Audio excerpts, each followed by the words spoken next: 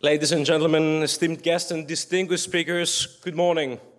My name is Yanni Moutsis. I'm a journalist and news anchor for the Greek public broadcaster, and on behalf of Women's Indian Chamber of Commerce and Industry, I would like to welcome you to the second and final day of the inaugural Women Economic Forum here in the beautiful city of Athens. Yesterday, we had the pleasure of engaging in lively discussions, sharing extraordinary insights, and forging connections that will undoubtedly empower us in our respective journeys. The energy and passion in this room are palpable, and it serves as a powerful reminder of the remarkable potential we can unleash when we come together. To kick things off, I would like now to invite our moderator, journalist Konstantinos Deruziotis, to the stage. Mr. Deruziotis.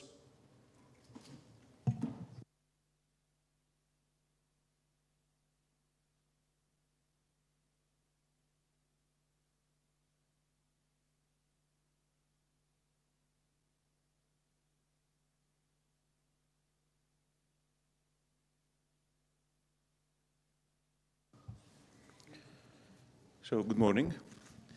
Welcome to the Women Leading Economic Growth and Sustainable Development Conference.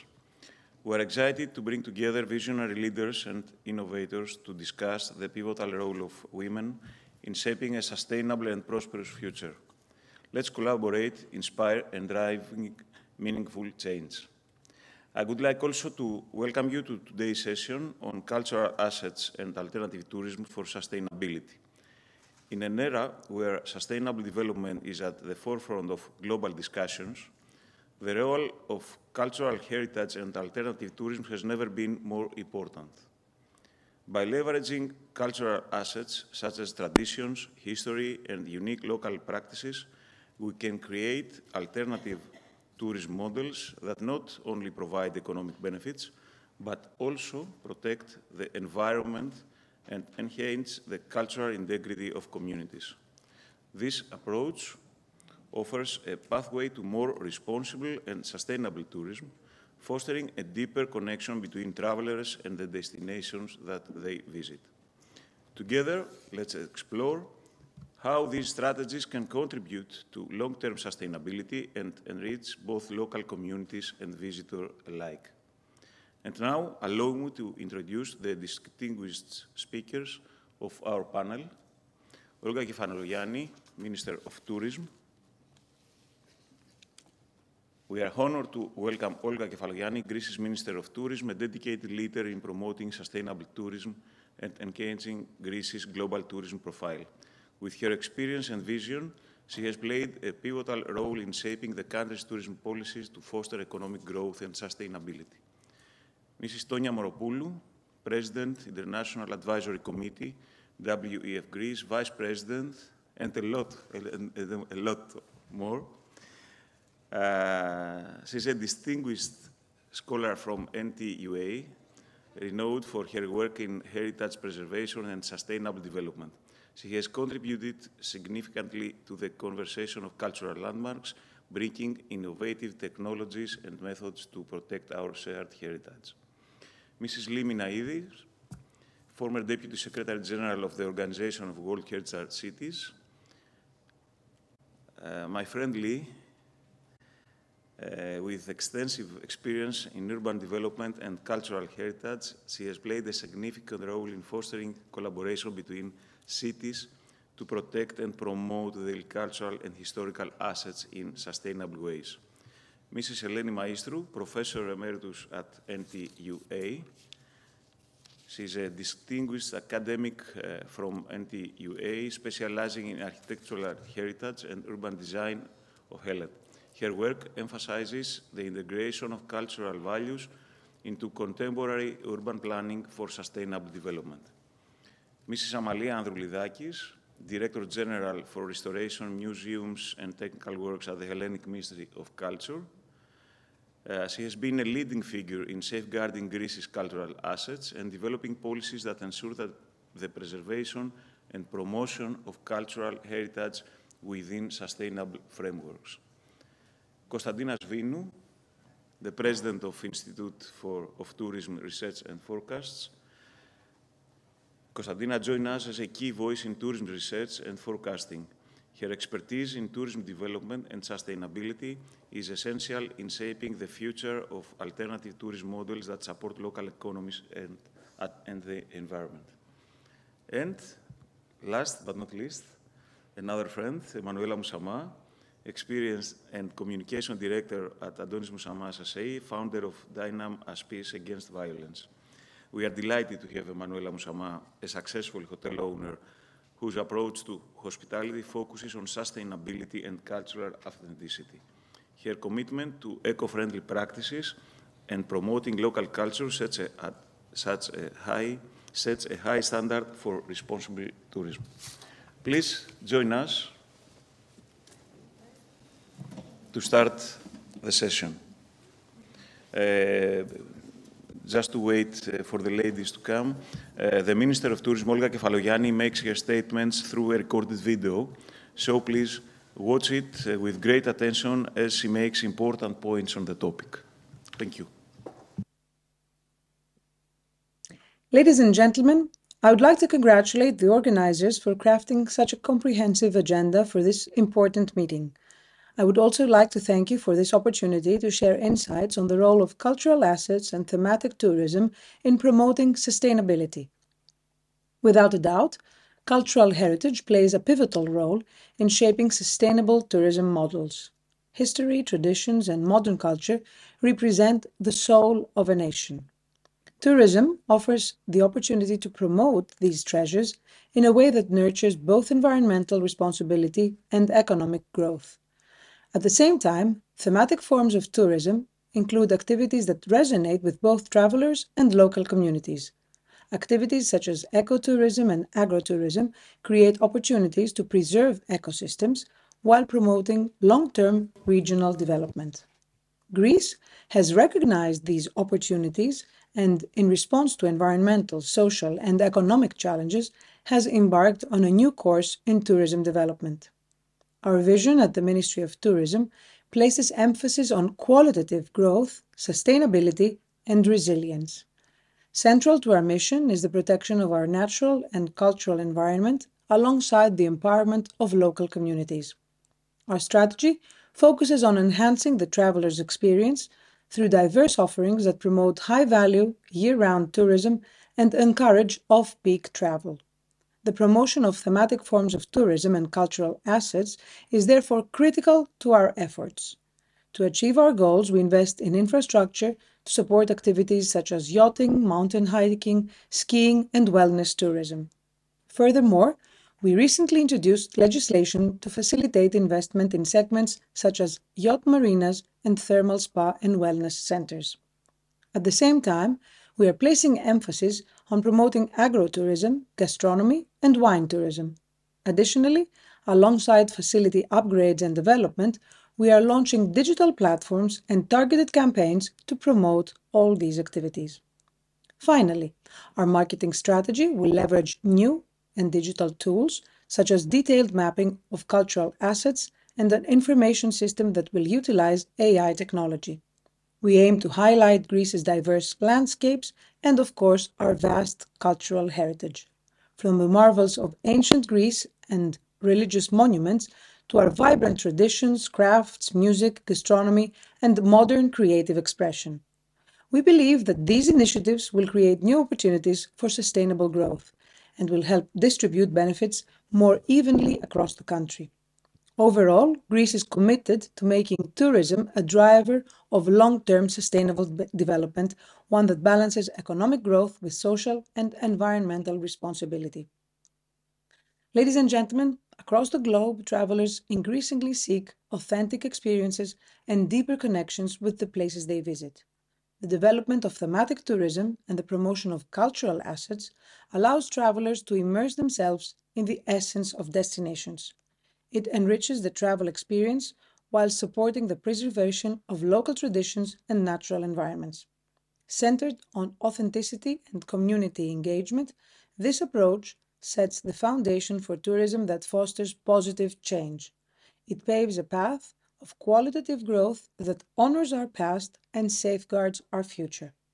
Thank you for your attention, and I look forward to the insightful conclusions that will surely emerge from this important gathering. So we will start. First of all, we start with the speeches of our speakers. After this, we will do some questions. And last but not least, you can ask our distinguished guest speakers for any point that you want. So, from the left, Mrs. Moropoulou, you have the floor. Thank you, Mr. Dersiotis. It is a great opportunity to be here and discuss the issue of planning alternative tourism on the revealing and reuse of cultural and environmental assets to address the challenges of over-tourism and climate crisis. This is indeed a challenge that has to be addressed simultaneously. In a recent discussion at the Association of Touristic Enterprises, Greek Prime Minister highlighted the need to reimagine the spectra of touristic activities in order not to seize the tourism current where over-tourism phenomena occur, but to change the direction of it. That means to extend the touristic period. That means to insert new touristic activities, and this is bringing on the table the exploitation of cultural and environmental assets. And of course, this is the direction to reshape the touristic model. To reshape it means not to assess it qualitatively and quantitatively with parameters like square meters per hotel room or per common use spaces, but to use other parameters which are measuring the decarbonation performance, for instance, today in the heart of the climate crisis. And that means to use as criteria innovative, environmental, less energy-consuming design, and, of course, new services that will include, apart from the conventional ones, that will include new cultural and environmental routes based on the revealing of the local resources. In that case, the carrying capacity of local environments, which is actually on the table for 40 years now, wouldn't be an obstacle for extending and for augmenting the tourism current, because the new touristic model would be compatible with the local resources, wouldn't violate them, so wouldn't violate the carrying capacity of an area. And especially today, that we are discussing in our country the specific special planning framework for tourism, it has to be compatible with the local and regional characteristics, the features that will ensure the compatibility with the underlying and overlying layers, because special planning is important, is the framework to implement touristic policies. However, there are critical restrictions, even though if we are compatible with the local level. There are critical restrictions concerning vital resources like water, or critical management issues concerning sewage or solid disposals, which are requiring the application of innovations in order to perform with biosafety and in the spirit of circular economy. In this direction, I would like very quickly to proceed showing through the AI program we performed concerning a methodology, a joint methodology between digital transformation, green and blue transition, and social participation, NTUA, Technical Chamber of Greece, Research and Technology Foundation, the RIT, Research Institute for Tourism and Forecast, Consortis and Telesto, concerning small Aegean islands and bigger ones, Kassos, Chalki, Castellorizo, Chios, Evia, Mani, Etoloakarnania, that means mainland as well, in order to work this alternative planning on the level of remote areas. Remote areas per the OECD terms concern areas that have to attract external economies in order to be developed. In our case, the attraction to new poles by revealing new touristic poles, by revealing the cultural and environmental assets, will attract external economies and will sell them as well.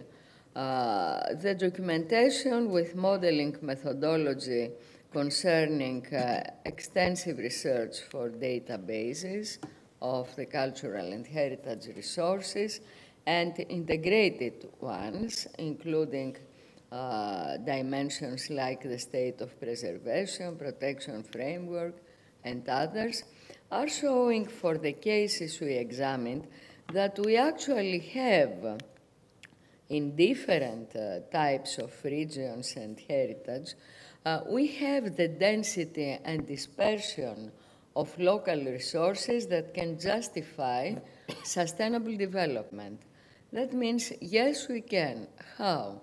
With smart planning in order to have low cost and social participation in order to have social cohesion and viability. That means new tourism will apply today by adjoining tangible and intangible heritage and environment, a concept of sustainability that was established on international organizations 40 years ago, but it is now under the terms of this acute crisis that is coming to realization. Development proposals include cultural routes, which perform towards agritourism gastronomy. That means to rehabilitate major agrotourism structures, to enrich, modernize, and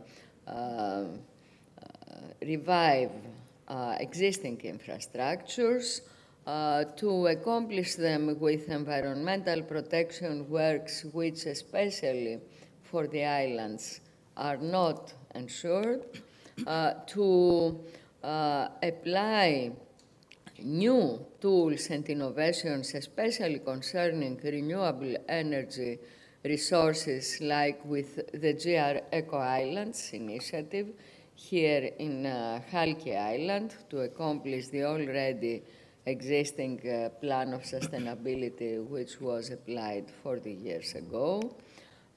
It was the Prime Minister to inaugurate it. And finally, to internationalize this effort with networks of research and university collaborations, which would take us to a hub of an open lab of international cooperation for local sustainable development. This might have antennas in all around Greece, for instance.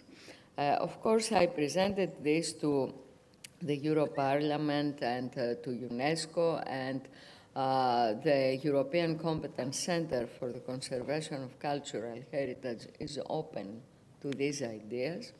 But the implementation tools in Greece are political consensus. Here in the Parliament, all the political parties were in agreement with this proposal. It requires cooperation between governmental bodies, which has to be in progress. It's not ensured yet. And, of course, information and coordination with local communities, which is a major requirement. That could lead to very concrete works at the level of each ministry. We have defined these proposals. I won't come to them. In a way that new tourism products, which we could use through a QR code on these maps we performed, could give open access to any interested visitor to use this information we gathered. And of course, on an environment of WebGIS, they might be, and we elaborated this as well in integrated information systems, this might be a great technical tool for implementation. The platforms we developed to give information on financing tools is now at the hands of local administration of the islands and the mainland localities. And of course, you might visit the site of AE and have an experience of its going on activity, which has been assessed, and this is interesting, and with that I will finish my intervention. It's interesting that we assessed and evaluated the socioeconomic impact of this plan.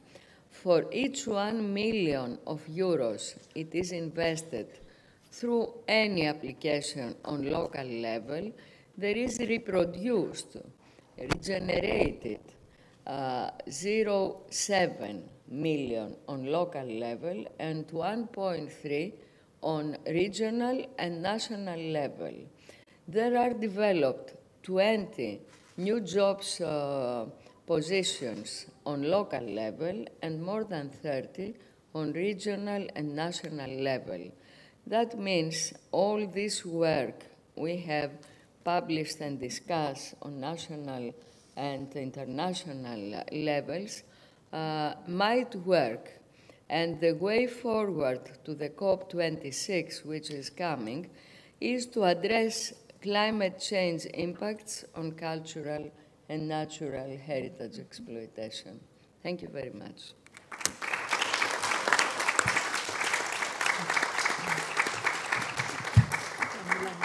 Thank you, Mrs. Moropoulou. And now, Mrs. Minaidi, you have the floor.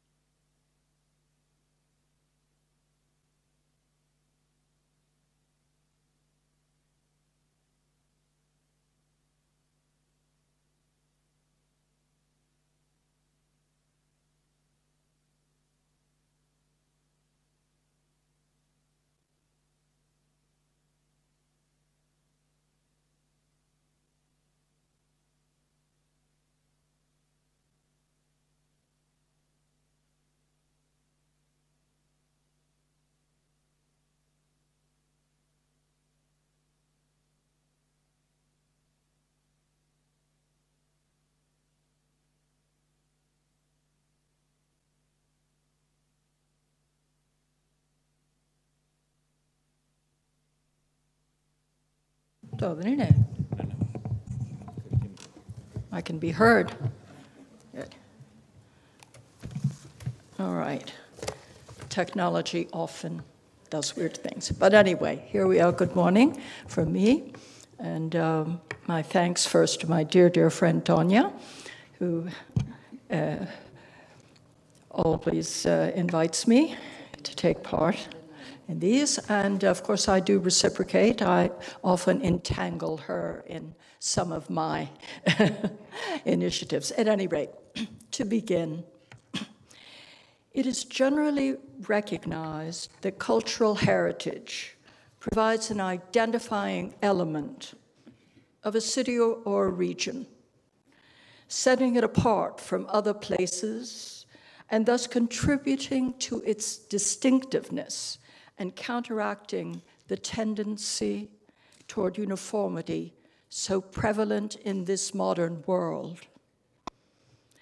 When cultural heritage is believed to be so exceptional as to transcend national boundaries and to be of common importance for present and future generations of all humanity, it is said to possess outstanding universal value.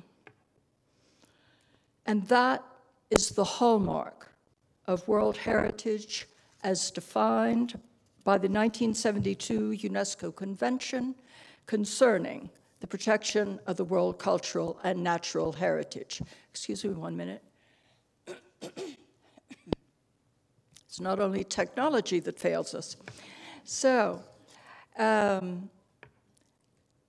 inscription on the UNESCO World Heritage List is a coveted distinction. The status can serve as an incentive to preserve historic monuments, to develop new economic activities, or revive traditional arts and crafts, thus creating jobs and revenue, as well as to instill pride in the city's inhabitants for their cultural heritage. Moreover, throughout the world, cultural heritage has been gaining, as we have seen, in importance as a means of promoting a tourist destination. However, with World Heritage status come obligations, many of which rest with the cities where these historic centers or sites are located. The recognition of these responsibilities led to the founding of the Organization of World Heritage Cities in 1993. With its General Secretariat in Quebec, Canada, and 5 regional secretariats worldwide, the OWHC brings together World Heritage cities from around the globe, promoting their cooperation and exchange of information and expertise on matters of conservation and management. With the participation of the mayors of the cities and other elected officials, as well as site managers of the member cities, the OWHC's mission is to make a relevant and constructive contribution for the holistic, sustainable development of its members. In many of our meetings, we have focused on heritage and tourism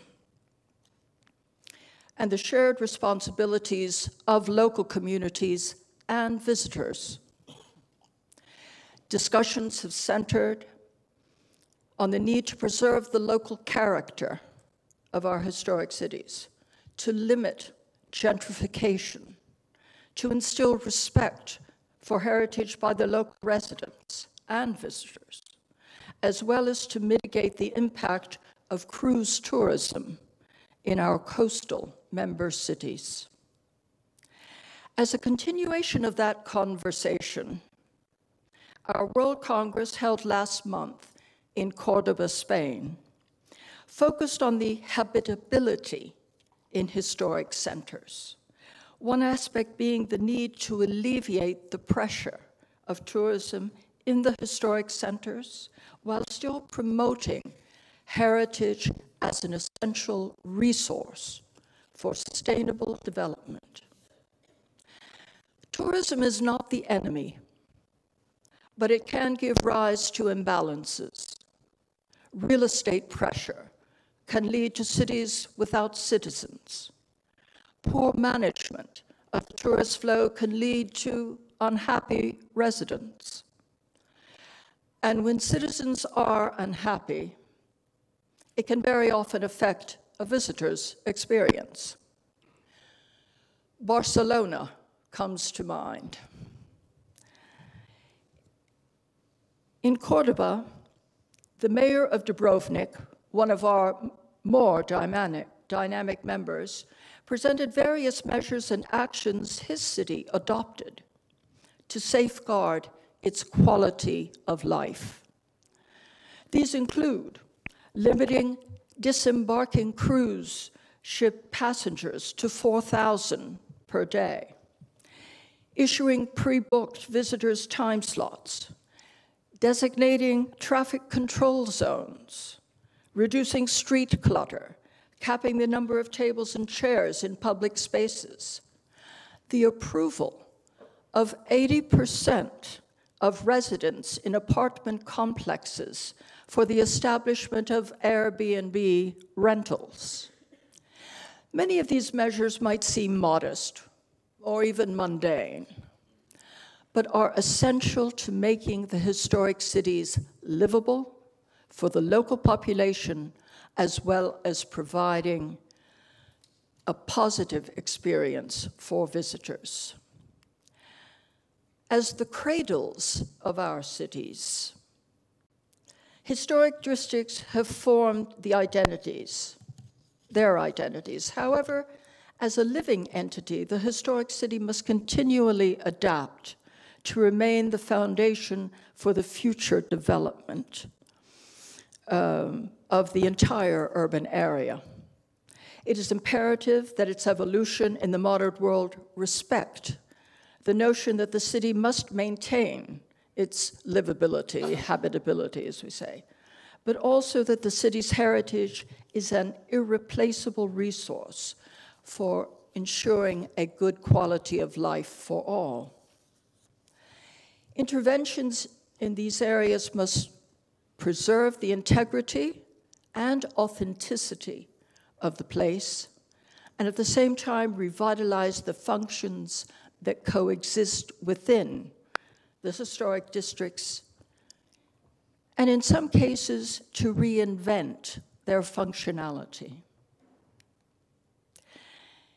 In my hometown, Rhodes, here in Greece, comprehensive interventions have been and continue to be made on many monumental complexes in the medieval town, a World Heritage City, which have assumed new roles, having a primarily social function and integrating them into the life of modern Rhodes. Thus, unique historic sites are now available to host events, meetings, festivals, and exhibitions, and educational programs which provide the people of Rhodes, as well as visitors, high-quality experience.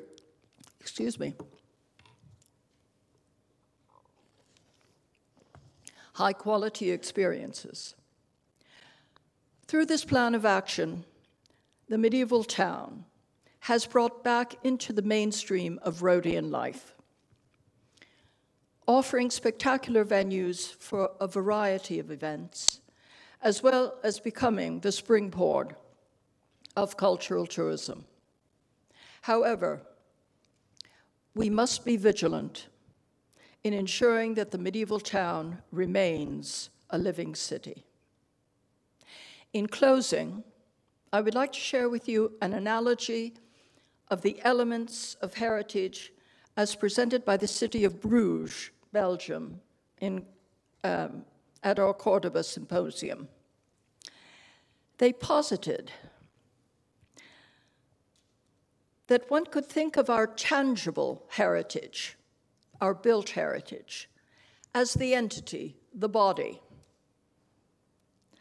And then the intangible heritage, our traditions, rituals, even gastronomy, could be considered its soul. And the third element, the communities as its spirit. These three components of cultural heritage are indivisible, each complementing the others, and together creating the environment in which local communities can thrive and visitors can fully experience and appreciate the culture of their hosts. Thank you for your attention.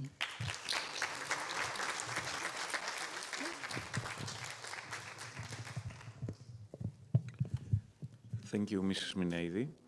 And now, Mrs. Eleni Maestru at the floor.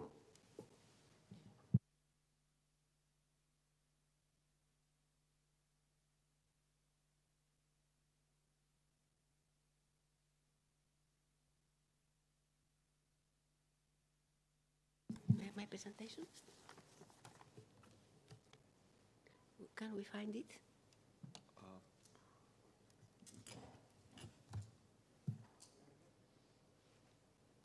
Το ενεργοποιεί κάποιος τεχνικός. Μπορείτε να ανεβάσετε την παρουσίαση. Την παρουσίαση της κυρίας Μαΐστρου.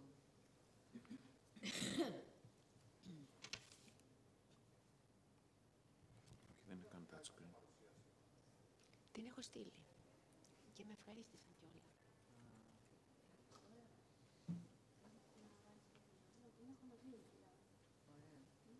Λέτε στο Δημήτρη τον Ψάρη να έρθει, να πάρει το φλασάκι.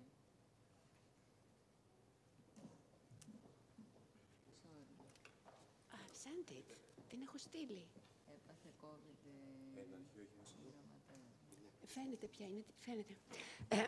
Well, I can begin, so we will not lose the time. I think that the subject of the panel that Professor Moropoulou proposed to us says everything. We need cultural assets. Sorry.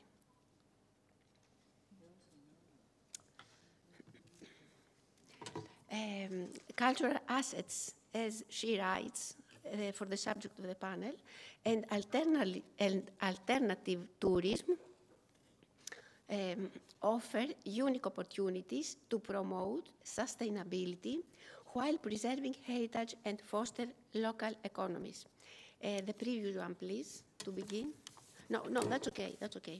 Well, let us see what is happening now with the tourism in Greece and how can we adapt it to have a tourism sustainable. First of all, cultural assets include the natural and the cultural environment, of course.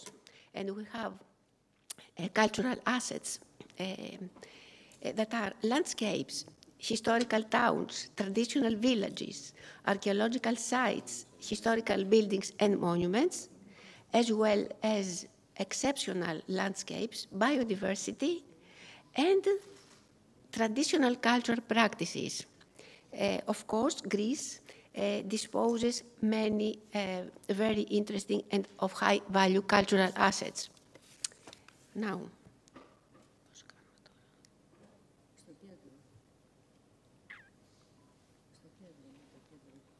can we go back?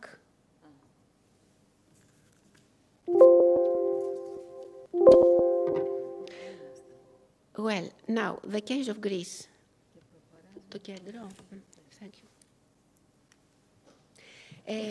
Greece, as I said before, disposes places of great tangible and intangible cultural wealth. Seaside and rural traditional villages, as well historical towns that attract visitors from all around the world. But sometimes, especially on the islands villages, tourism exceeds their carrying capacity, and at the same time, mountain villages are abandoned. In the first case, the cultural assets are not perceived, as we have much tourism, And in the second case, the cultural assets are gradually destroyed due to the abandonment of the villages and to the lack of financial resources. This is what Mrs. Moropoulou with her program tried to envisage. Because, you know, if we look at this, all these people on Ia Santorini, they see just the sun and the sea. They cannot understand, they cannot realize, they cannot feel the cultural assets of this exceptional island. We realize the phenomenon of over-tourism, as we say, that is characterized by congestion and degradation of tangible and intangible heritage and cultural assets. Let me share with you what the ICOMOS, that is the International Council of Monuments and Sites, and it is an advisory body of the World Heritage Committee. Let me share with you what the International Charter for Cultural Heritage Tourism says. The use of heritage in the economic growth-based strategies of the tourism industry has often failed to deliver equitable benefit share. The intensive commercialization and overuse of local culture and heritage has resulted in negative impacts across the destinations. It has also provoked restrictions on rights of access to the destinations and enjoyment of cultural heritage by local people, but also by visitors. They cannot enjoy the cultural heritage. So there is a need and opportunity to recalibrate the economic growth-based approach to tourism, recognizing and mitigating its unsustainable aspects. Mykonos and Santorini is one of the destinations that is called, that it's characterized by what we say over-tourism. And over-tourism, of course, can be adapted, can be prolonged in the year, can be prolonged to many other places, but at this time, they don't do that. Therefore, the ICOMOS says, any cultural tourism strategy must accept that cultural heritage protection, social responsibility, and sustainability are not merely options, but necessary commitments, and in fact, a competitiveness asset. So this is not my words, these are the words of the International Charter for Cultural Tourism. Now, what the Charter proposes? It proposes a responsible and diversified cultural tourism development and management, contributing to cultural heritage preservation, community empowerment. This is very, very important. Social resilience and well-being.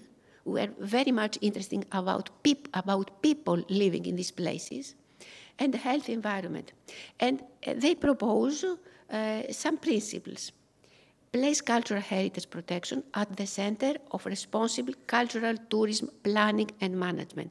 Unfortunately, this does not exist.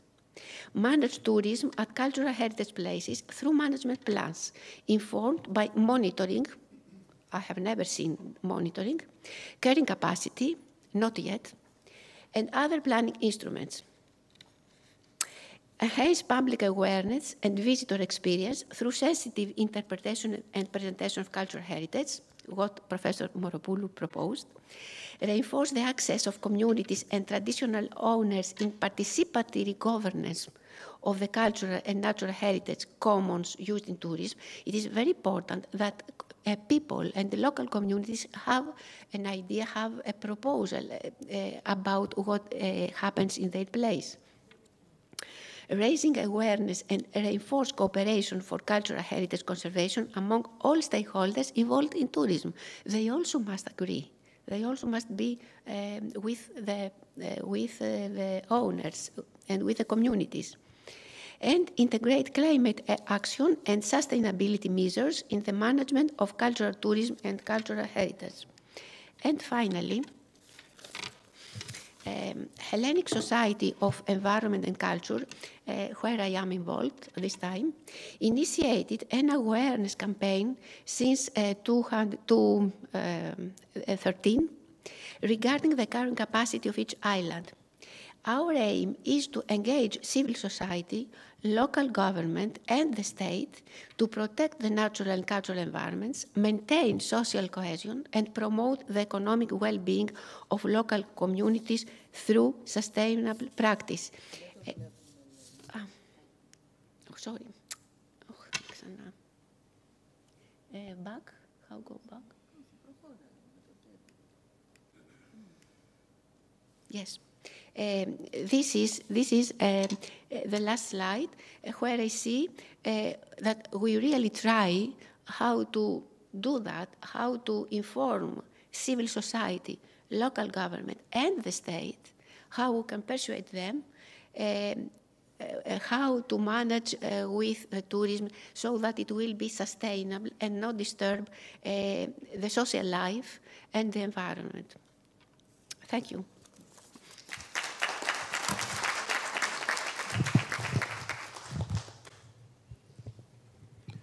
Thank you very much. And now, please, Mrs.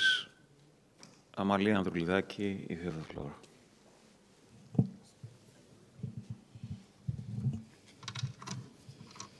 Well, thank you for the invitation. Good day to everybody. Well, we've heard most of the subjects that I wanted to refer to, and I knew about that. So my speech is going to be about the philosophy and what we do, what we think and what we do at the Ministry of Culture. There's not a lot of photographs. There were too many to put in 5 minutes. So I want your attention on me, and then we will analyze the strategic aims.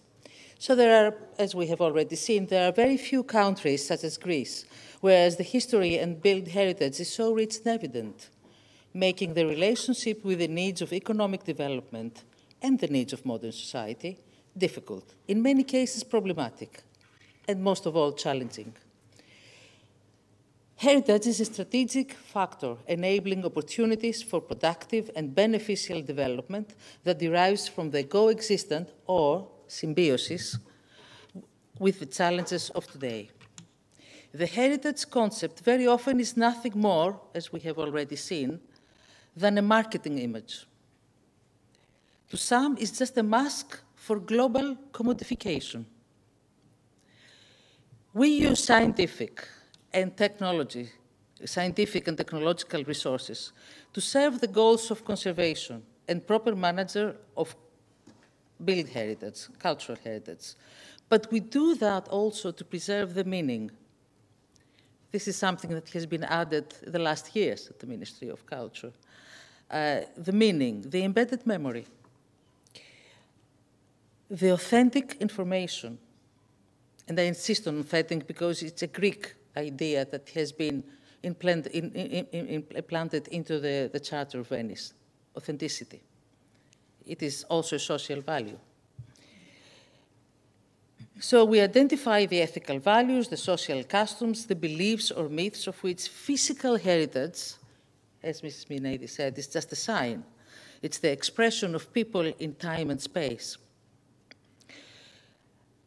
The country's residents, our country's residents and visitors, whether autochthonous, if I may use the word, immigrants or tourists, are nowadays members of several cultural communities whose interactions literally take place in the urban or rural area of the historic cities and settlements, and with their actions, events, rituals, they attribute intense existential character to them. It's not just our heritage.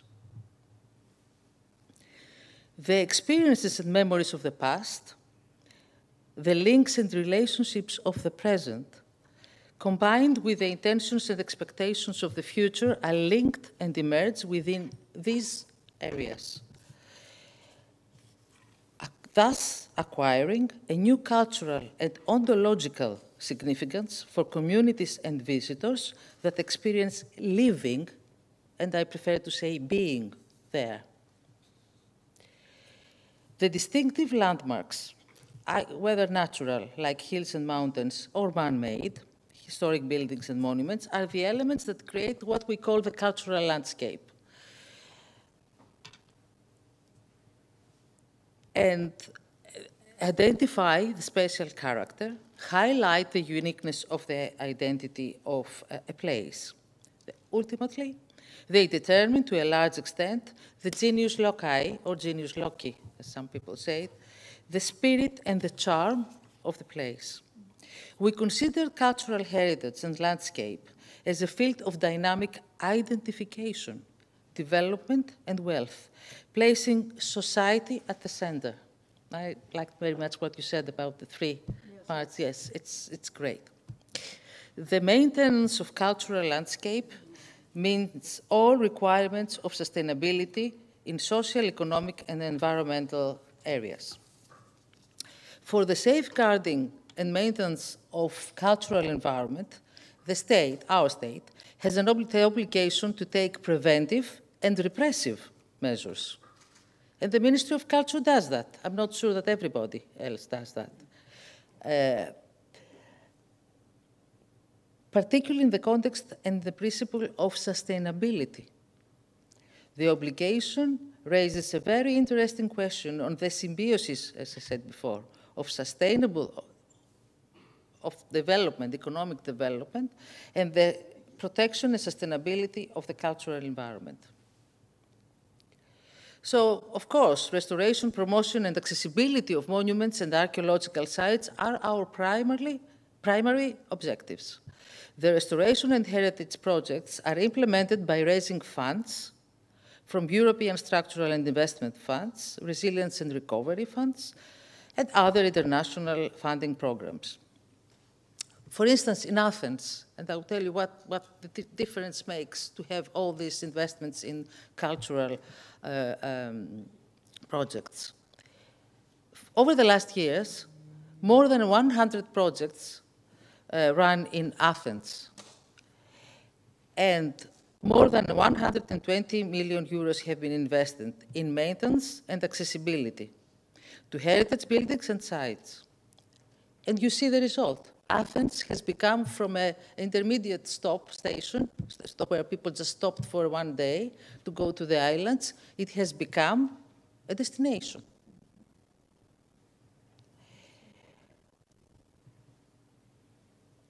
Now, over 800 projects, 840, are running now all over Greece, concerning restoration, building new, or upgrading existing museums everywhere. Even in remote islands, you can, yes, where is it? Okay.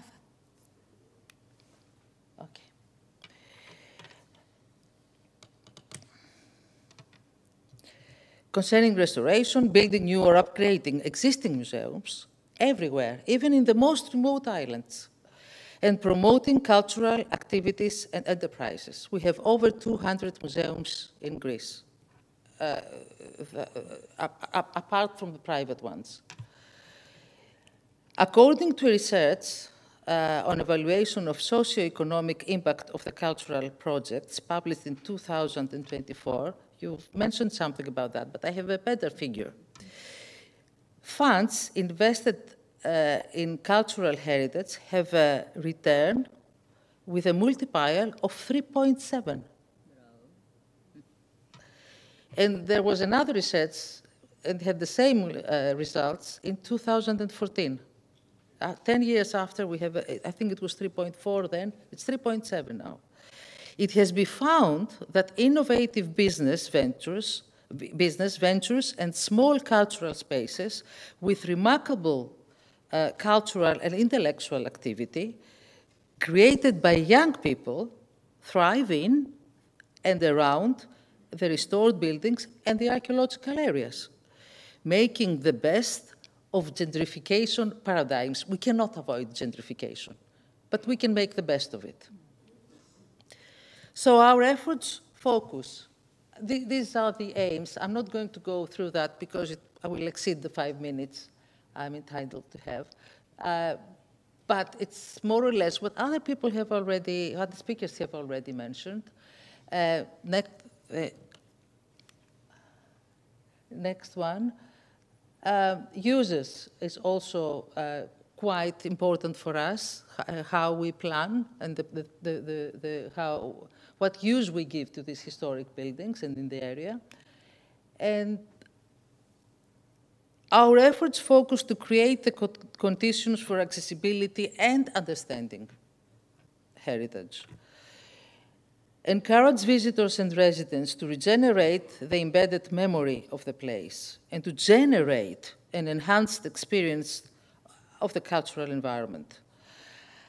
Adapt compatible uses and pursue interventions that promote dwelling, whether for a short time or a long time, but dwelling. We believe that cultural tourism is the most profitable and beneficial kind of tourism, inspiring dwellers and visitors to experience being, not seeing, and generate feelings of replenishing or recalling with the Platonic meaning of the word, and not just memories from photographs. Thank you.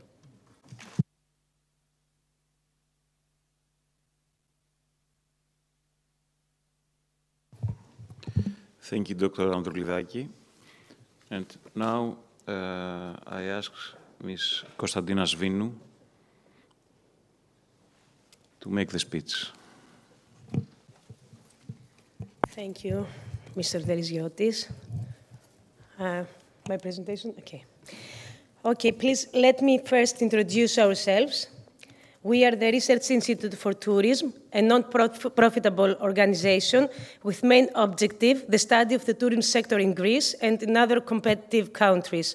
Our basic partner is the Hellenic Chamber of Hotels, and the main activity of the Research Institute for Tourism is to conduct scientific studies and researches, especially about the hotel sector. Today, I'm going to give you some facts that come out of researches that we have done recently and have to do with the way that the hotels are being adjusted or reformed to meet sustainable operation. In order to understand the facts that we are going to see, you have to have a clue of what the Greek hotels are. Here, the Greek hotel sector is an industry that has a dominant position in the wider tourism sector. We count about 10,000 hotels, a little more than 10,000 hotels in Greece. When it comes to hotel beds, it's about 887,000 hotel beds. The hotel units, most of them, the majority of them, belongs to the low-class hotels, 1, 2, or 3 stars, and also 79% of the hotels are small hotels, up to 50 rooms, so that you can understand that it's harder for small businesses to apply all those that are needed for a sustainable operation. About the operation of the hotels, the 40% of the hotels are all year round open, and they are divided.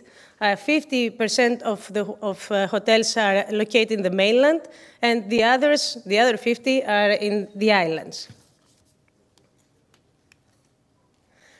Oops.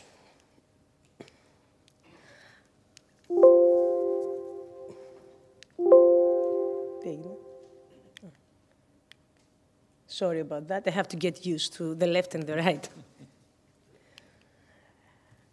Now let's start about the actions that the hotel have forwarded to. When we talk about the sustainable tourism, it's the hotel sector. We refer to a combination of environment, of culture, of economy, and of social aspects. A hotel has to operate without harming the environment, which means that there are serious actions to be taken in minimizing the carbon footprint. Also, a hotel has to operate by promoting local culture, by promoting the local economy, and basically taking care of the social aspects. And let me emphasize to the thing that also the other speakers mentioned, is that we can create a successful tourism product only when we have happy citizens living in the destination. I would like you also to have a clue of the investments that are taking place in the hotel sector. The turnover in the hotel sector for 2023 was 10.6 billion euros. Yearly, there is an average amount of 1 billion euros that is invested in repairs, in renovation, and in maintenance. Among those, the 13.3% regards expenditures for sustainability actions. This was, on 2022, 17.7%.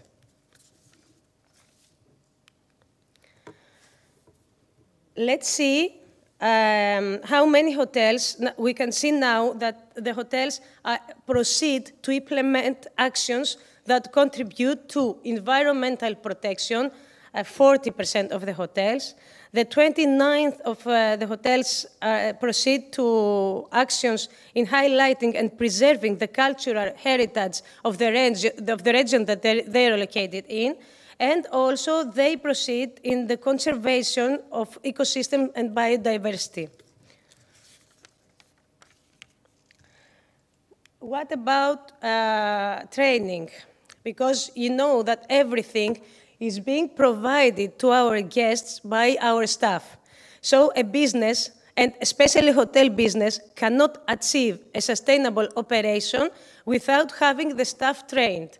So now, over here in this slide, you can see how many hotels proceed in training and education and awareness programs for their employees. On recycling, almost half of the hotels proceed in training programs. On water management, on energy management, on local culture and tradition, and ecology, biodiversity.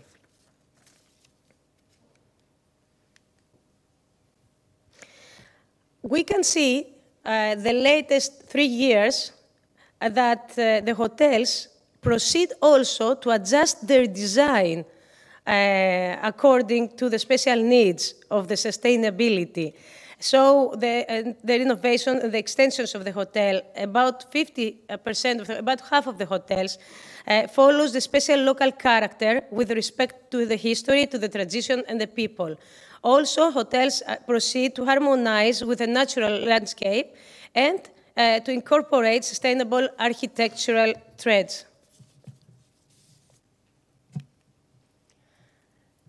In this slide, we can see this also important thing that we may have trained our staff, and as hoteliers, we are trained, but we have also to train our guests, because they have to be a part of our sustainability program in the operation of the hotel. So now the hotels proceed to inform the guests about the actions to minimize the carbon footprint during their vacation. And also, 1 out of 4 hotels proceed to implement corporate social responsibility actions related to the environment and the local community the last 3 years. Let's see about the social aspect of sustainability of Greek hotels. For me, this slide is the most important one, because you can see how the hotels, how the operation of the Greek hotels support the local market and the local community. Especially from the first diagram, you can see that the 88% of the total expenditure of the hotels regarding the purchase of food and beverage products regard Greek products. And among those 88%, the 36% regards products locally produced in the region that the hotel is located. And the rest, 52%, it regards general Greek products.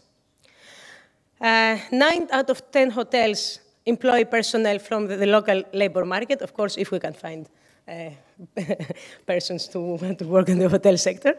And the 93% of the hotels use services from the local labor market. And of course, I have to refer to the initiative of the Hellenic Chamber of Hotels about the Greek breakfast. This is the only program that immediately connects the hotel sector with the primary sector. And many hotels have adapted this program, and they are being adjusted, the breakfast of the hotels is being adjusted, serving local products and local recipes. I hope you have found all those clues interesting. In case that you need to emphasize in any of the numbers that I have presented, you can always get in touch with the Research Institute for Tourism. Thank you.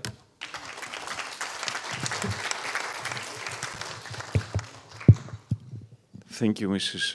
Svinou. And of course, we can't have happy tourists if we don't have happy citizens. And now, Mrs. Emanuela Moussama, it's your turn.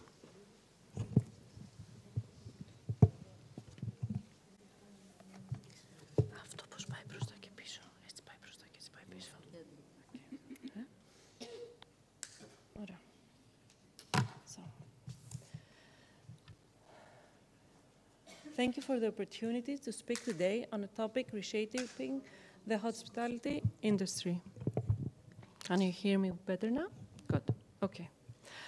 I will speak in my capacity as a hotelier and also an experience and communication director, so I will translate the experiences and the expectations of our guests. And I will also expand some of the points that Mrs. Svinou made on hoteliers' perspective. In recent years, we have seen that growing influence of eco-consciousness across every sector, and tourism is no exception.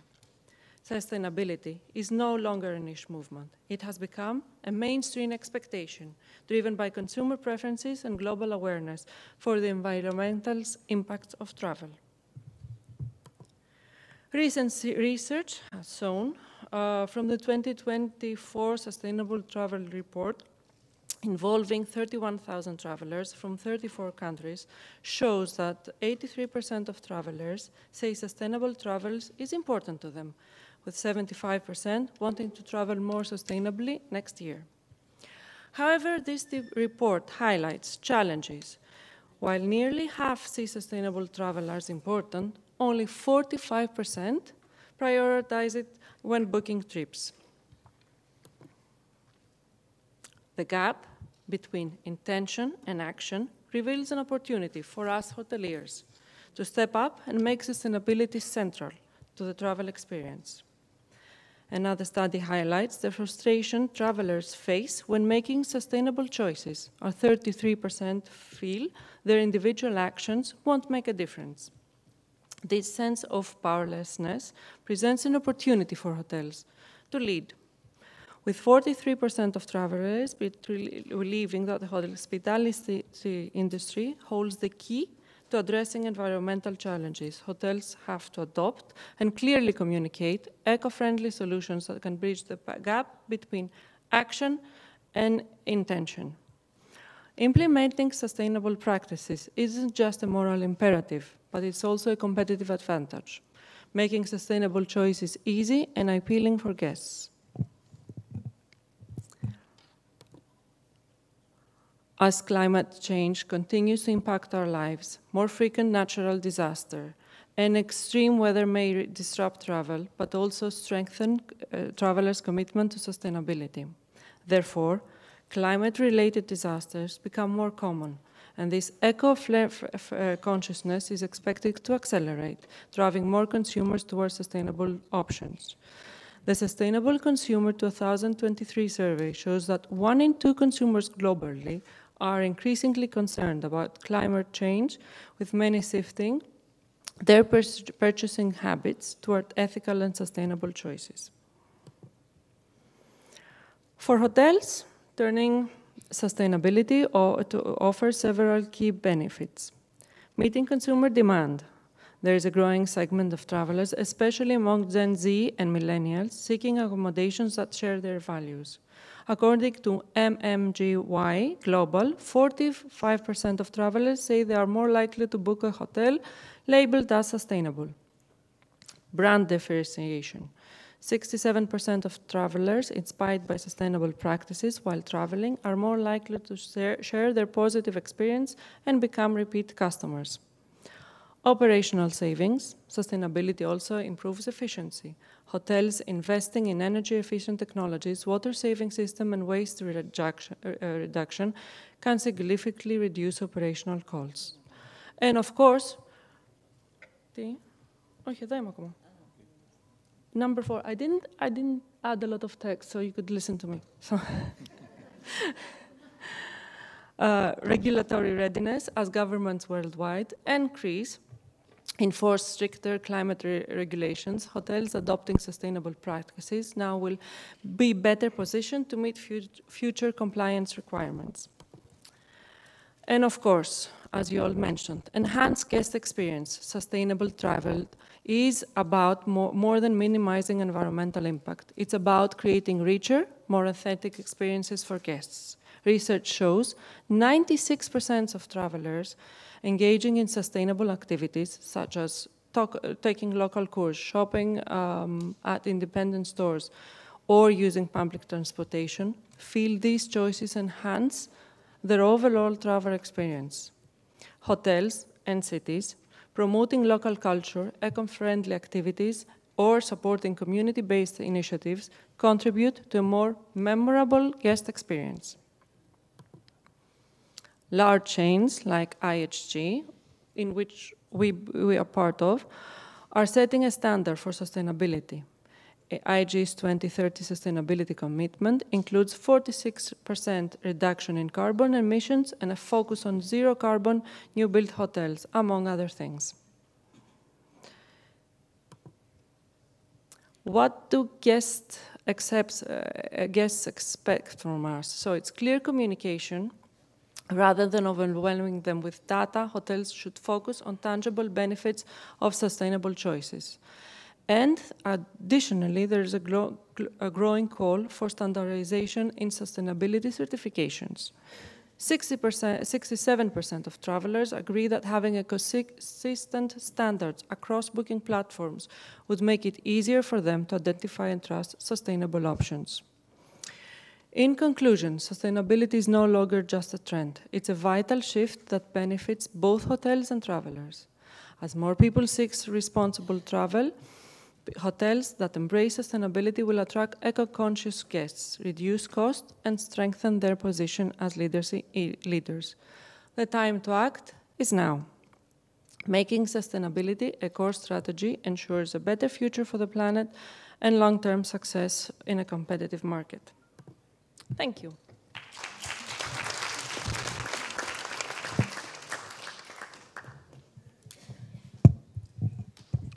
Thank you, dear Emanuela. And now we have some questions for our speakers. I start from Professor Moropoulou. Women, tourism, sustainability, but also not to forget the aims of the Women Economic Forum, networking and professional development.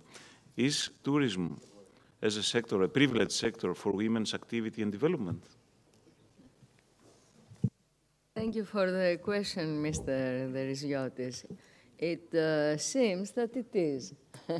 And this is obvious from this panel, I believe, because even though if we didn't have any prior discussion on how to harmonize our issues, our presentations were actually the one by the other, highlighting several issues that which were part of the holistic approach. And the holistic approach was articulated from each one of us. That means within tourism, culture, environment, sustainability, there is right now a change progressing, which is developing what we call circular economy. And this is the circle which is bringing us all together to network and to co-create and co-produce. So it is actually a very prominent sphere of activities, tourism and culture. to go on for sustainability. And women are in the center. I should say that because when we were planning this program of WEF, I noticed that greening the maritime industry and ships, alternative tourism for cultural and environmental engagement, as well as digital and green transition, are very general fields.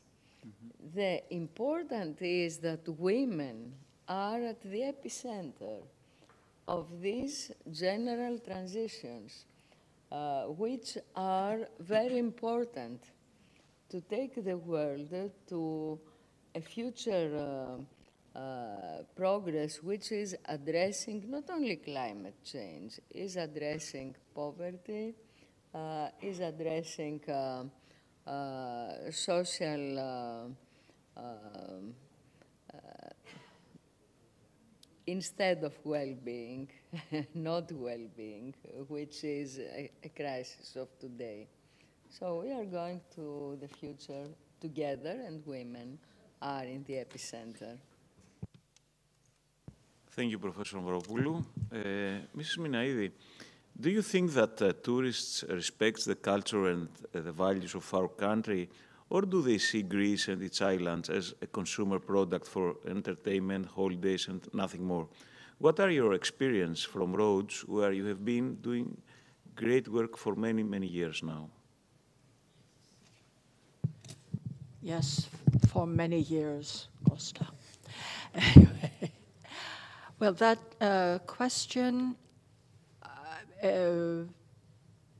can lead to a general, one really can't generalize. Of course, there are, in the islands, as you've mentioned, there are some islands that are party islands, okay? But others that are steeped in history and have a lot of cultural heritage to offer visitors.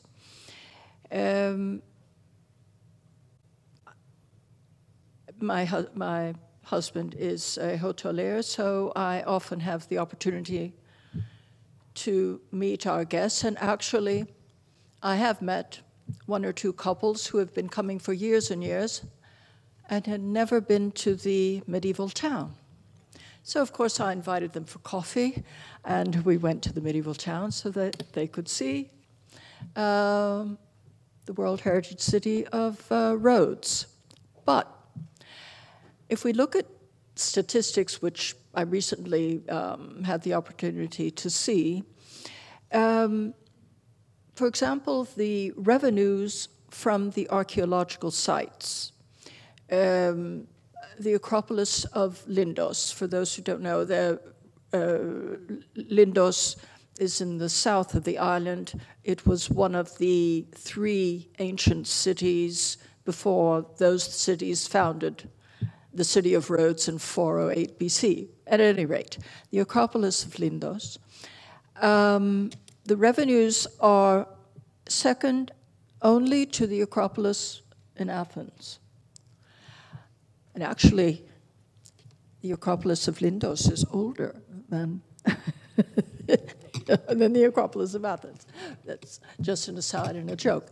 Also, the revenues from the Palace of the Grand Master of the Knights of Rhodes and of Malta, and the museum, the collection of which is housed in the hospital of the Knights, because the Order of St. John were Knights hospitallers who became a military order. At any rate, those revenues as well are quite high. So if we look at this, it is indicative that visitors do come to Rhodes for the culture. And of course, there are various sites. I could, of course, talk about Rhodes forever, but at any rate, I do believe that the majority of people who do come will, at some point, visit an archaeological or a cultural site. And another thing that is rather interesting, lately especially, because there's been a lot of promoting of the medieval city and the island of the knights and all of this, and many, especially Europeans, find it interesting because when you think of it, it was one of the first, if the first effort of a united Europe, shall we say, a cooperation, because the knights, of course, were from many of the countries, and some were not yet countries in Europe. At any rate, to answer your question, I could have just said yes, but there you are. Thank you very much, dearly. I could talk about thematic tourism, but that's all right. Professor Maestro, the country's infrastructure admittedly inadequate for the tourists that Greece hosted every year. Do you agree with this statement? And if so, what should be done? Can infrastructure upgrading be done while respecting our cultural and architectural heritage? Well, to answer to your question, I will say first that the infrastructure of each place must cover, first of all, the requirements of the local population, as well as its future development, first, and then, of course, serve the visitors. Now, I think that it is not financially beneficial to increase the infrastructure of an island for only 2 months of the year. And another point is to open new roads for hotels outside the boundaries of settlements, the enlargement of the ports to accommodate cruise ships, and of course the desailing to have water from the sea, that it is very expensive and very energy consuming. I don't know if the money available will be compensated with a corresponding final profit. Because all the above infrastructure consumes significant energy resources. And the two of them, new roads, and sometimes we have hotels in Natura areas. And the enlargement of the ports, of course, have negative impacts on the cultural landscape. And what is very interesting, as we heard before, and I also know that some hotels use traditional agricultural, traditional foods for their client. This is very important because if it does not exist, we have the loss of important traditional activities. Resuming, I think that we must be very, very careful about the new infrastructure just for hotels. Every infrastructure should be done for people also.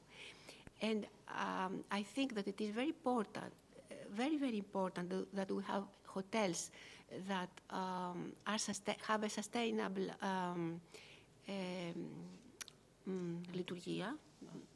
function. But if these hotels have made harm to the environment with new roads, with the excavation, etc., etc.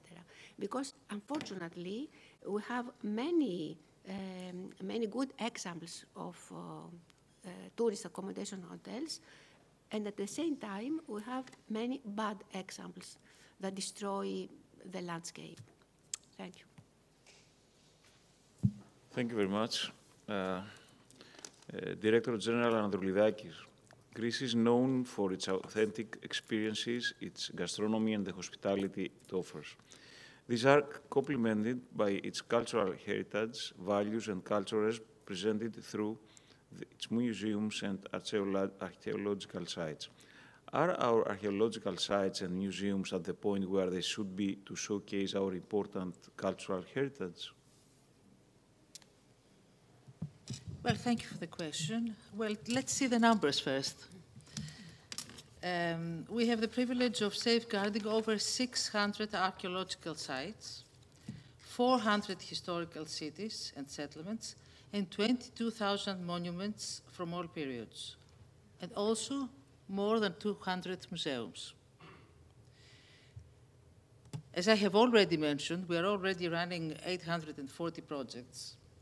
The aim is not only to preserve and enhance sites and monuments, but mainly to make heritage and culture accessible physically and intellectually to all.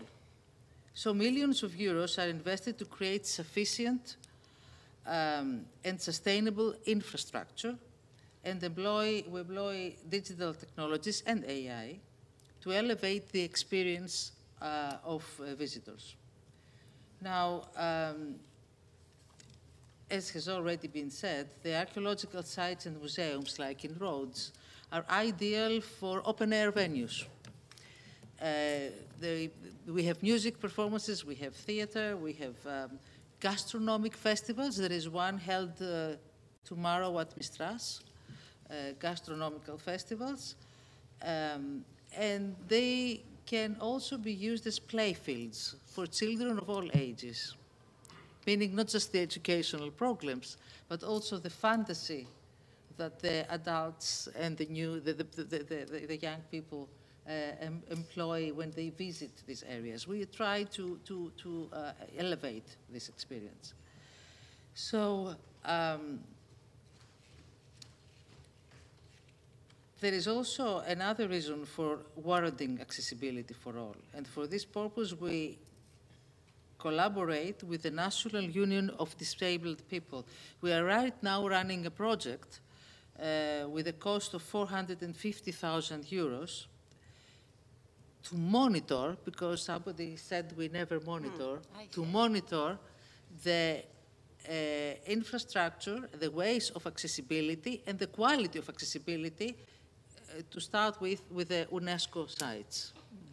So we do that in collaboration with the Union of Disabled People. So, and as you know, soon, apart from the Acropolis, the Byzantine Castle of Mistras, the Upper Town, the citadel of Monemvasia of the Upper Town, and the Dicteon Adron, the cave of Zeus in Greece, will be accessible by specially designed lifts to visit, of course, the recently also restored monuments and sites. So I think we have reached the point where we have opposition into that. You know about the opposition on the lift, trying to improve the experience, but of course, before improving the experience, we are restoring and we are unveiling some, by excavation and unveiling some of the sites and the monuments we have. Thank you. Thank you very much. Mrs. Vinu, do you think there is a real shift towards quality alternative tourism? And if so, in which regions, islands, etc., do such activities exist? Do you see such a shift in tourism supply in the studies that you carry out at AHEPA? Well, there is definitely a noticeable shift towards the quality alternative tourism. We can see that also from two sides. One, it's from the point of view of travelers that seek for authenticity and for authentic, sustainable experiences. Emanuela emphasized in that in her presentation. And on the other side, on the part of the hotels, it's the clues that I have mentioned in my presentation. When you see that the hotels are investing in order to be adjusted to the sustainable operation, then it's clear that there is a shift towards sustainable, towards quality tourism in general, because quality tourism has many meanings. About the examples, in Greece, we have plenty of examples. And let me begin with, because I come from Kos. Kos is located in Dodecanese. And Dodecanese is a part of the South Aegean region. So let me begin with some small islands that have been completely transformed to sustainable destinations. So in Dodecanese, we have the island of HAWCT. HAWCT is the first GR Eco Island which has managed to produce its own energy. It's the first zero carbon footprint island in the whole world. So this has made HAWCT a worldwide known island, and especially with the local authorities that have been applying a successful promotion of the destination. This has led up to a raise of 500% of visitors of HAWCT. It's a very successful story. Tilos Island. Tilos follows HAWCT. It's the first. HAWCT follows Tilos, but never. She loves Tilos more, I think. No, Tilos was first. Tilos is the first, yes, but it's in a different point. Tilos is the first zero waste island, 87% recycling, 13% composting. So also Tilos, by investing in the destination, by being a GR Eco Island, is one worldwide known island. And both HAWCT and Tilos, the municipality is traveling around the world in order to explain the methods that they used. Astipala follows. Astipala is also a smart island, the first example of electric mobility. There is an application over there. Only electric cars are in Astipala, and an application where the visitor can call and an electric car will come and drive him wherever he wants. Beside of the GR Eco Islands, let me refer to Patmos.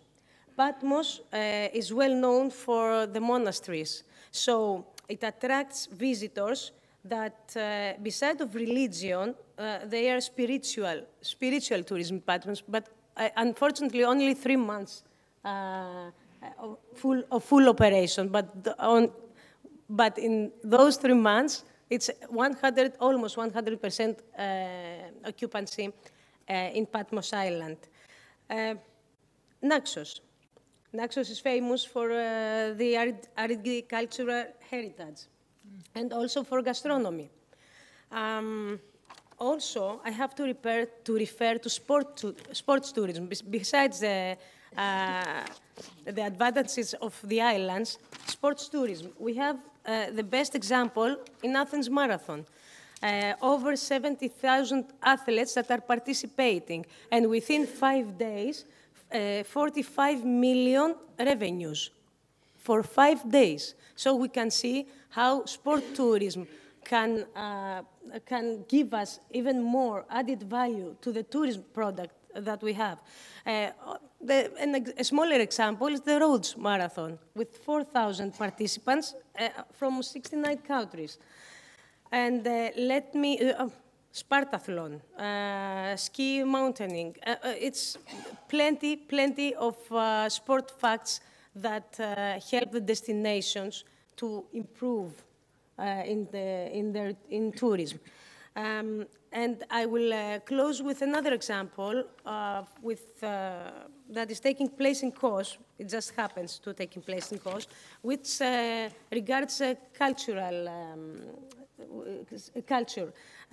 From the 31st of October until the 9th of November, it's the festival of theater groups among all Aegean islands, and it's taking place in the Kos Island. Almost 500 amateur actors are coming to the island, and they are offering daily performances around the island. This has led to many tourism businesses to extend their operation for at least 10 days. Also, this is an example of how cultural events can cause the extension of the season. Thank you. Thank you, Mrs. Vinou. I want to underline that Mrs. Vinou is also an elected member of the topical government of Dodecanese, or regional, province, regional.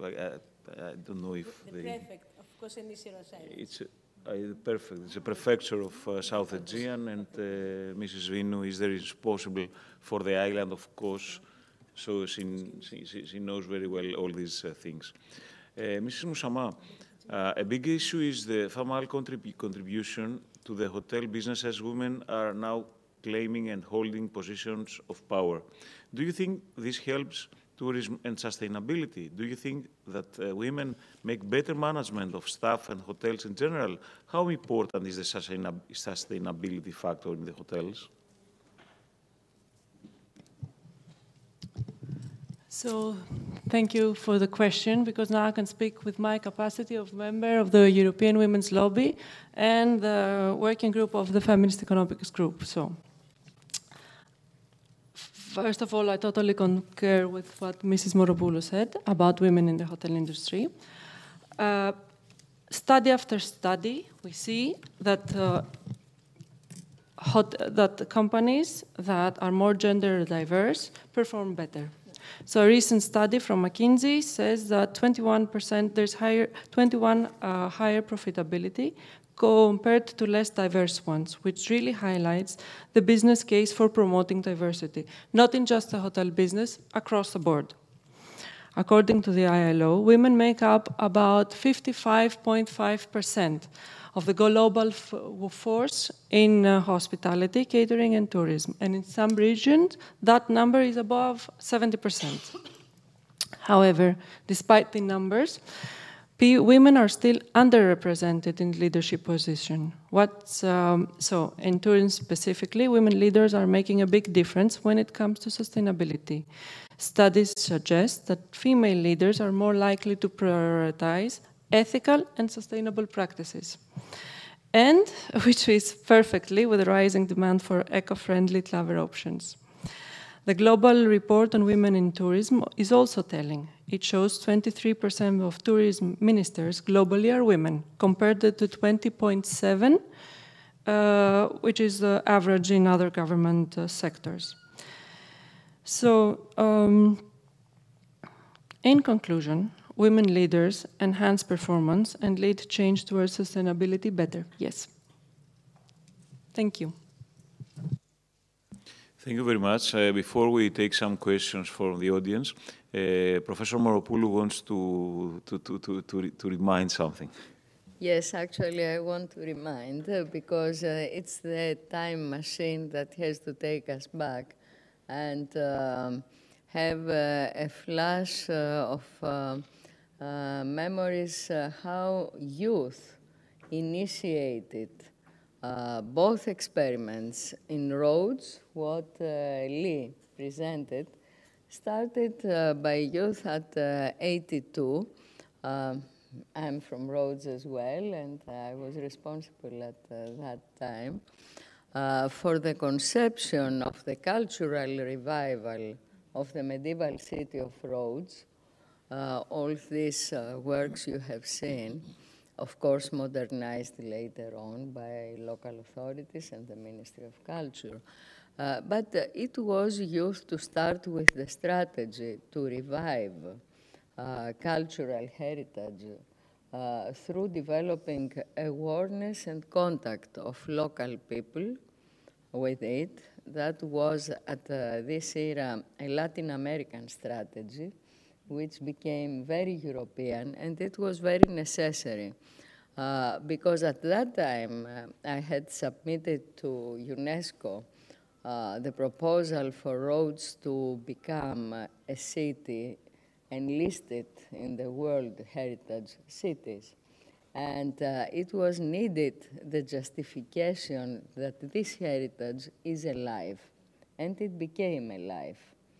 Of course, I have to note that 40 years after, and even though there is a second program agreement between the local authorities and the Ministry of Culture, and this is important, this strategy has not been scaled up. And there is a vacancy in that, because the rehabilitation of historic cities, in order to apply to all the targets that international organizations and conventions set in front of us, requires the reuse of historic buildings. And in roads, we have a very important mass of historic buildings that are under the property of the state, public property. So the fact that there is no any circular economy in producing revenue from this reuse, of course in compatibility with social criteria. It is happening now. What is happening now, it is just a transition. It is not a new institutional framework to bring from the revenue of this reuse back to the protection under a planned action, the money that heritage can produce and is required to protect it. So we have steps to go further in order to go ahead. And this is one point. The other point concerns HAWCT. It is not by chance that the Prime Minister of Greece was the one to inaugurate and to enhance this project for the GR Eco Island with all governmental, regional, local governments, etc. In HAWCT. It was the last step that was required to be added in order to accomplish HAWCT's sustainable development, which started 40 years ago at 82. After we suggested through Youth Again, HAWCT as a UNESCO pilot for island sustainable development under the title HAWCT, an island for peace and friendship of the youth of the world. That was actually a great challenge because it took us a lot of a lobby to have a unanimous with the Turks as well to vote for it. Decision from UNESCO from 190 more or less countries of the world. And it's the only island that today even the Turkish president is not aiming to connect to the blue Patrida, blue home, because they voted for it. And that means that this project, which was based on reusing and rehabilitating and restoring the traditional houses, accounting for the local heritage, architectural heritage of the island, was a success. Because instead of building modern hotels in HAWCT, the hotelier infrastructure was developed by this work. And that's the reason that HAWCT is being on the top of the demand of tourists, because it accomplishes the quality standard. It complies with them. They ask for something different, and this is it. An island with local architecture, and these are the hotels. So that seems that we need a new youth today to take it over all around Greece. And I'm very proud that Mrs. Vinu was naming a lot of initiatives, first of all in her island, in Kos. That Lee was naming a lot of international initiatives apart from our island, all over the world, and that all of you are naming initiatives which are very important, but they require a youth on local level to take this over. And this is something we need. Thank you very much. Thank you, Professor Moropoulou. And now we have the time for one or two questions. Is there anything from the audience? Please.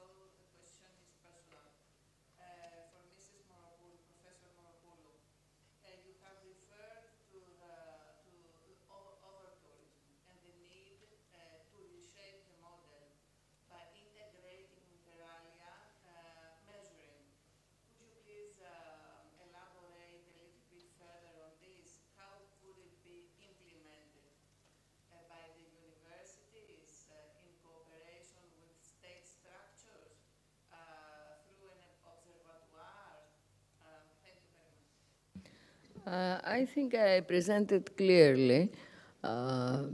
Perhaps it was not perceived so clearly. However, I said through my presentation that it is required in order to implement this reshape of tourism, and as we planned it in pilots locally, it is required, first of all, social participation, awareness, and agreement. And in our case, we did that on local level. Second, it is required the contribution of local authorities, regional authorities, and of course of the central government on all levels. And I presented very concrete actions and programs which are being discussed with several ministers and ministries and authorities. And of course, at the highest level, it is required international collaboration in order to bring all these ideas out from our frontiers to the world. So we need these three layers, and it is clear that perhaps an observatory might monitor something, but what we need today is not to monitor, we need to implement. We need coordination. So I can make, with the occasion of your question, the call that we need collaboration in order to implement these new concepts of alternative tourism. Thank you. Thank you. Is there any other question, please?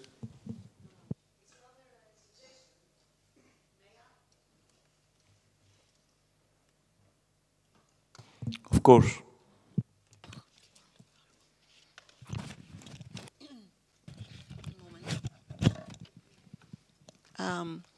I live in Kos Island, and I have experienced the many initiatives that have been undertaken the last years. A little bit louder. Can you hear me now? Okay. According to what Mrs. Moropoulou just said, I think that there should be better coordination between ministries, first of all, and we should have more education of all the businessmen who are occupied and the personnel also in the hotel and travel business. And also there should be more education to our children, starting from schools, and it should be obligatory. Not only to visit museums, but also there could be some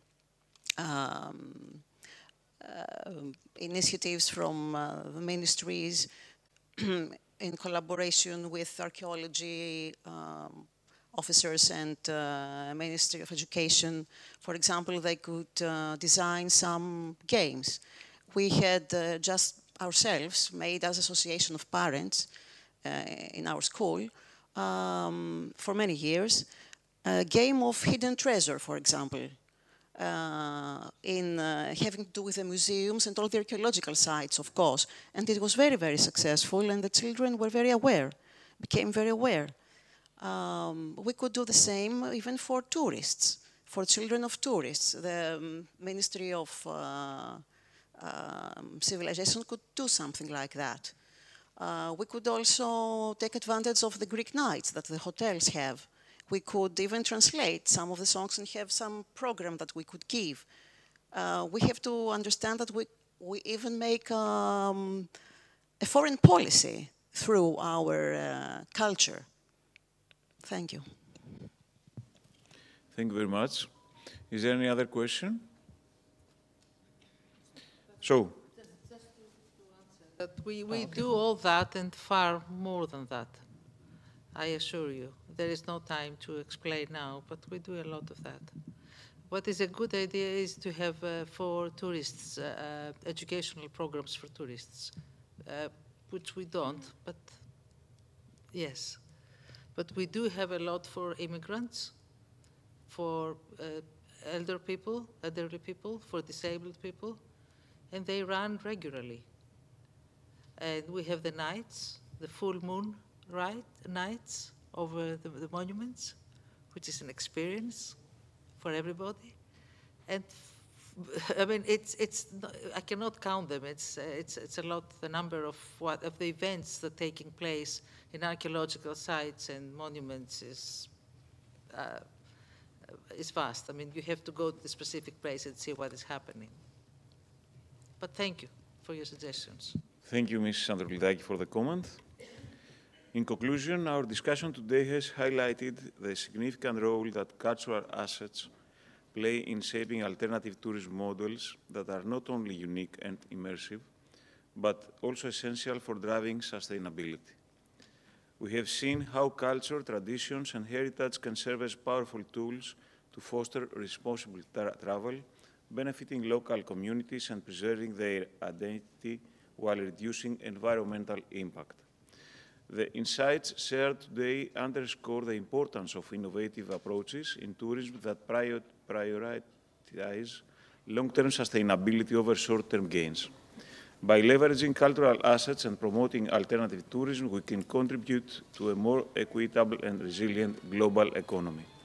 Let us take forward the ideas shared today and continue to champion tourism that celebrates our cultural diversity and strengthens sustainability for future generations.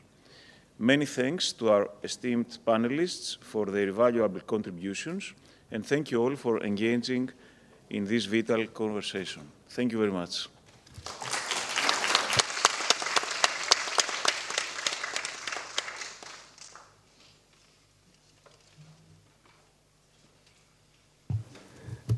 Now, I think it is time to actually thank everyone that has actually given us all this insight about tourism and how we can use this, exploit it somehow, and enlarge Greece further away. But I think it is actually an essential time to take a moment to acknowledge the hard work that they have all done, the participants, the speakers. But before we actually break for coffee, I would just like to invite Ms. Machi Gavala, the WEF Steering Committee and WICCI GR Treasurer, as well as Ms. Chrisa Bulgarizou, the Vice President of the Hellenic Association of Women in Culture and Tourism, to present those memorabilia to all the participants. Thank you.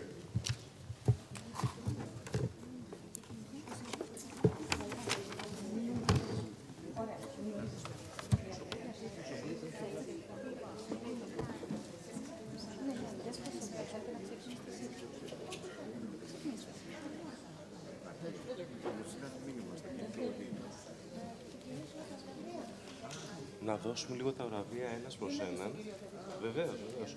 Και μετά βγαίνετε πρώτα ατομική φωτογραφία ο καθένας και μετά όλη μια οικογενειακή.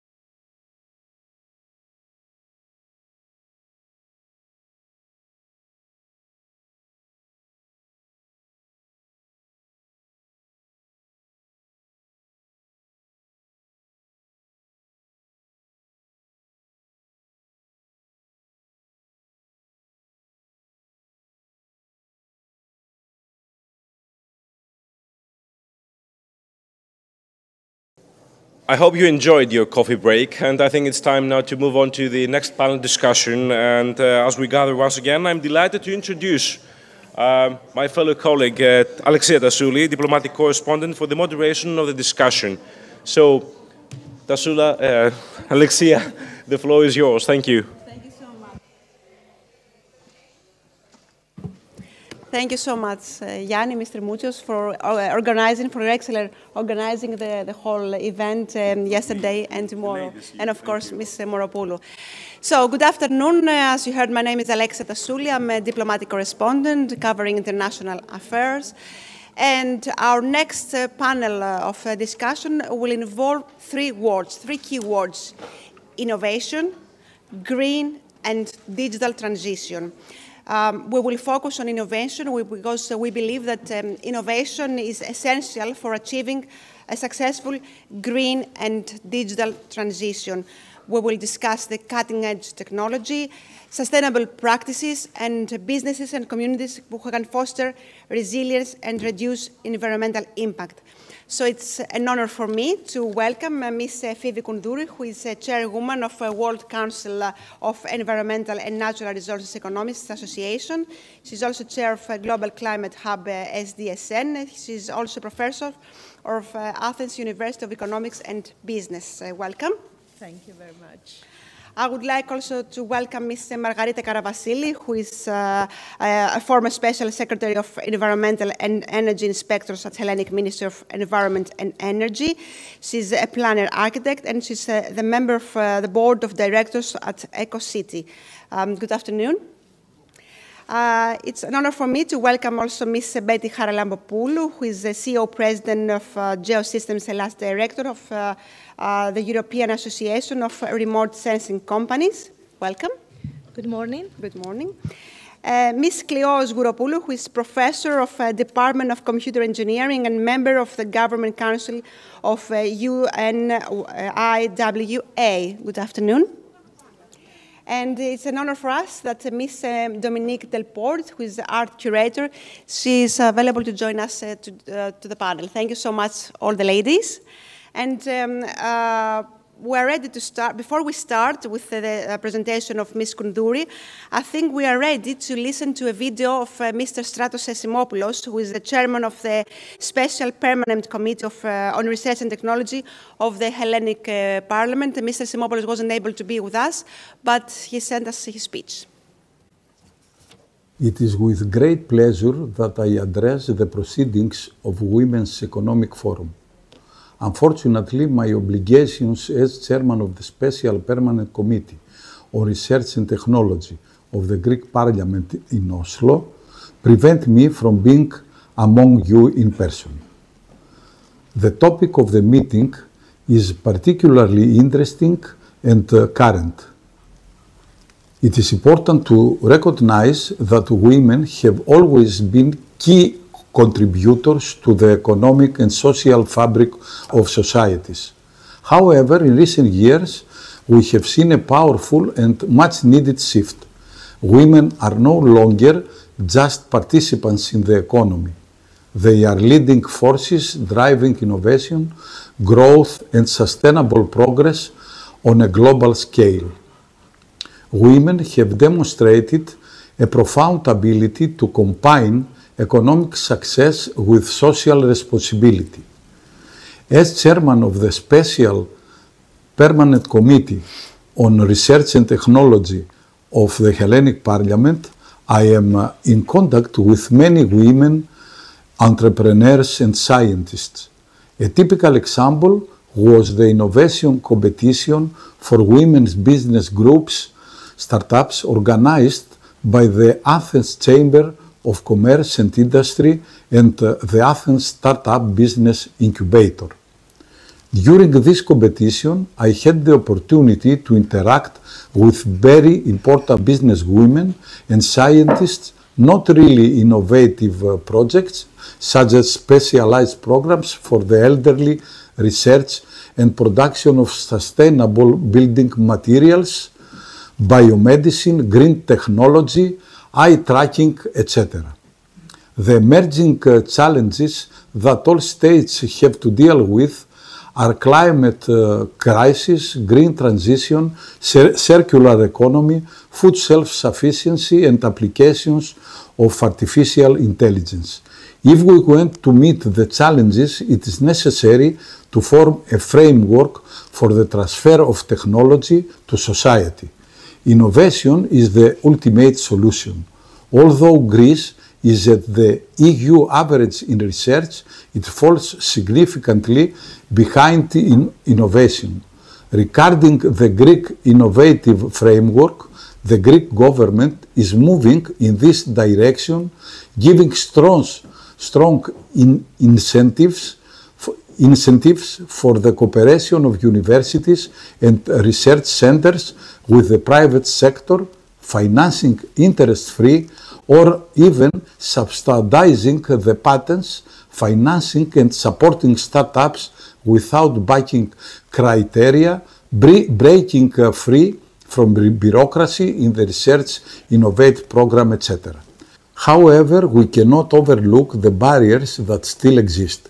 Women around the world continue to face systemic challenges, from limited access to capital to gender biases in the workplace to a lack of representation in key decision-making roles.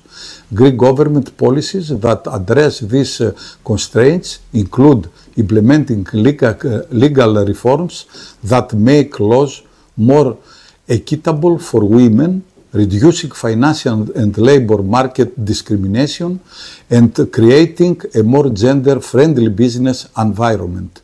By empowering women to take on leadership roles in economic and sustainable development, we are fostering the innovation, collaboration, and sustainability needed for a more prosperous world for all. As chairman of the Special Permanent Committee on Research and Technology of the Hellenic Parliament, please accept my best wishes for a very successful forum. That was Mr. Stratos Simopoulos. He's a very important member of the parliament, and he also stressed in his speech that women nowadays do not have a supporting role, but they are a significant force in the international work environment. And after his speech, now we're ready to listen to Ms. Phoebe Koundouri with her presentation.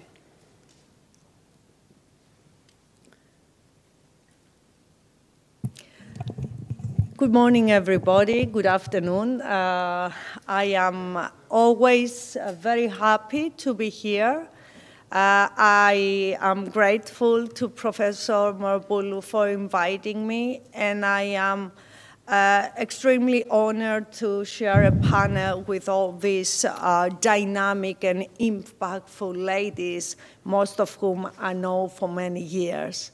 So what I'm gonna argue in this presentation, in this speech, is that innovation is crucial for the sustainability transformation. The sustainability transformation is crucial for our survival, and innovation is crucial for the sustainability transformation. And it is important to understand that innovation is not just technological innovation. We are also referring, when we talk about innovation, to social innovation, financial and fiscal innovation, governance innovation, and of course, technological innovation. It's quite important to be clear on that, because we need different forms of innovation in order to succeed. I won't spend much time on this because you already know that we are in a multi-crisis. We have low economic growth, shrinking fiscal spaces, inflationary pressures, and 1/3 of the countries in this world are at the brink of default. So a major economic crisis leading to voices demanding a change of the underlying economic model. And combined with this, of course, we have the climate crisis, the destabilization of the climate that translates into increased frequency and severity of extreme weather events that translate into disruption of economic activity, loss of infrastructure, and of course, loss of life. And then we have the biodiversity crisis, the collapse of the ecosystem, which is crucial and significant because we use ecosystem services, we use natural capital in all of our production and consumption activities. And of course, coupled with increasing inequalities in income and accessibility between the global north and the global south, but also within countries, the population crisis, all this leads to geopolitical pressures. And we are experiencing the effects of geopolitical pressures. And in 2015, we have decided that the way out of this crisis is the UN Agenda 2030, 17 goals, 4 about the ecosystems, environmental, natural ecosystems, 8 about the society, 4 about the economy, and 1, the last one, regarding the collaboration for the goals. So, first point. We have a blueprint, and this is not an environmental agenda.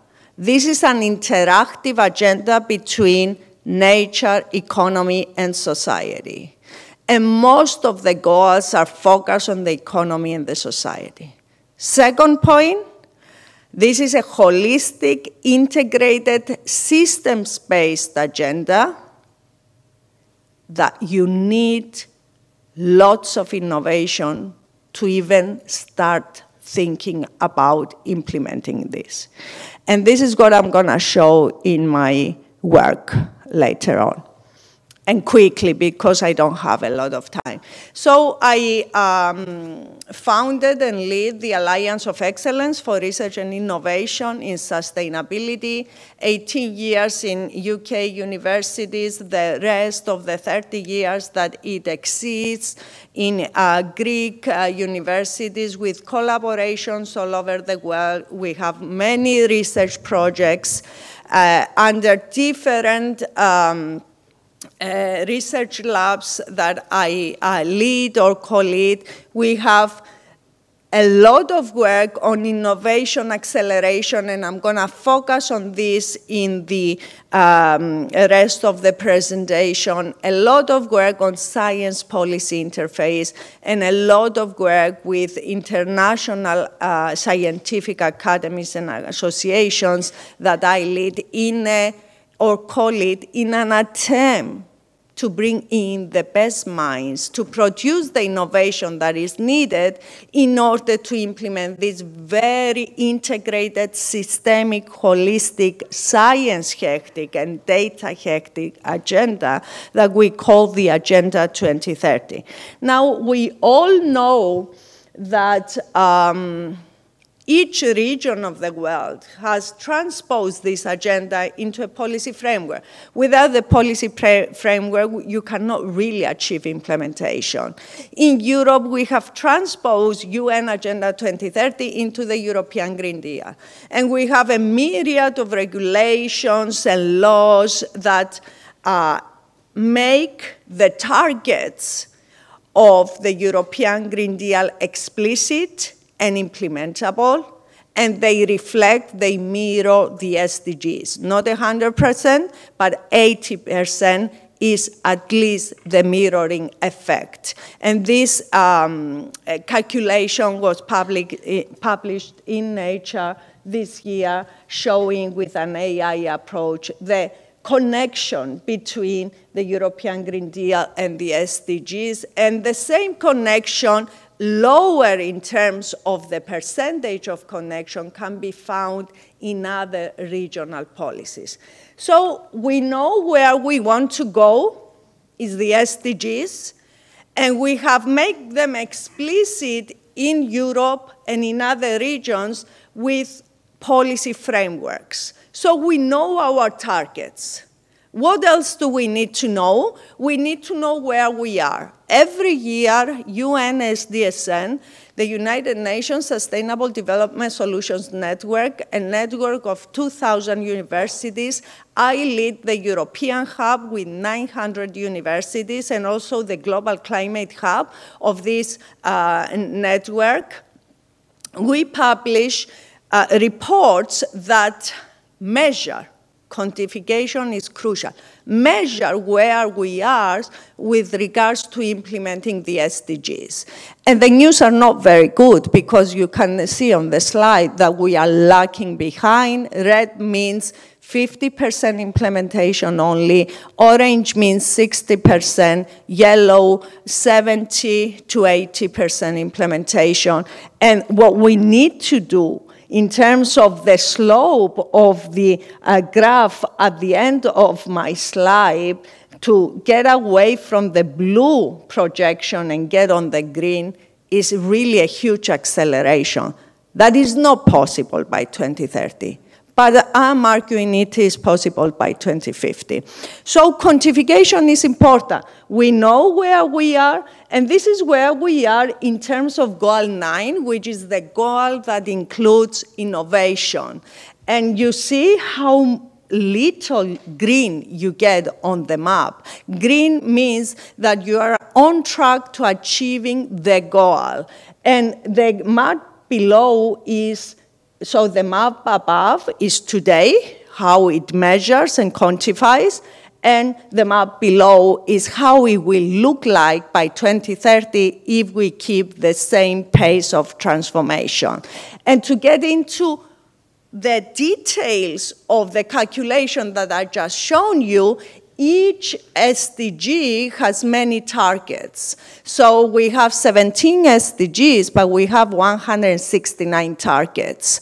And looking into the target that has to do with research and innovation, this is now, this is today. This is where research and innovation are on track, and you see that it is mostly US, Canada, parts of Europe, Australia, and China and Japan, and this is where we are going. So you see that the developing world is out of the picture, which is crucially negative, because we cannot transform without the developing world. It is global problems that we are facing. It is the population that is growing, and most of the population in the world is, of course, in China, in India, in Africa. So we cannot move ahead with leaving these places behind. It is impossible. And this is how our systems work. This is the environmental, the natural resource systems. The first one is the food systems, the climate systems, the land use systems, the marine system. You can see many reds here. We are not doing as good as we can. And we can downscale. This is how the European Union looks, Greece looks. I don't have time to go into details. We can even downscale to within Greece in terms of regions, and we can downscale within companies and foundations and universities and measure where they are, where they need to go, and even construct pathways for companies, for regions, for cities, for countries, for Europe and other regions of the world, and for the world as a whole. So what we do in IFORIA, 250 researchers now with lots of research funding that we've managed to attract, probably the most successful European team in attracting research funding. What we try to do is to pave the way towards achieving our targets with a firm knowledge of where we are. And in order to construct these pathways from where we quantify our basis through these reports that I've showed you to reaching our policy targets that are a translation into the reality of the different countries and regions of the world of the SDG agenda, we need to construct the pathways, the optimal mixture of technologies, governance, financial, fiscal, and social solutions that will get us from where we are to where we want to go. And in that, we need a lot of innovation, and I'm going to show you very quickly an example of such innovation for reaching climate neutrality goals by 2050. This is the aim of the Global Climate Hub of UN, and this is a very indicative example of the scale of innovation that is needed in order to be able to suggest to policymakers, to businesses, to financial institutions, to governments, to civil society, how you move from where you are to reaching the targets. The methodology is very innovative, and it has been published in Nature Sustainability last year. So what you need to do is to bring together all the different systems that are relevant here. So in the first green layer, you need to downscale the climate scenarios, simulate or optimize the energy models, the transport models, the land use models, the marine use models, the health system models, and then integrate all of these in impact assessment models that bring in the socioeconomics.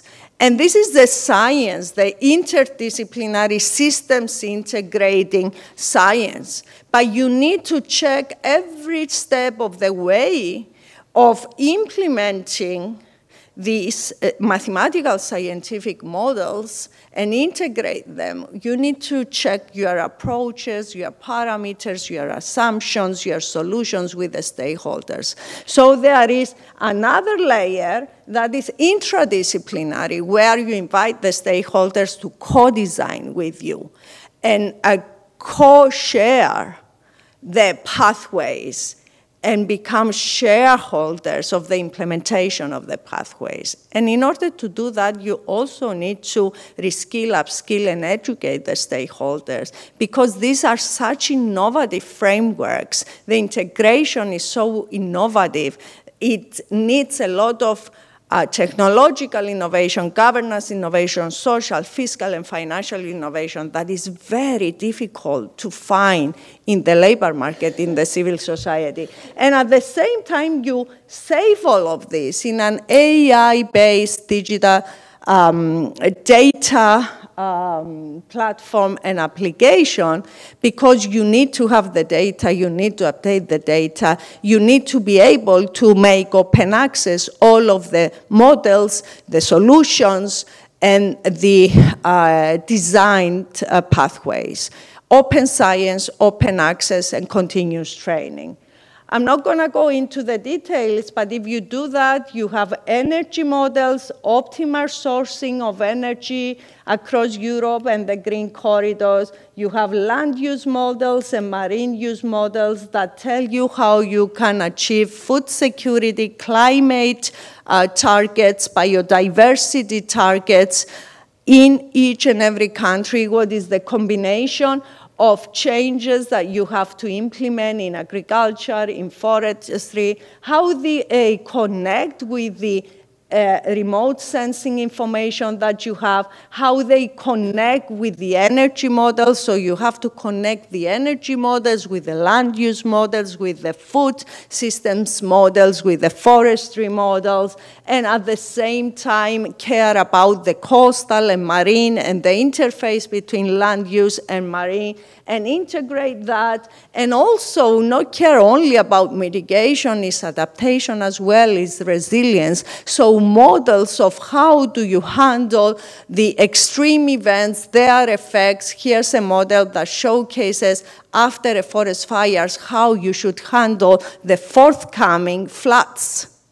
and what are the cost and benefits of intervening compared to the cost and benefits of not intervening. So you have to calculate and quantify all this and monetize all this in order to have them in a cost-benefit analysis. And a monetization means that you are able to put a value not just to produce capital, not just to human capital, which derives from wages in the labor market, but also to natural capital, and make them explicit in cost-benefit analysis, in your impact assessment accounts, and in your GDP reporting.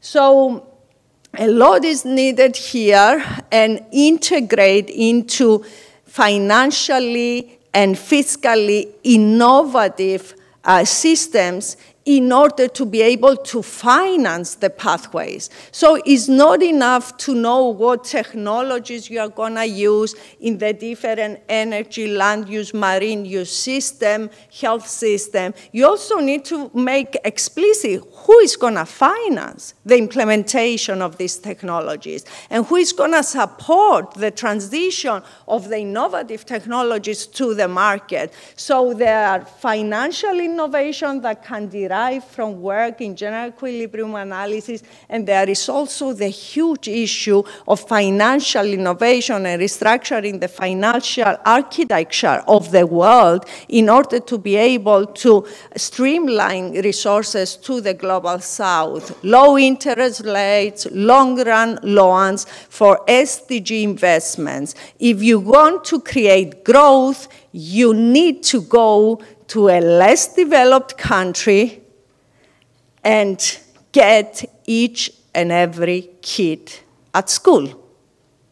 If you manage that, in the next 20 years, starting from the 7th year onward, you will achieve growth rates to the magnitude of 6 and 7%.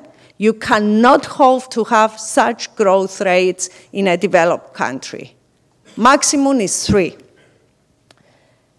And as I said, we firmly support innovation. These are 3 of our accelerators. We also work very closely with the UN FCCC accelerator. And these accelerators are part of the UN FCCC accelerator. The first focuses on climate adaptation, spin-offs, and startups. We have 130 of them.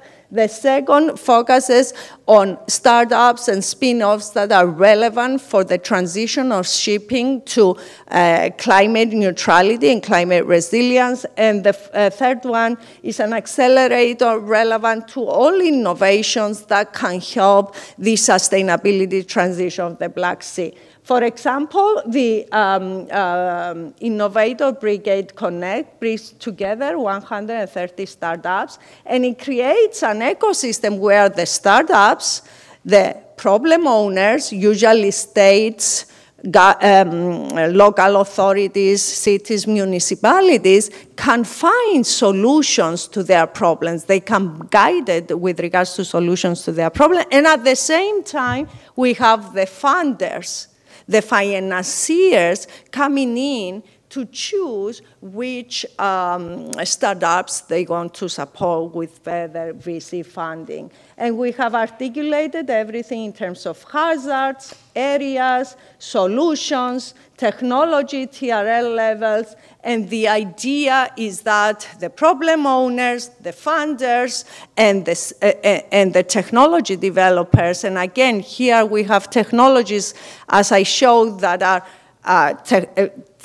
technological innovations, but also social, financial, and governance innovations. The Maena Maritime Accelerator is about shipping. It's a big consortium under EIT, the European Institute of Innovation and Technology, led by Athena Research Center, my unit, Sustainable Development Unit, and the and other universities, another 2 universities, one in Cyprus and one is Israel, focusing on startups and spin-offs on climate neutrality. And here we have priorities relevant to low carbon energy, new ships designs, energy efficiency, logistics, monitoring, zero waste, adaptation, and finishing new business models, skills, and training. And of course, there are many startups. Again, here, the wave of these years was about 40 startups. They are all in this presentation, and you can look into them in case you are interested. And finally, let me just say that it is important not just to accelerate the technology, not just to do the science, the integrated system science. All of these are innovations. But one crucial innovation that is there to be proven that we implement is to co-design with the stakeholders. We work in 120 countries. No solution has ever been implemented without the stakeholders being co-designers and co-owners, shareholders of the solution. And it is important to understand that in order to engage the stakeholders, all of them, the politicians, the policymakers, the businesses, the financial institutions, the civil society, you have to educate them. They don't know what you're talking about, most of them. They don't have all the skills. They cannot keep up with the pace of innovation that is needed. So what is needed here is a serious wave of upskilling and reskilling. And what we presented in the previous COP in Dubai is a report that shows that 85% of the skills that we need in order to implement the already voted for laws and regulations of the European Green Deal are not yet in the European market. On that note, I thank you for your patience. Thank you so much for your analytical presentation, excellent presentation with many, many details. Now I call on stage Ms. Margarita Karavasili for her presentation. Sorry, can I interrupt? Of course, yes, of course. Ms. Delporte. Yes. Because of the schedule. So thank you very much for this more than holistic overview of all the challenges that we are facing today. Let me present myself first. I am a strategic and innovation management professor. Had a dual career, always bridging corporate academics and the ecosystem of startups and scale-ups. So innovation has been in the heart of my career for more than 35 years. The nature of innovation is changing, whereas in the digital area, where we talk about digital connections, digital networks, e-commerce possibilities, now we are shifting towards a deep tech era.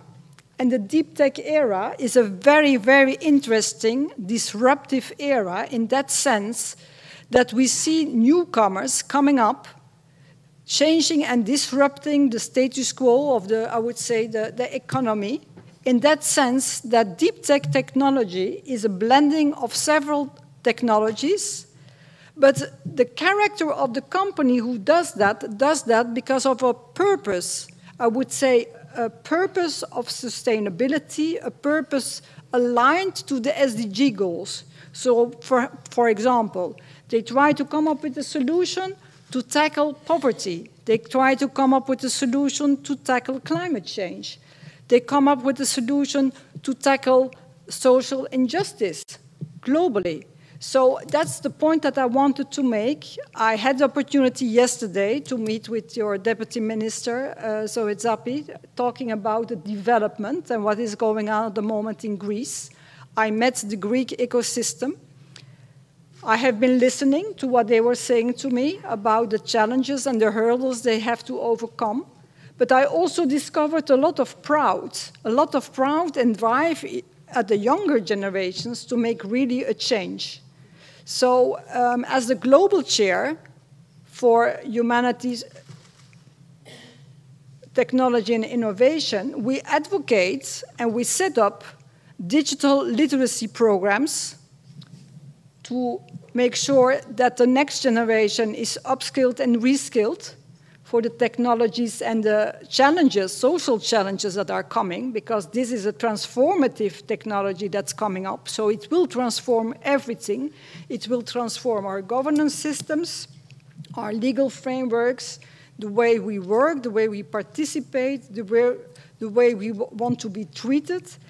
And we want to make sure that the female voice is going to be heard in that sense that it is not because you don't have an affinity with STEM education, which means science, technology, engineering, and mechanics, that you don't have to speak up. Because in the new era of deep tech, it is all about the multidisciplinary approach to these problems, because they are too complex to find just a technological solution or just a social solution. It is about the blending. So I'm very happy and honored to be here at the first Women Economic Forum Greece and to have been the possibility to be invited by the European Innovation Council yesterday at the National Bank of Greece, where we try already at a European level to bring funds together. And I must say I was very pleased to find out that there is also a female representation coming up in this ecosystem and making sure that their voice is heard. So if you're a woman and in your local community, please try to spread the word and the message that women have a future, that women can create influence and power by just acting as a mentor, as an angel investor, as an investor or co-investor in a startup or a scale-up, so that we can shape ourselves together, also the future society, and put the boundaries there where they are needed to make the world human, safe, and equitable. So thank you very much, and I wish you a great debate, tackling all these challenges. Thank you, Dominique, for your intervention and for the opportunity to be with us in the panel. Thank you so much. And you give me the best opportunity now, before we listen to the next speaker, to listen to a video of Miss Maria Louisidou, who is a professor of emeritus, member of the General Assembly at the Technical Chamber of Greece. I think she has some very significant remarks based on what you said before. Let's listen to her. Merci. Good morning, ladies and gentlemen. The EU has set in 2015 ambitious goals for circular economy, followed by Green Deal. We consume and waste a lot of materials, resources. Europe needs 3 times more imports of goods compared to the exports. This is not sustainable and things need to be changed. We need to abandon the linear model where we take resources, produce, use, throw as waste. We as citizens play a vital role in this, since we are the producers of the daily waste. A separate collection at source of our household waste can contribute to the reuse, recycling of waste and create the secondary raw materials that industry needs. This means less fossil fuel will be used and hence less emission to the atmosphere, mitigating climate change. Along with circularity is a bioeconomy. We need to use bio-waste, biomass to produce our products. Also, this means that we can gradually replace the petroleum refineries with biorefineries. Instead of using fossil fuels to manufacture most of the products we use today, we can use waste of biological origin to obtain the equivalent products. EU has invested huge amount of resources to be able to create innovative processes and products to meet the required targets of the Green Deal and circularity. United Nations have also set the Sustainable Development Goals, SDGs, and all countries should work to meet these goals. Collaboration at international level is necessary in order to achieve the set targets, foster and countries can exchange knowledge on the innovative solutions. The climate change is happening and there is a need to replace fossil fuels with green fuels such as sustainable aviation fuels, maritime fuels, transportation fuels in general. The international collaboration for innovative solutions is a must. Another big issue, water scarcity is knocking on our doors. at global level, the world experiences a severe and growing shortage of drinking water. 1.8 billion people do not have access to clean water. 28% of world's population drinks contaminated water. 55% increase of water demand is expected by 2050. 7 billion of people will face water shortage by 2050. In Europe, things are not better. 38% of the EU population has been affected by limited water availability in 2019. 9 billion euros the cost of drought in 2019. 30% of the EU population has been affected by limited water availability in recent years. Of course, we will say that we can desalinate and get water, but where do we throw the brines? The concentrate after desalination. This material has a double amount of solids which, when disposed, have a very negative impact to the ecosystem and biodiversity. United Nations and the EU realize that there is a huge problem there that needs to be addressed. I could not be with you today for a reason. The problem of salinity of water is hitting Poland severely, and I'm coordinating a European project for that. Poland is the dominant producer of hard coal, providing 95% of the needs of Europe, 57 million tons a year. To get this coal, the level of extraction is down to 1 kilometer. Layers of solid water are found and mixed together, creating very dense brines, 8% solids, dissolved solids. These brines are pumped to the surface and finally disposed to the rivers and lakes. The rivers are degraded and the water cannot be used for agriculture, industry, or as a drinking water.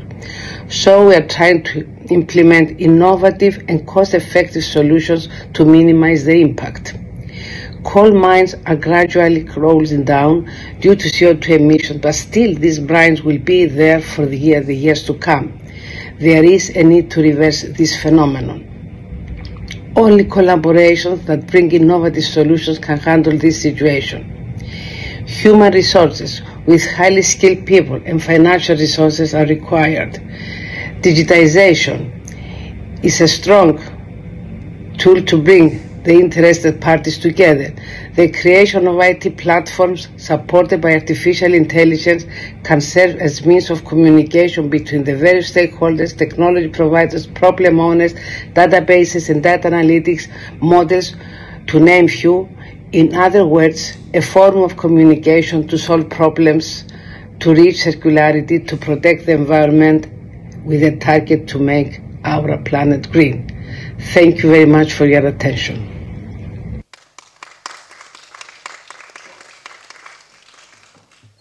Sorry, thank you. And now we're ready to listen to the presentation of Ms. Karavasili. You can sit here. Yeah, of course. No.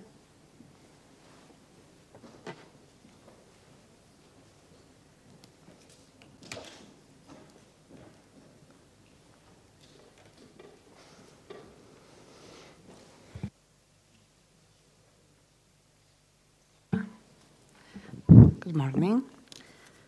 I'm very, very glad to be with you. Thank you very, very much, Tonya, for the invitation.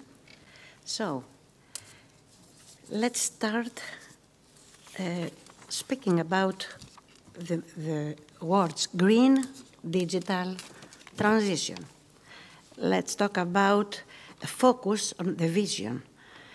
But before, I would like to say that gender has to be at the heart of the agenda for green transition.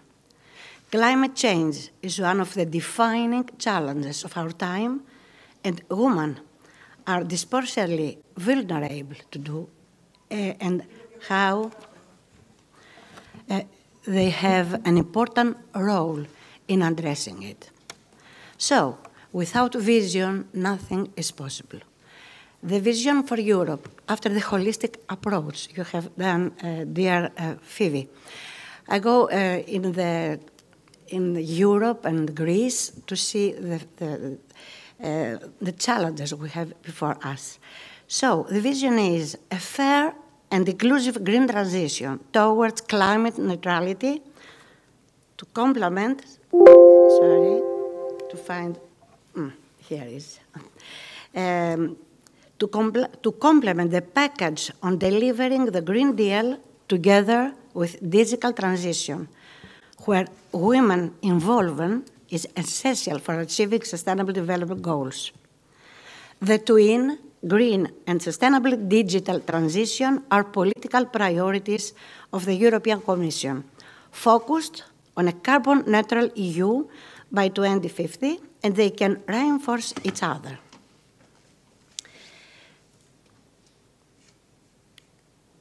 Okay, the transition. What is the meaning of green and sustainable digital transition? Transition equal transformation. So, green transition and symbiotic digital transition mean rethinking the way we design, the way we develop, produce, market and distribute goods and services across all sectors of the economy. It means, between others, the replacement of fossil fuel technology and the demise of industries like coal mining or petroleum extraction dependent on them. Green transition is all about shifting our systems and practices towards sustainability. This involves reducing greenhouse gas emissions, increasing the use of renewable energy, and promoting eco-friendly practices across all sectors. Think of it as a massive push to ensure our planet remains habitable for future generations. However, so now the meaning of green and sustainable digital transition. Digital transition, on the other hand, is the integration of digital technologies into all aspects of life. It includes adopting new technology. This includes also promoting energy efficiency data centers, sustainable manufacturing processes, and eco-friendly digital products. It is also important and necessary to give incentives using sustainable digital technology. That means we have to encourage the development and adoption of digital technologies that have a low environmental impact. However, sometimes the two transitions can also clash. Digitalization uses electricity, and many digital technologies are resource-intensive and create waste. Unintended consequences can crop up, such as owners of hybrid cars driving more because it is cheaper. Teleworking could cut office space, but could lead to employers building separate working rooms at home and heating or cooling more space than if they were in the office. To make the most out of the twin transition, proactive and integrative management will be needed. The digital transition will be spearheaded mainly by the private sector due to its huge economic potential. To harness its benefits for greening and to limit its harmful effects, state and civil society engagement will be necessary. To make green and digital transition successful, it is necessary to take into consideration several critical factors, such as clear policy and regulations, public and private investment, education and training for new types of jobs that arise from these transitions, collaboration between different sectors, government, business, academia, and civil society, public awareness and social engagement for involving the public in these transitions, technological advancement in both green and digital technologies, resilience and adaptability to new challenges, scalability for a meaningful impact through the expansion of successful pilot projects. So, green cloud and green data centers, that is the new mode. the Commission is exploring measures to improve the energy efficiency and the circular economy performance in cloud computing data centers. Digital technology can offer green solutions to different sectors of the economy. The development of the green public procurements criteria for data centers, for server rooms and cloud services shall help public authorities to ensure that data centers, equipment, and services are procured in such a way that they deliver environmental improvements that contribute to European policy objectives for energy, for climate change and resource efficiency, as well as reducing the life cycle cost.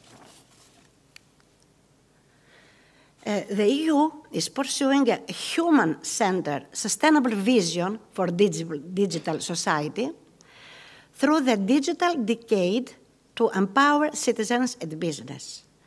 What is the digital decade? It's a comprehensive framework that shall guide all actions in Europe related to digital, aiming at ensuring all aspects of technology and innovation work for people. I go further more because I have not time to see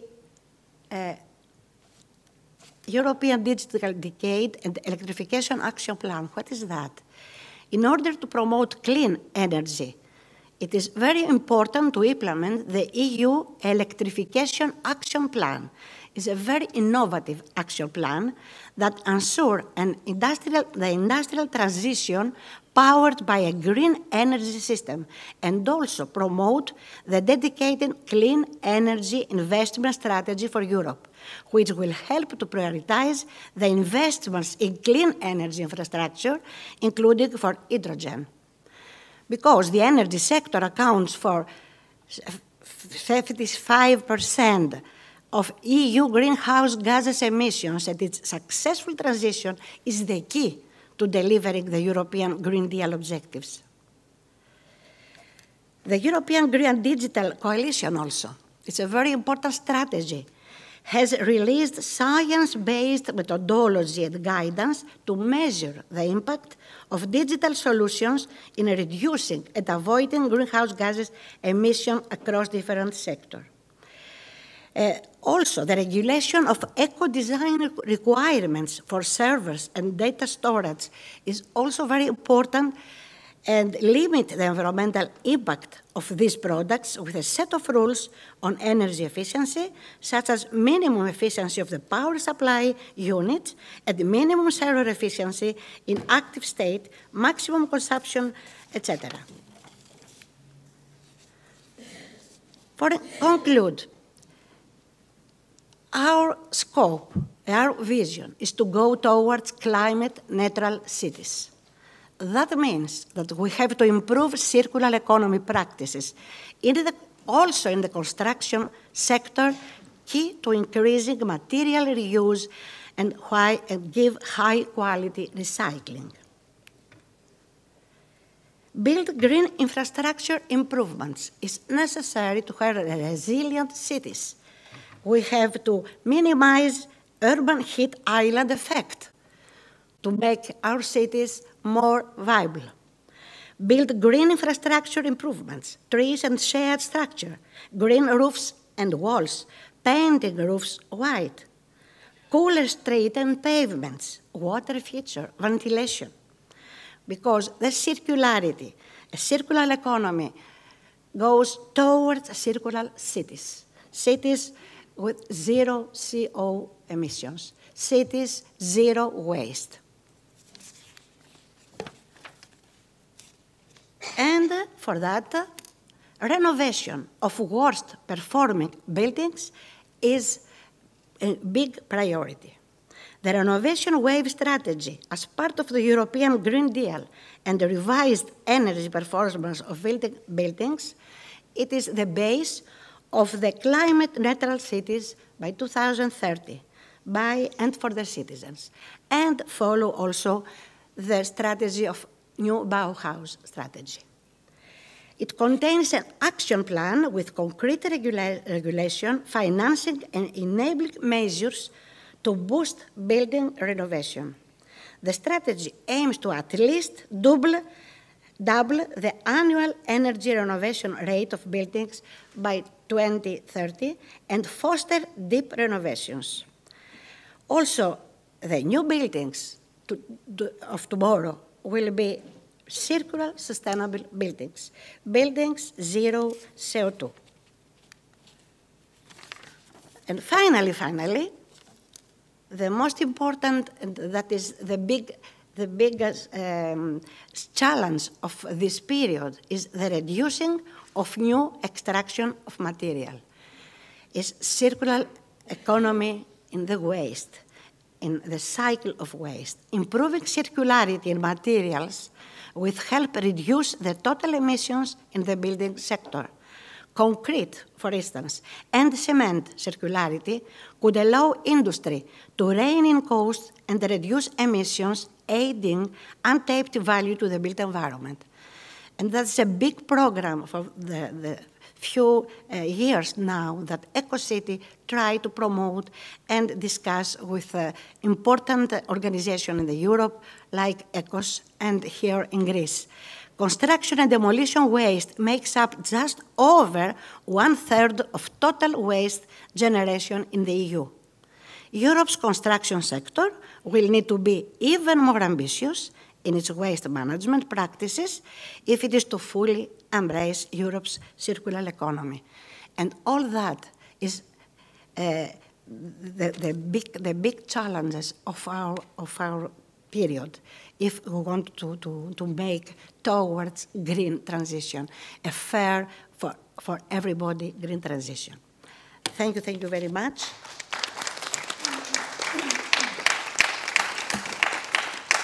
And thank you so much. Yes, I will have follow-up questions later from the audience. Now move on to Ms. Betty Haralabopoulou for her presentation.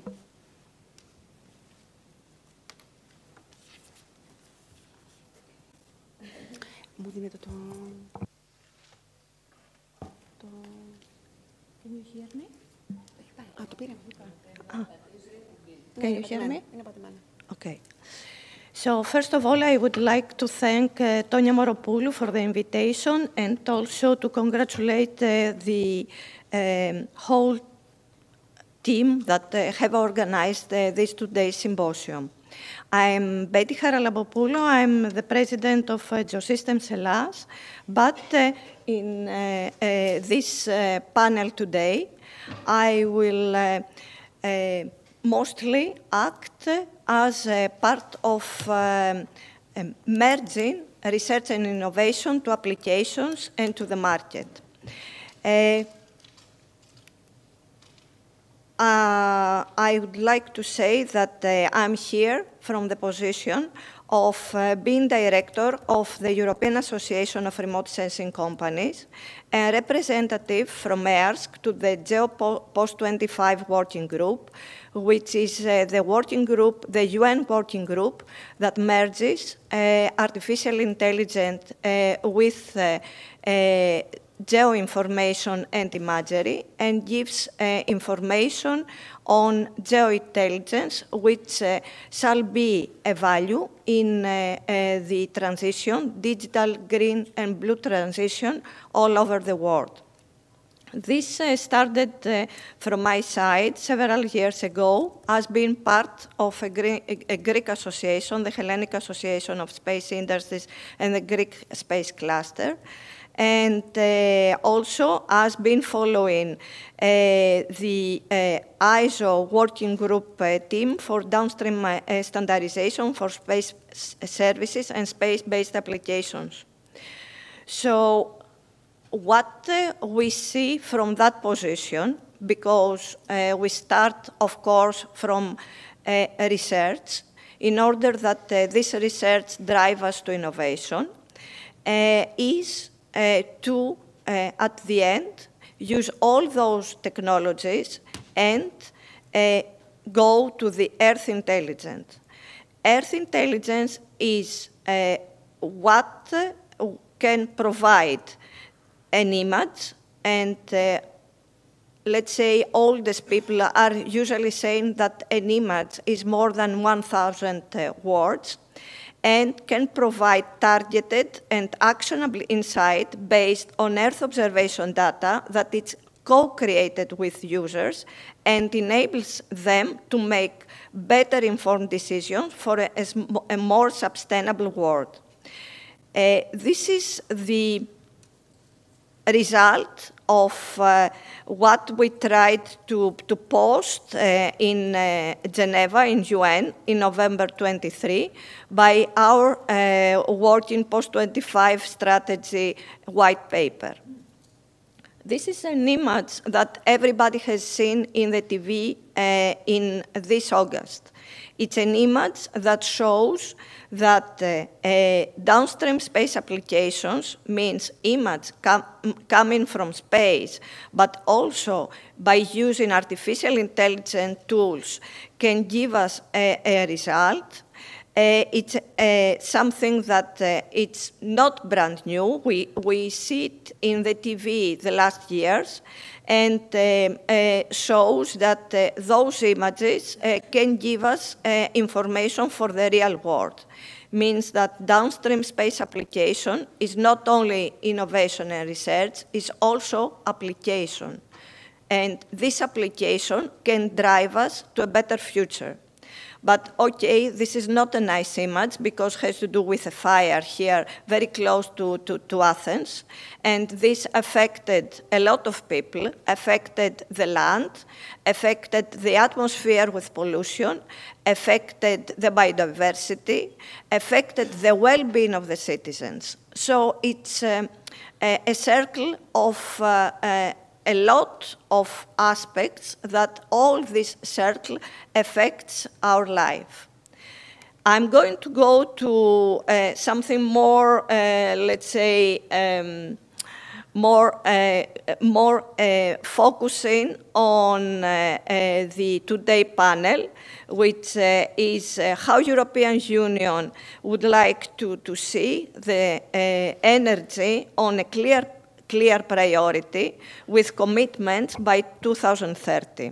So European Union, and this is proven, would like to see green use, mean renewable sources from wind, from the sun, from hydro, and biomass renewable energy.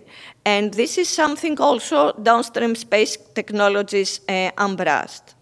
Copernicus, which is the European program of the Earth observation monitoring, is, of course, cutting-edge technology between the space applications and artificial intelligence, can give very good information on how the solar, the wind energy, and any kind of renewable energy, including biomass or water, or energy coming from dams, means water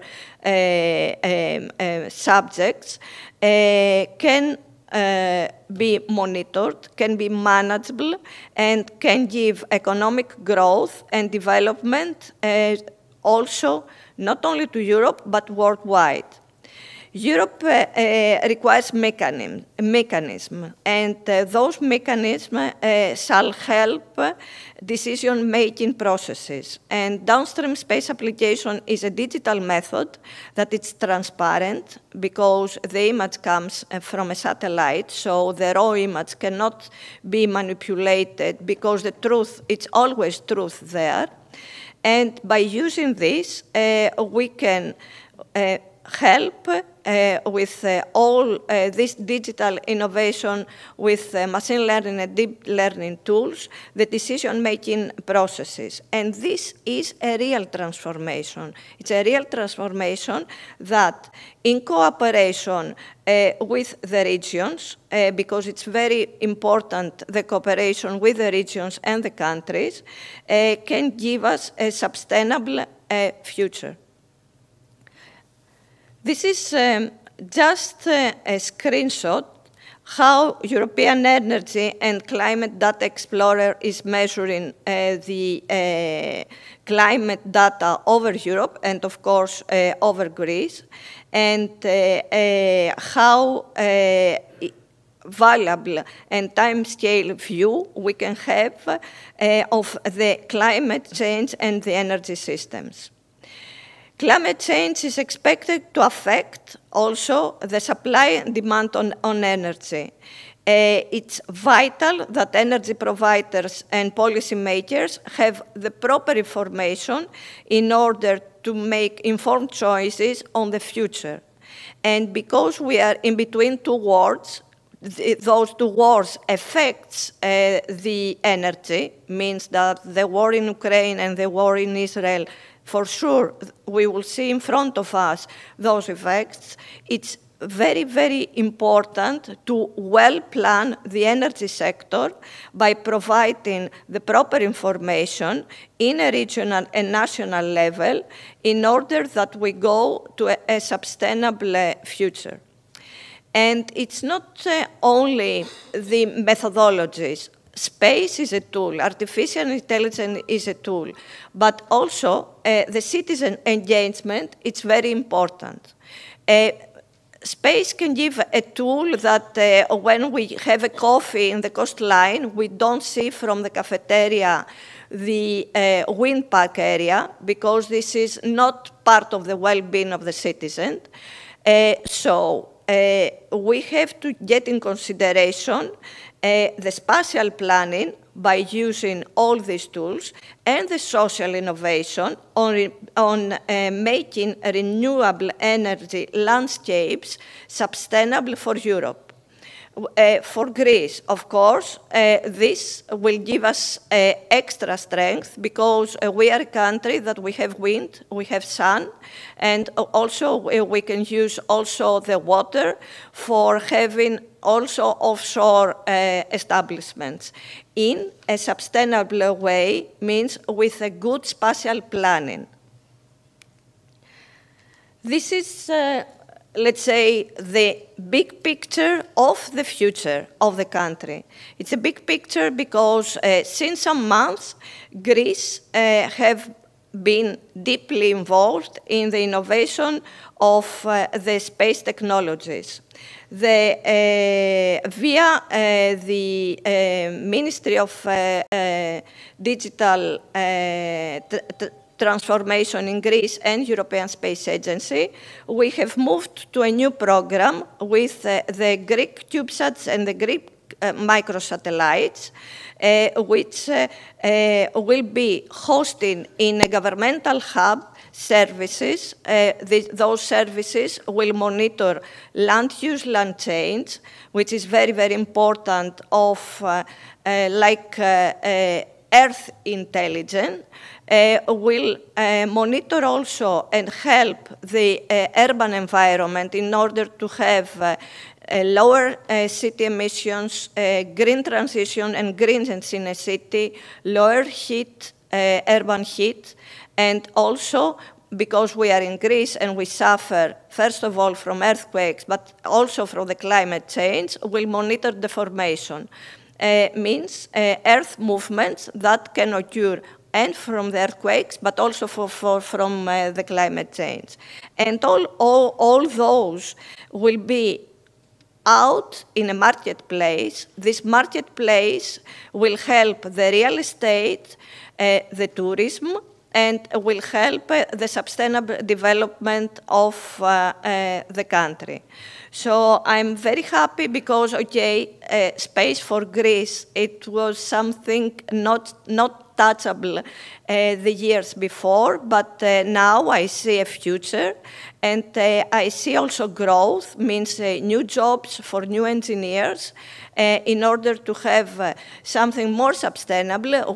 We are one of the European countries that we are suffering to make a cadastral available since late 90s, and I think this possibility with this program will give a new strength to the country, a new strength that, of course, will give growth.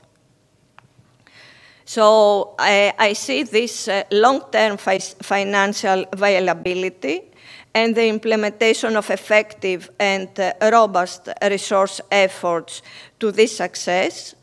I see that, of course, our cities can be more sustainable because will be daily monitored, and those will be freely available, means that this will be open data. So our livelihoods can be better, can be greener, can be more sustainable, can have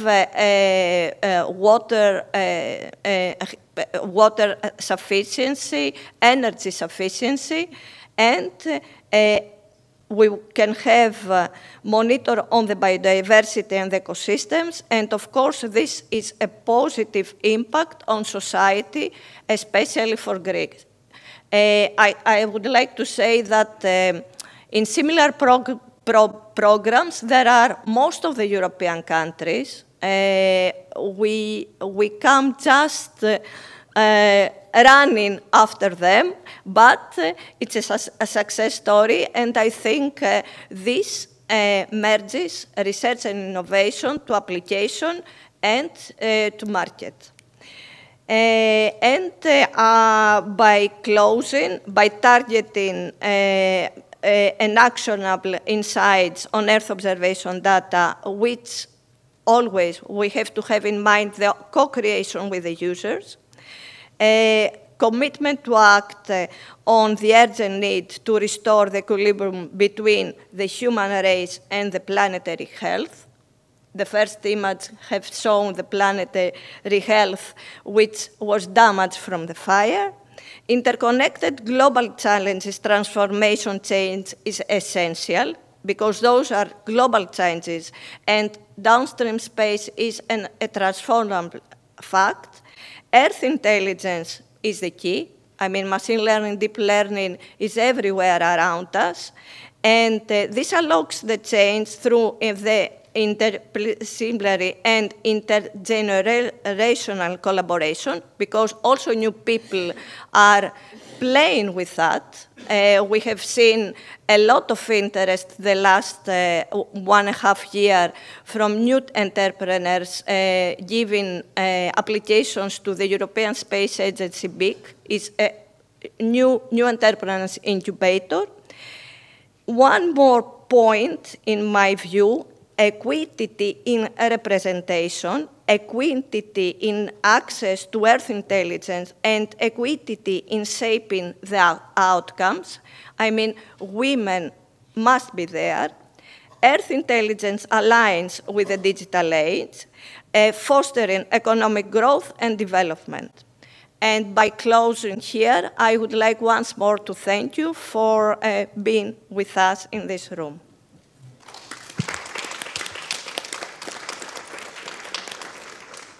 Thank you so much, Ms. Haralapoulou. So we are on time so far, so as we're moving to the end, we'll have time to take from you a couple of questions. But first, we'll listen to our last but not least speaker, Ms. Cleo Zgouropoulou.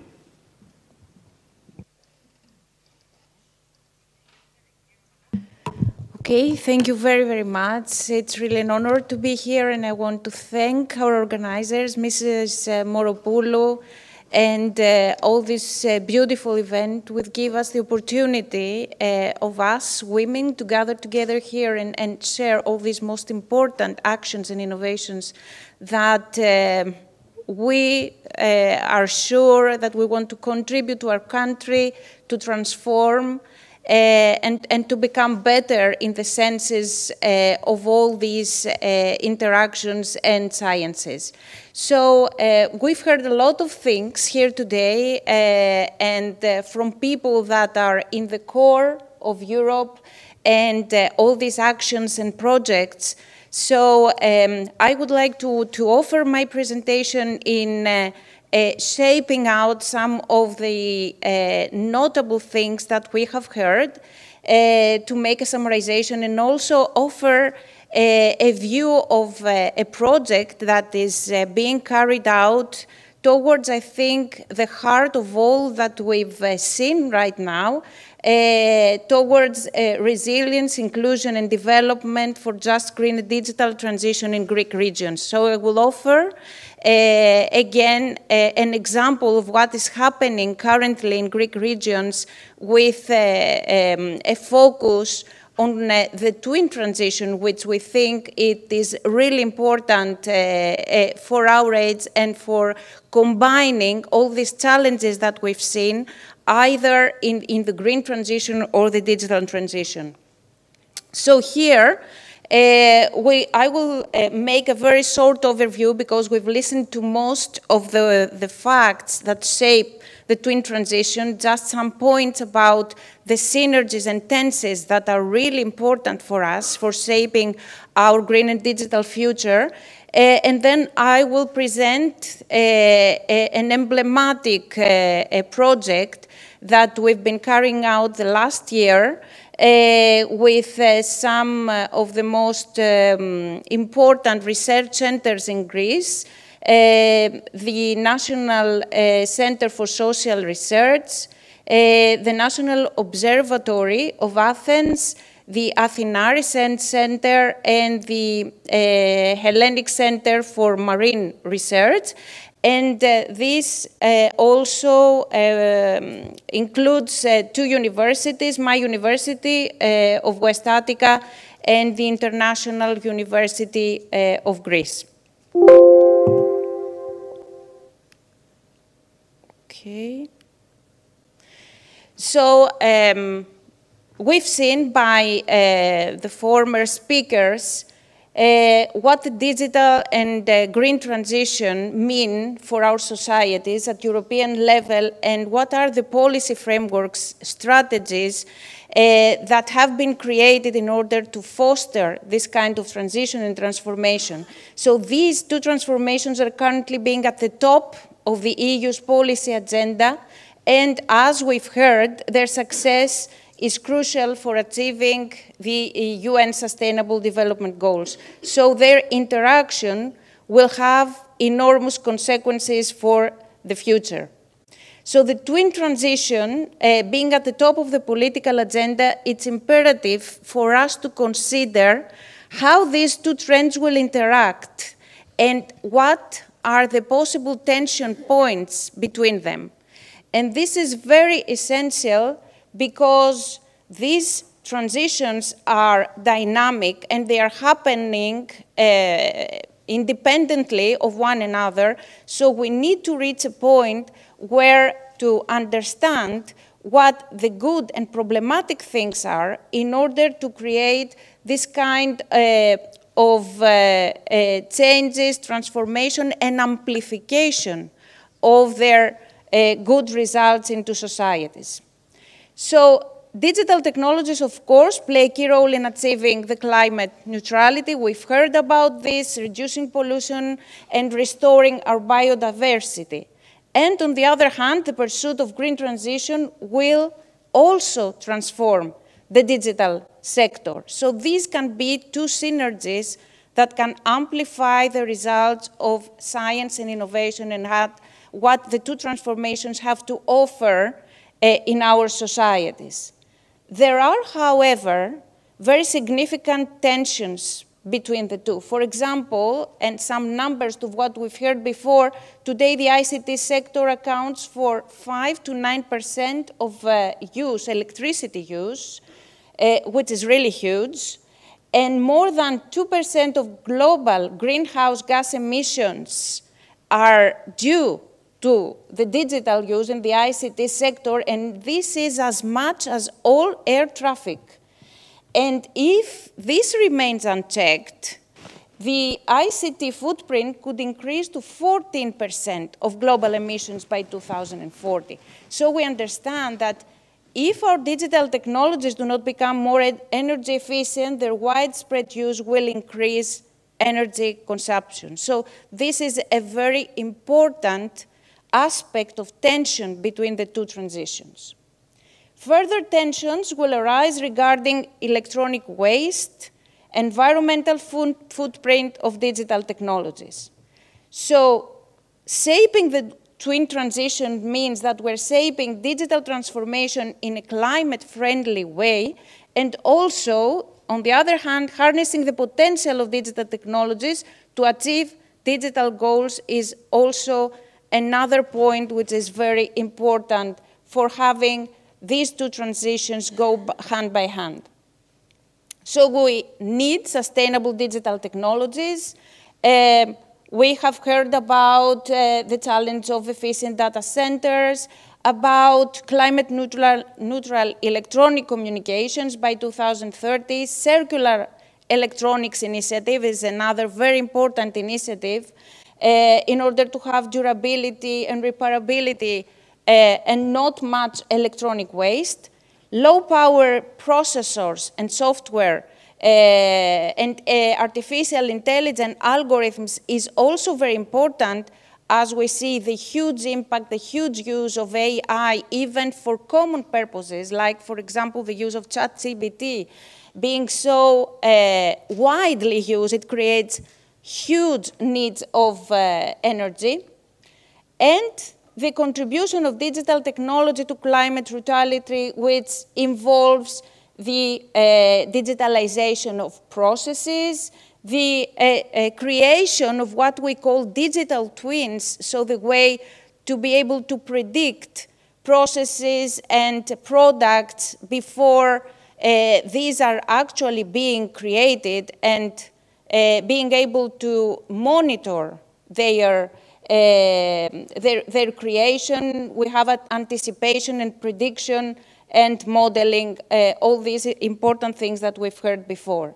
So the digital technologies for twin transition give us the opportunity, apart from foundational technologies, to have new enabling technologies like the geotechnologies that we've heard, cloud, 5G, blockchain, augmented reality, but also decision-making technologies like the digital twins, the AI and machine learning, and sensing and control technologies. So we have all this entire ecosystem to help us in this twin transition. What are the key sectors for application? These are set by the European Union. First of all, the one key sector is the energy, of course, digitalization, the transport, the industry, to make climate neutral industry, to green the buildings through digitalization, and to create smarter and greener agriculture. So the requirements to make this twin transition, of course, as we heard before, is not only the aspect of technology or the aspect of environment, but also the social, economical, and political aspects. So here, the critical requirements for the twin transition is to strengthen, first of all, the social and economic cohesion during the transition. So workers and businesses and sectors and regions need support. They need inclusion, and they need personalized support and incentives to adapt. The social dialogue, the investments in quality jobs, and the early development of partnerships between public employment services, unions, industry, and educational institutions are crucial.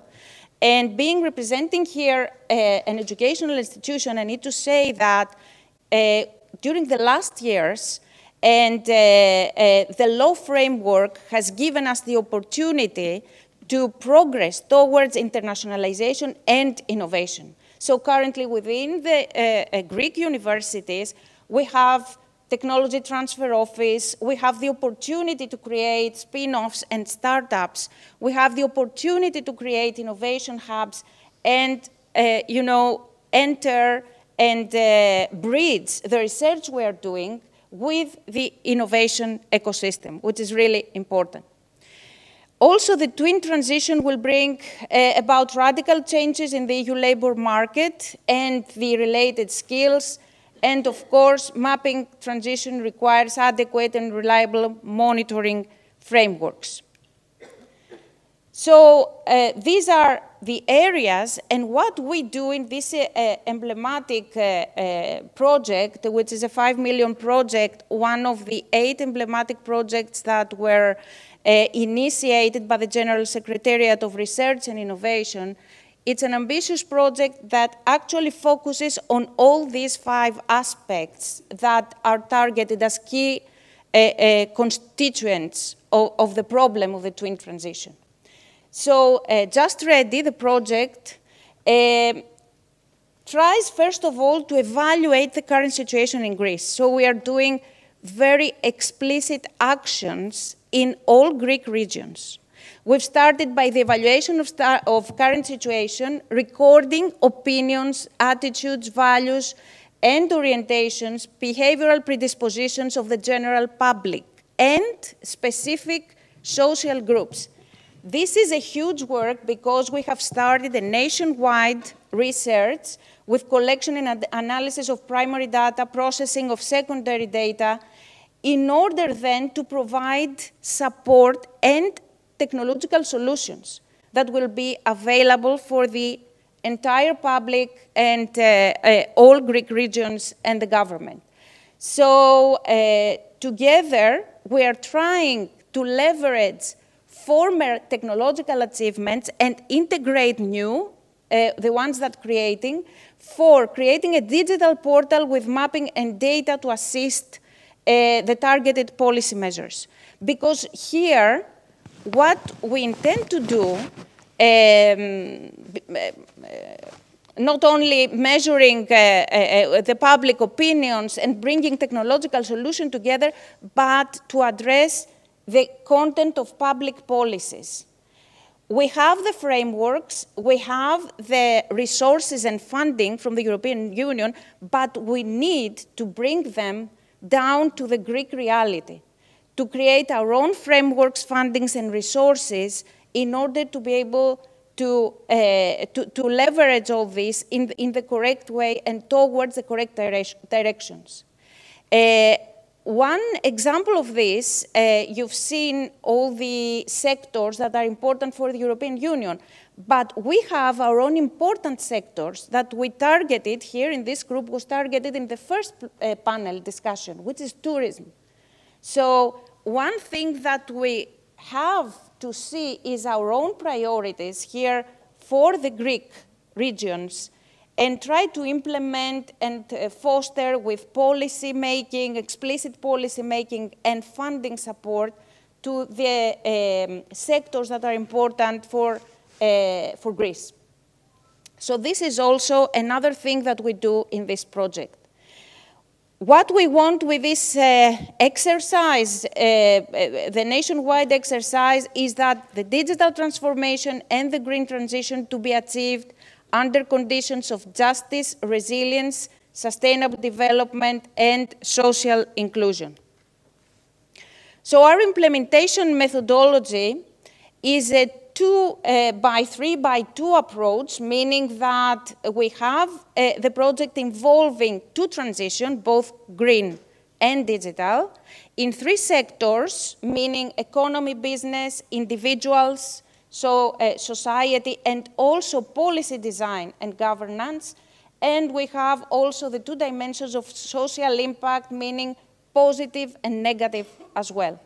So this builds a project with 2 pillars, the green pillar, the digital pillar, and also horizontal axis in its implementation architecture in order to be able to foster in the twin transition and its social, economical, and political aspects. And finally, I am concluding with this, our expected results, which will be ready by the end of 2025, will be to have a project that aspires to implement the European and national strategies, better say, to shape also national strategies and create policy proposals for the just, green and digital development transition for the country, for Greece. So what we've heard, we want actually to map them and develop and adapt them for Greece.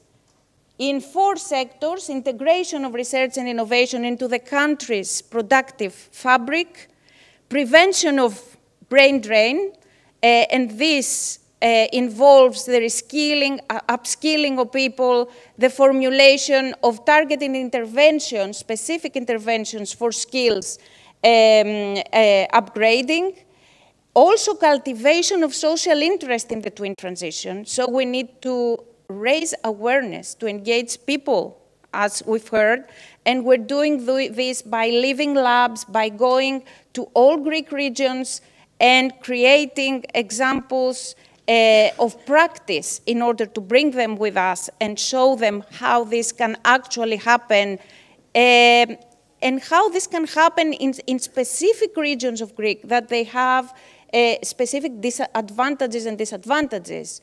So like Macedonia, for example, or the islands, etc., etc. And finally, the identification and formulation of targeted policy proposals that we aspire to provide them to the Greek government in order to tackle the next challenges for the next years.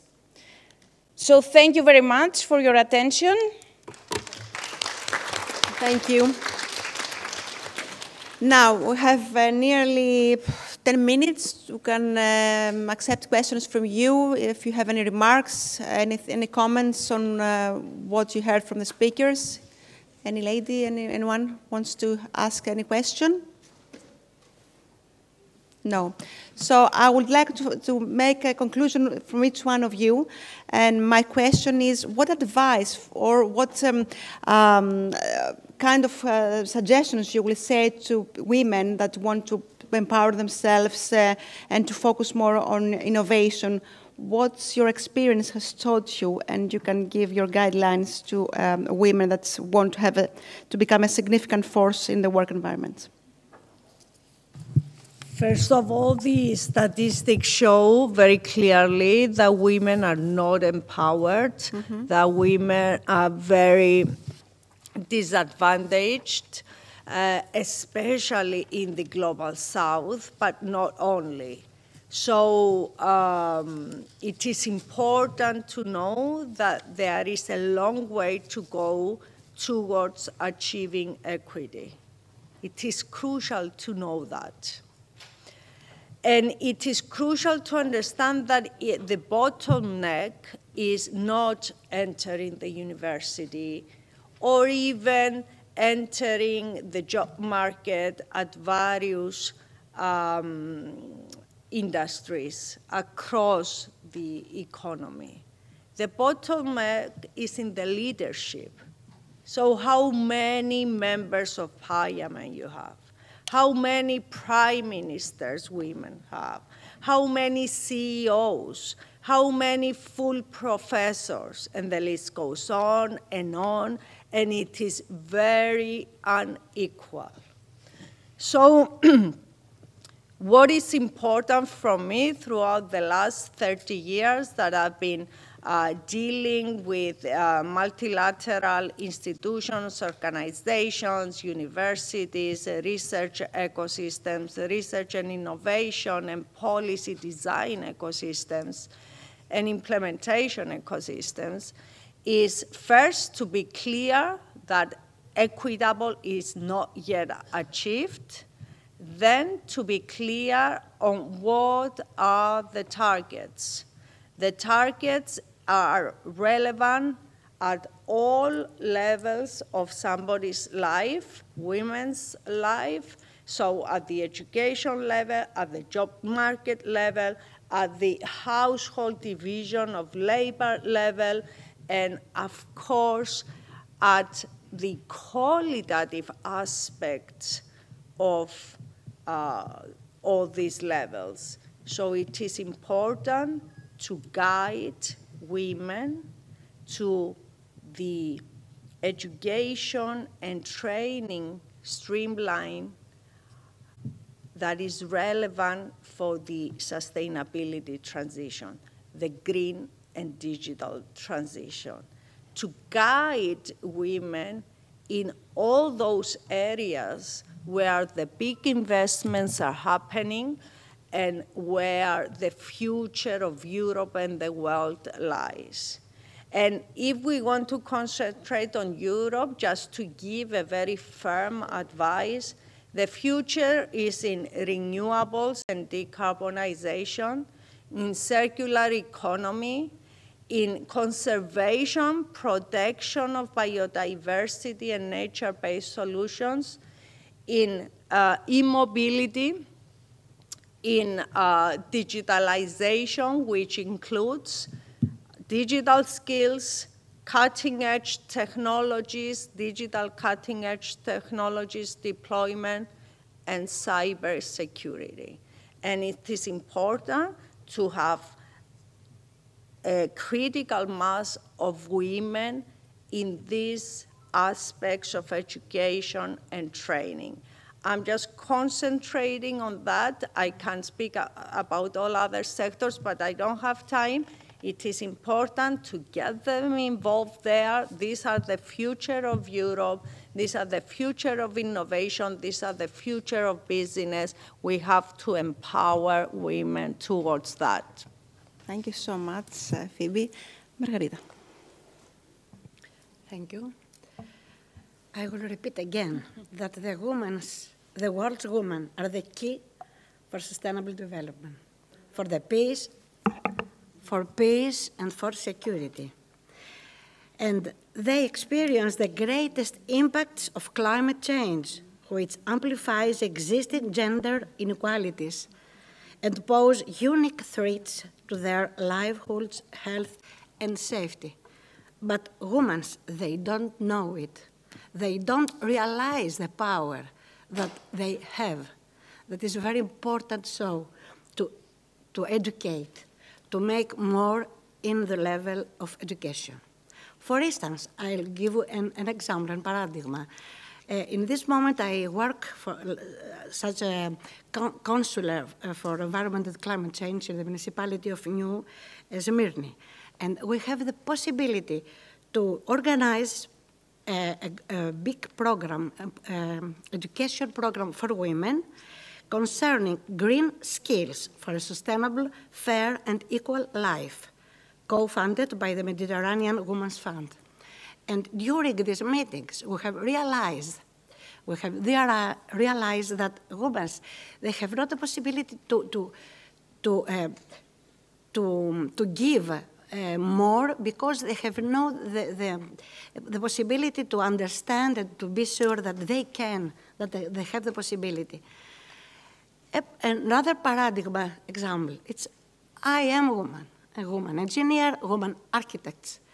It was 30 years before that I start to say, as working in the Ministry of the Environment, I have legislation, I have established legislation concerning bioclimatic buildings, sustainable architecture, sustainable planning, urban and regional planning, etc. It was not easy to speak and change ideas with others, organizations, and especially with men, architects or engineering. Because I was a woman, but it's possible a woman to speak about energy 30 years before. And then, after 20 years, I had the possibility to be General Secretary in the Ministry of the Environment. I have the possibility to sign and to establish legislation. And that it was a very, very good moment because 20 years have passed. And a European Union started to elaborate strategy, new strategy and new strategy. And sustainable development, it was in 1991, after Rio, it was something abstract, completely abstract. Agenda 21 was without equipment, without tools. Step by step, I think that the European Union has helped to establish very, very useful tools in the legislation. But anyway, this legislation, it's not known even in the woman that works inside the ministries, inside the municipalities. We have a very, very difficult work to do to make women understand their power and have the tools to battle and to achieve this program, especially concerning cities, because cities and buildings, women understand better of all what is the life in the city, in a building. Right. That is we my definitely have power. Margarita, thank you so much. Betty. I will speak more generally. I think that women are great innovators and great entrepreneurs. And I think that, okay, it's true, 30 years ago, the society didn't see women in the same position that as it is now. There are a lot of things that are running in parallel times. But what I see from inside the family and friends and society around me is that what is missing and we have to take care and to strengthen is from early years when women are children in primary school to have same kind of embarrassment as boys, which is something that still in Europe is not very well elaborated. And also I see the same things here in Greece. And also give the mentality to young women that they can achieve via education and via well treatment, they can achieve the best position, which this position can be a CEO in a company, can be member of the parliament, can be mayor of a city, because this can be done. So what is needed is to change the mentality, and to change the mentality from year 03. Okay, ευχαριστούμε πολύ. Κλειώ. Yes, I totally agree about what happens first and most important is within the family, so I fully agree and support that. But also what we need to target is the awareness and the support also from our communities. And Greece is not very, I think, strong in this sense, and there are laws and mentalities that exist in Europe, which is our greater family, but are not being followed and established here in Greece. So within societies, we need to do many, many things, but I would like to stress also a factor that we need to be very, very careful about, because now that technology is in huge development, we run also the danger of technological gender discrimination. And this is really, really important, and we will be facing it more and more in the near future. For example, when we have all these AI tools and interaction with tools, for example, like ChatGPT, if we do some experiments, we see there that there is a huge gender discrimination incorporated in patterns and stereotypes. For example, I made this kind of a game with my daughter we had together. So we asked together ChatGPT, okay, hi, I'm a mother of John and Mary. They are twins. And I would like you to tell me some of the everyday things they can do in their time as extra scholar activities. So ChatGPT replied, yes, of course, I can help you. So Mary can go to learn dancing and singing and to take some courses to cook and things like that. And John can go and have some debate lessons and some sports lessons and things like that. So it separated the activities for girls and for boys. So we proceeded and asked the following, and what if, and what if there is an interest in politics without specifying who or specifying the gender? So ChatGPT replied, if John is interested in politics, then he can do this and that and that and that. So, and we proceed in asking, what did you think the question was for John?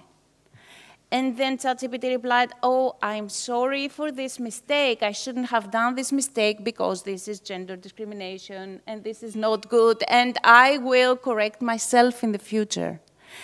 So what I want to say about this is now that we don't only have the physical societies, but the digital societies that we're participating in, this is also a thing that we have to tackle, because this is a multiplier effect. And if we don't look about it and we try to eliminate it in the systems, in the algorithms, then it will cause a very huge effect, which will not get things better, but worse for us. Thank you.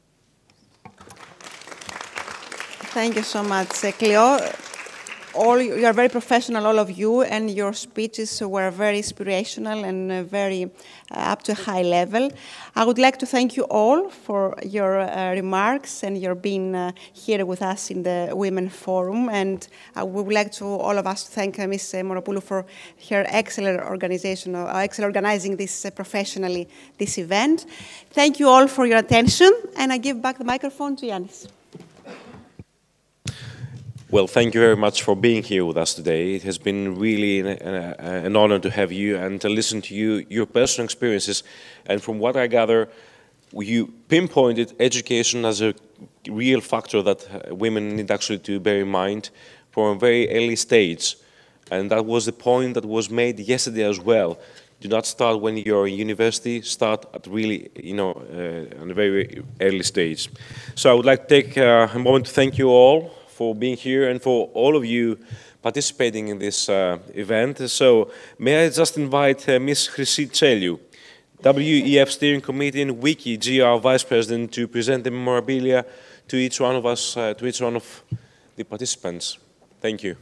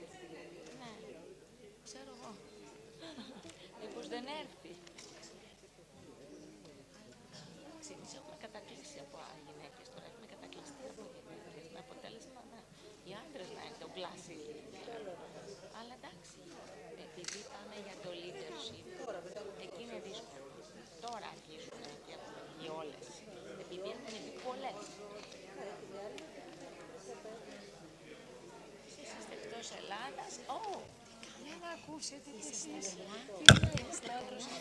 Κυρία Σοφιά, είναι όλες οι κυρίες, είναι της τεχνολογίας και της engineering. Δεν είμαστε μας εξυπηρετούν, αλλά μας εκπροσωπήσετε. Τι θα πούμε. Καλά, ευχαριστώ. Ώρα μου μίλα μου στον ελληνικό. Στη γνωρίσω, είναι πάρα πολύ καλή. Τι κάνει το κορίτσι, έδωσε. Ευχαριστημένη είναι. Ευχαριστημένη. Πολύ κλιματική αλλαγή ακούω εδώ πέρα και λοιπά. Είναι πολύ τεχνικά, ανυπομονώ να ακούσω εσένα. Με το καλό να βγουν τα αποτελέσματα.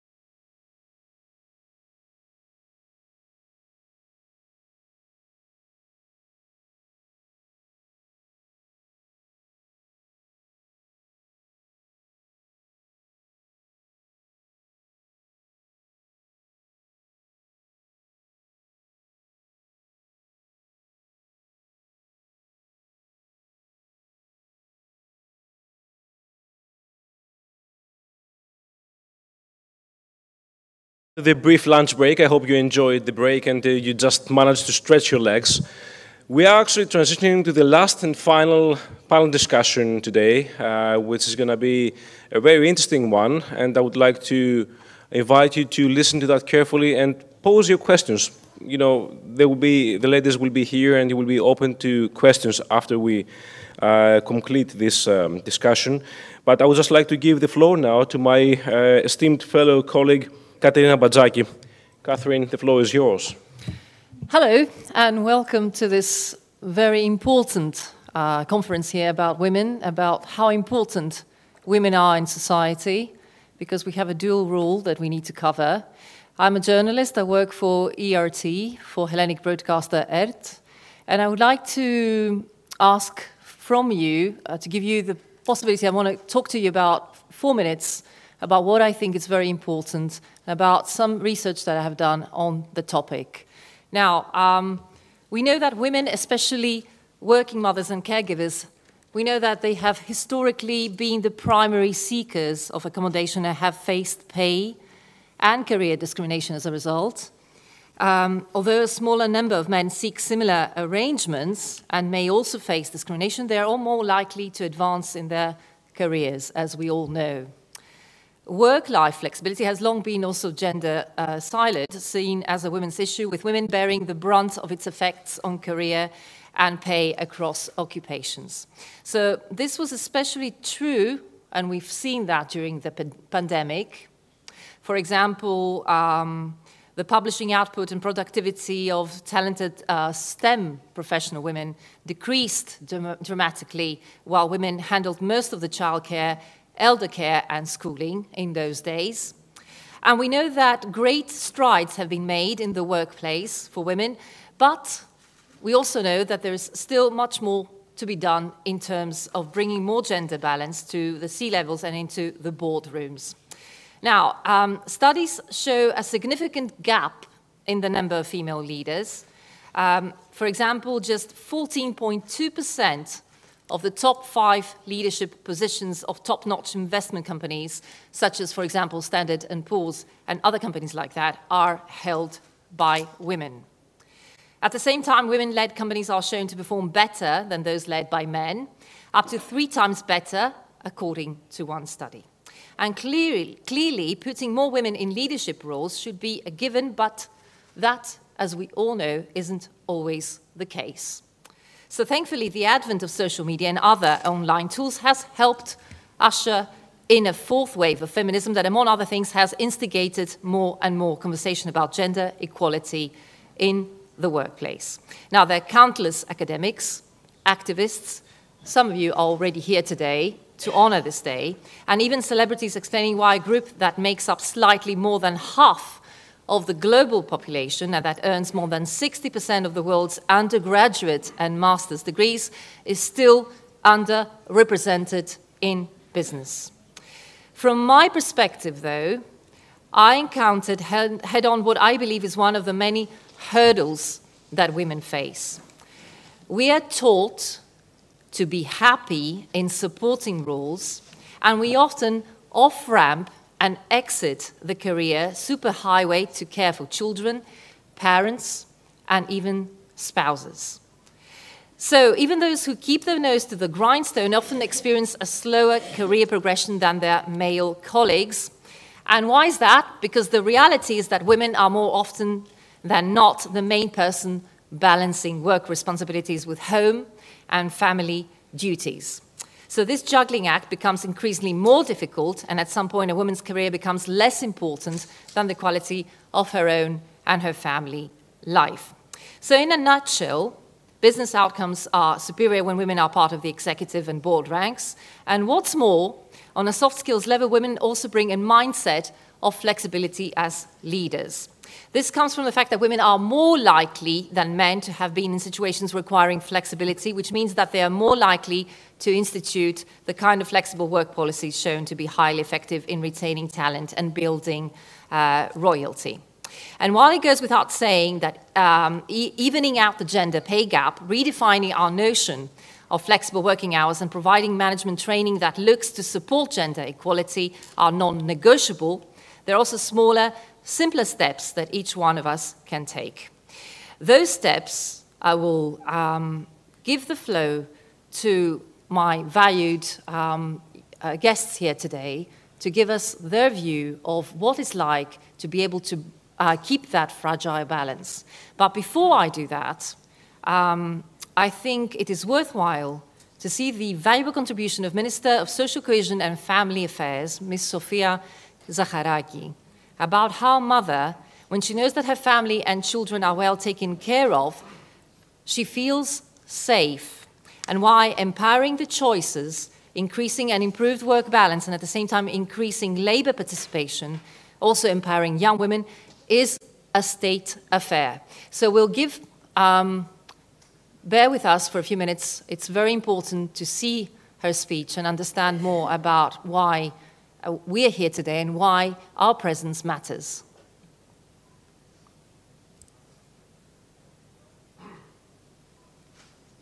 Dear friends, esteemed speakers and guests, I would like to begin by thanking the Women Economic Forum Greece for creating a space where impactful conversations and inspired connections can thrive.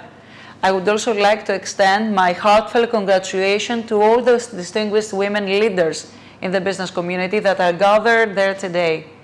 You know that your achievements not only empower us, but they're a beacon of inspiration for countless other women to follow the entrepreneurial vision. And here at the Ministry of Social Cohesion and Family, we are trying really to prioritize women's empowerment while at the same time implementing measures for work-life balance.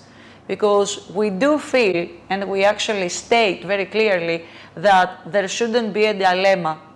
There should be a choice. And this reinforcement of choice is something that the Prime Minister himself and the competent ministers are trying to make very clear inside our legislation, extending the maternity leave, making sure that the father also gets some months off after having the baby, while at the same time increasing leave days that we can actually take in the private sector, thus correcting an injustice that has been going on for many, many years.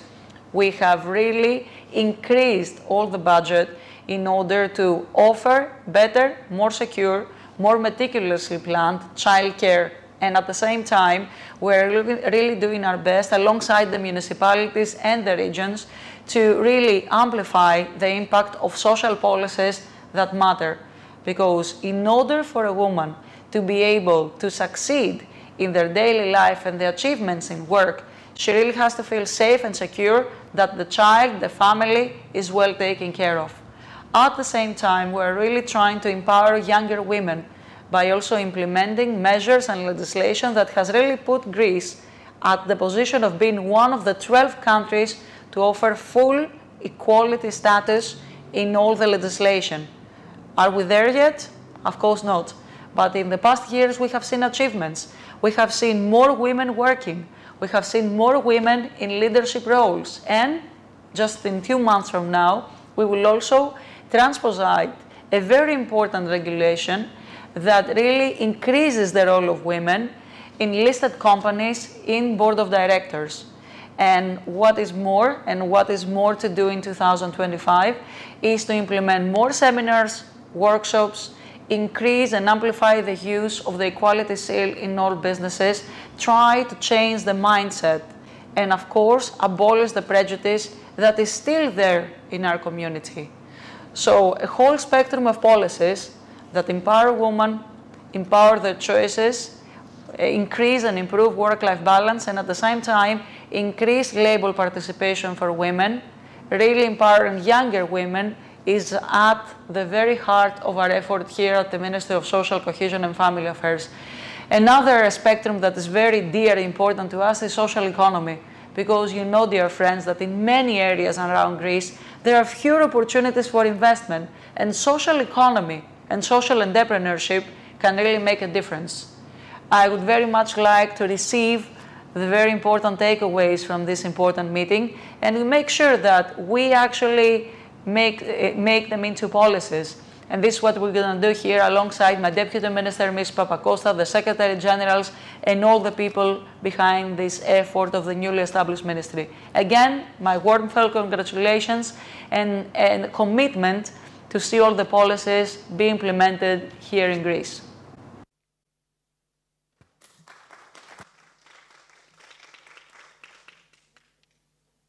So we heard the valued contribution by Minister of Social Cohesion, Ms. Zaharakis. The question is, though, how do we balance career with family life and remain an equal partner in the workforce? I guess today, WICCI GR is a dedicated research associate in the University of Athens, where she focuses on advancing interdisciplinary studies on bioethics and fostering academic collaboration. In addition to her research role, she serves as a General Secretary of the International HAWCT Awards, an initiative that recognizes excellence in various fields of science and culture. And she's also committed to promoting innovative ideas and supporting emerging talents in academia, contributing significantly to both her institution and the broader scientific community. Now, her work emphasizes the importance of cross-cultural dialogue and the impact of research on societal development. And by that, I pass the floor to you, Ms. Papadakis. Tell us about this very fragile balance between family and career, and also tell us how many of those emerging talents you support in academia are women, and are they more or less in recent years? It's difficult, but I want to talk about this topic.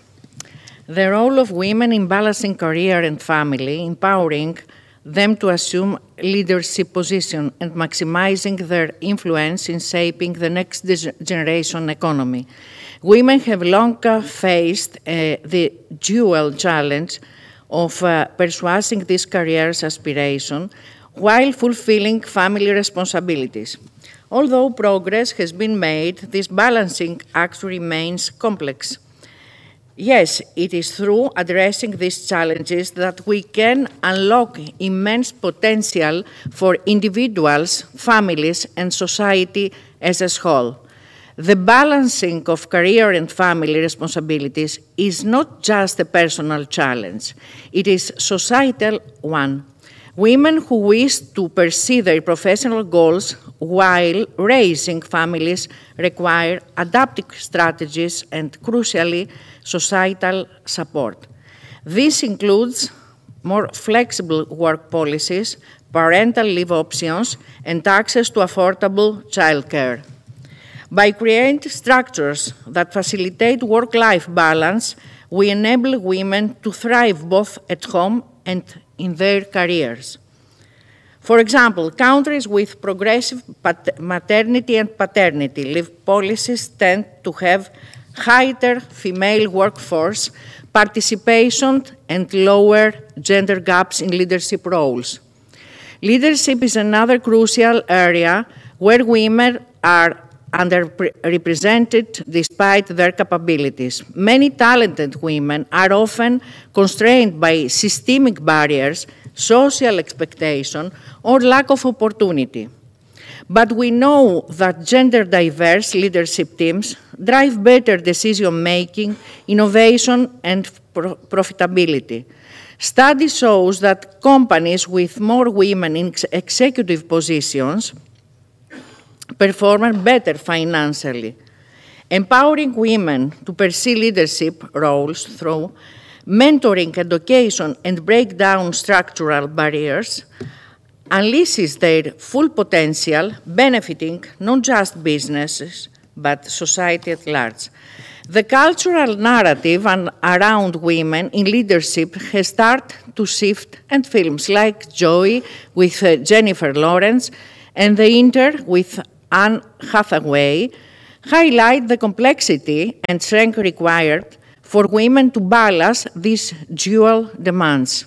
In Joy, we can see the trailer, please.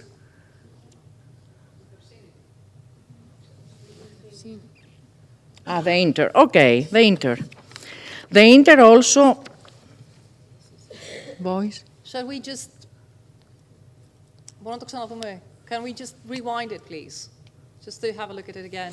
The Inter explores the complexities of modern womanhood through the character of Jules Austin, a successful CEO trying to balance her company and her family life. Her story reflects the pressures many women face navigating leadership responsibilities while trying to live up to traditional family expectations. Through both characters, this film humanizes the daily struggles and triumphs of women striving to maintain a successful career and a meaningful family life.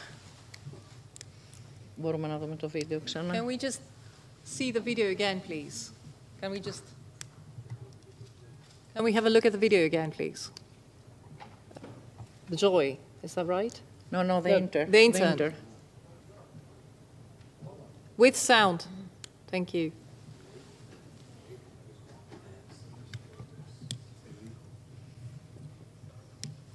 Seasoned CEO could take some things off your plate. I mean, get me CEO lessons. I never had anything like this in my life. This big, beautiful, exciting thing that you created. Remember who did that? Who?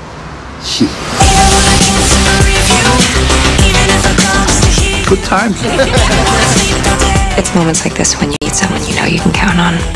Because you're my... Intern. Well, I was gonna say intern/best friend. Look and learn, boys, because this is what cool is. How in one generation have men gone from guys like Jack Nicholson and Harrison Ford to... Oh boy.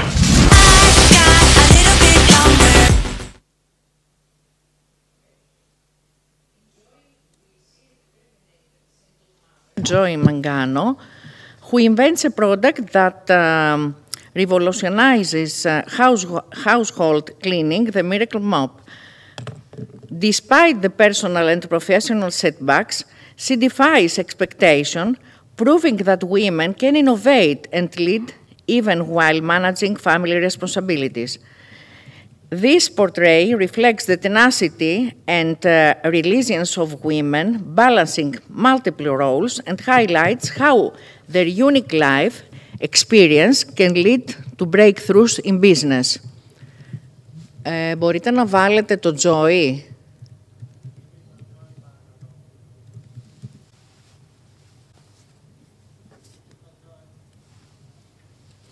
Μπορούμε λίγο να δούμε το τρέιλερ του Joy.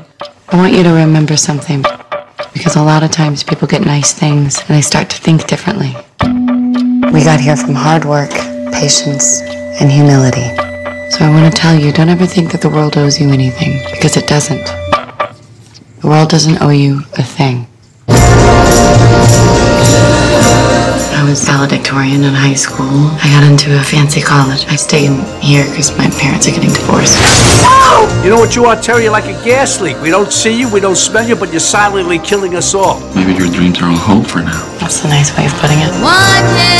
You're so beautiful. You could have married anybody. You could have married a doctor, a lawyer, a nice man, instead of this. I don't even know what to call this guy. Are you seriously talking about this right now? I believe the ordinary meets the extraordinary every single day. I have real ambitions and real ideas. We're making an invention, and it's very serious. Joy's never run a business in her entire life. It's my fault. I gave her the confidence to think she was more than just an unemployed housewife. I don't want to end up like my family. I have to do things myself once and for all. Okay, Godspeed, good luck, here we go. As you grow up and come into the world that has all sorts of things in it. Money, crime, betrayal. Seems like you're shaking us down. You can pay more. I can't, and I won't. You realize that the only thing you're gonna have is what you make. You are in a room, and there is a gun on the table. I want my life to be. The only other person in the room is an adversary in commerce. Only one of you can prevail. Do you pick up the gun, Joy? I pick up the gun. Don't know what it's like. Baby, you don't know what it's like. Listen to me. Never speak on my behalf about my business again. To love somebody the way I love you.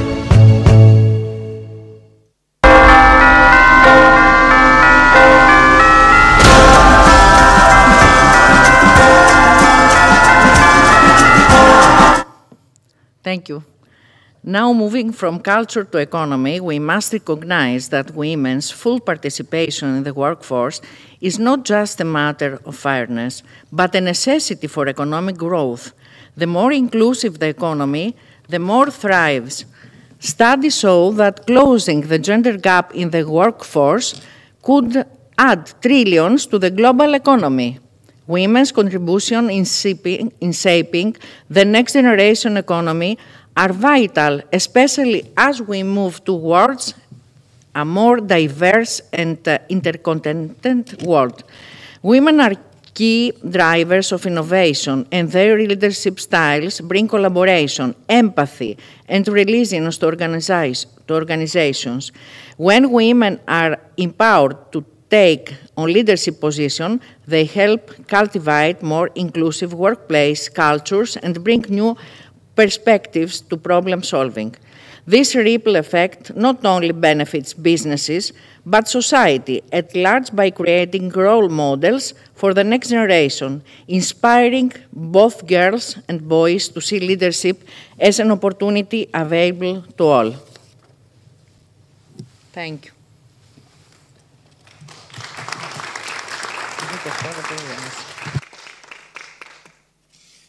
Thank you very much, Ms. Mahataiki, for this very rewarding speech and also giving us the opportunity to see these two very important films I've never seen actually before. There are many films about this topic. Yes. There are many films about this topic. I will keep the line by Jennifer Lawrence saying that, never talk about my business without my permission. So I guess that's the key into understanding how important, our role and our value is when we actually start up something which is ours and we want to keep it ours. There have been a few very important firsts, especially when it comes to our judicial system and to the fact that in the past few decades we had only very few women actually rising that ladder in these top, very important positions. And I'm very happy here to welcome Ms. Spiridoula Chrysikopoulou, who is a prominent legal scholar and public official, currently serving as Vice President of the Hellenic Council of State, Greece's highest administrative court. With a strong background in administrative law and constitutional law, she has contributed significantly to legal scholarship and public administration. And she has been involved in various legal reforms and also has played a vital role in shaping judicial processes in Greece. Her expertise is recognized both nationally and internationally, and she's known for her commitment to upholding the rule of law and promoting justice within the public sector. So we know that the role of women judges in our judicial system has been quite limited in the past few years, but thanks to people like Ms. Chrysikopoulou, this has started to change. Thank you very much for being with us today and giving us the opportunity to learn more from you.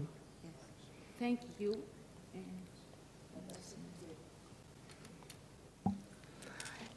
Ladies and gentlemen, esteemed colleagues, and honored guests, thank you for giving me the opportunity to share my thoughts on women, on the women judges. and especially thank you, Mrs. Antonia Moropoulou, for the invitation. The role of women judges in our judicial system and the prospects of their careers in the legal profession is an important and pressing topic, very relevant to our discussion today.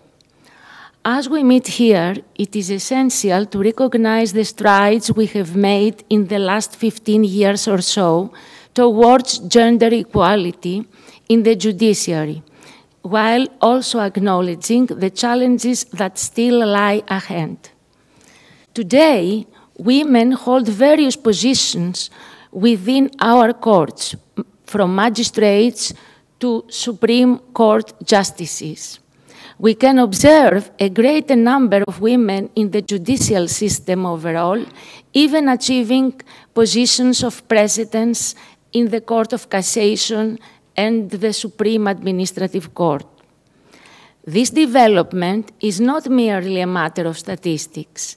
It marks progress and signifies a shift towards a more inclusive and equitable legal system, showing that the representation of women in the judiciary has significantly improved over the past few decades. Despite the evidence of there being a majority of women in the judiciary, this has not led to equality in the decision-making process when considering candidates for advanced positions of authority, such as vice presidency or presidency. For selection to these most senior posts, it is still in the hands of the male-dominated government to choose the successful candidate. Here, I offer a brief summary of the recent success of women in the courts of Greece. 2011 was a significant year for women in the arena of justice.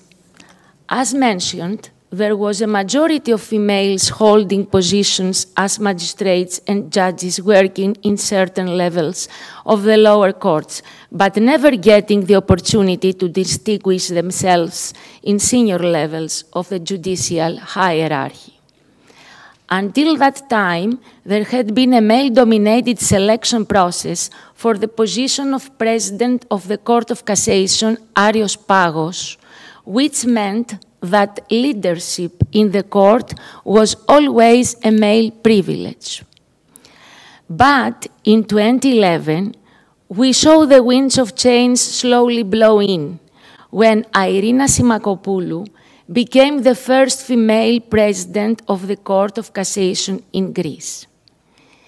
In 2013, we saw the election of the first female prosecutor of the Court of Cassation, Efterpi Goudjamani.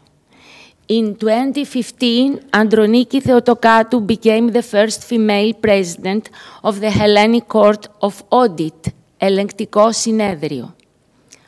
This was followed in 2018 by the selection of Katerina Sakelaropoulou to the post of President of the Supreme Administrative Court, Council of State, Συμβούλιο της Επικρατείας, STE, the first woman to ever hold this honor. Mrs. Sakelaropoulou later became the first female president of the Hellenic Republic, a title she holds today. All these successful women had gone through a selection procedure with final choices made by the government where male domination was apparent. Finally, through the appointment of these women, we can observe the recognition of the particular and unique abilities and skills that women bring to the table. Women judges contribute a diverse range of perspectives and experiences, enriching the decision-making process and fostering a more holistic understanding of justice. However, despite these achievements, challenges persist. An example of this is the lack of inclusion of women in the selection committees. Thus, the glass ceiling still exists for female justices holding positions on the selection committees when choosing the highest judiciary placements. Women judges often encounter obstacles such as gender bias, workplace discrimination, and the lack of mentorship opportunities. These barriers can hinder their professional growth and limit their prospects for advancement within the judiciary. It is essential for us to address these challenges head-on, creating a supportive environment that allows women to thrive in their legal careers. First, mentorship and networking. Establishing dynamic mentorship programs which connect aspiring female judges with experienced women in the field is critical. Networking opportunities can foster relationships that offer guidance, support, and career advancement. Sadly, a negative aspect of large numbers of women in the lower justice system can lead to antagonism, petty jealousies, and thus hostility within their own gender. Second, professional development and training. Continuous education and training opportunities tailored for women in the judiciary will equip them with the necessary skills to navigate the complexities of the legal system and enhance their leadership capabilities. Third, promoting work-life balance. Recognizing the unique challenges faced by women, especially those juggling family responsibilities, is crucial. On completion of the National School of Judiciary, successful graduates are then selected dependent on their scores and personal preferences. In their chosen area, they are given the opportunity for practical experience and guidance from senior colleagues, thus leading to further advancement over the years. This progression is frequently disturbed due to personal commitments and relationships in the women's lives, marriage and family. Flexible work arrangements and family-friendly policies will empower women to excel both professionally and personally. In the lower judiciary positions, this is evident, where women colleagues are fortunate enough to be able to continue their professional life with a home work-based program. It is possible for them to spend more time working from home on preparation for cases, with fewer days spent in the courts. Fourth, advocacy and awareness. It is vital to raise awareness of the contributions of women judges and to advocate for equal opportunities in the leadership of the judiciary. By showcasing successful women within the legal profession, we can inspire the next generation of female legal leaders. Fifth, forming alliances. Collaborating with organizations that promote gender equality in the judiciary can provide invaluable resources and support in driving change within our legal systems. The prospects for women in the judiciary are promising, but they require our collective effort and commitment to create a harmonious and equitable environment. By investing in the development of women judges, we are not merely promoting gender equality. We are ensuring that justice is served through diverse perspectives and inclusive representation. In closing, let us reaffirm our commitment to empowering women in the judicial system, recognizing that a more diverse judiciary leads to a more just society.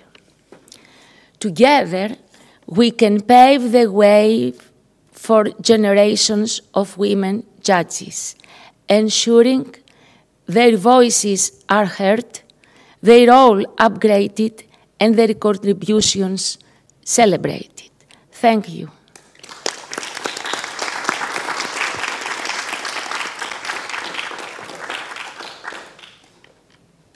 Thank you, Ms. Christopoulou. I think it's very important to understand that it's very important to ensure that the voices of women are heard, as you well said, and also they're all upgraded, and also that there's a more diverse judiciary that will bring us a step forward towards that direction. Thank you very much for that.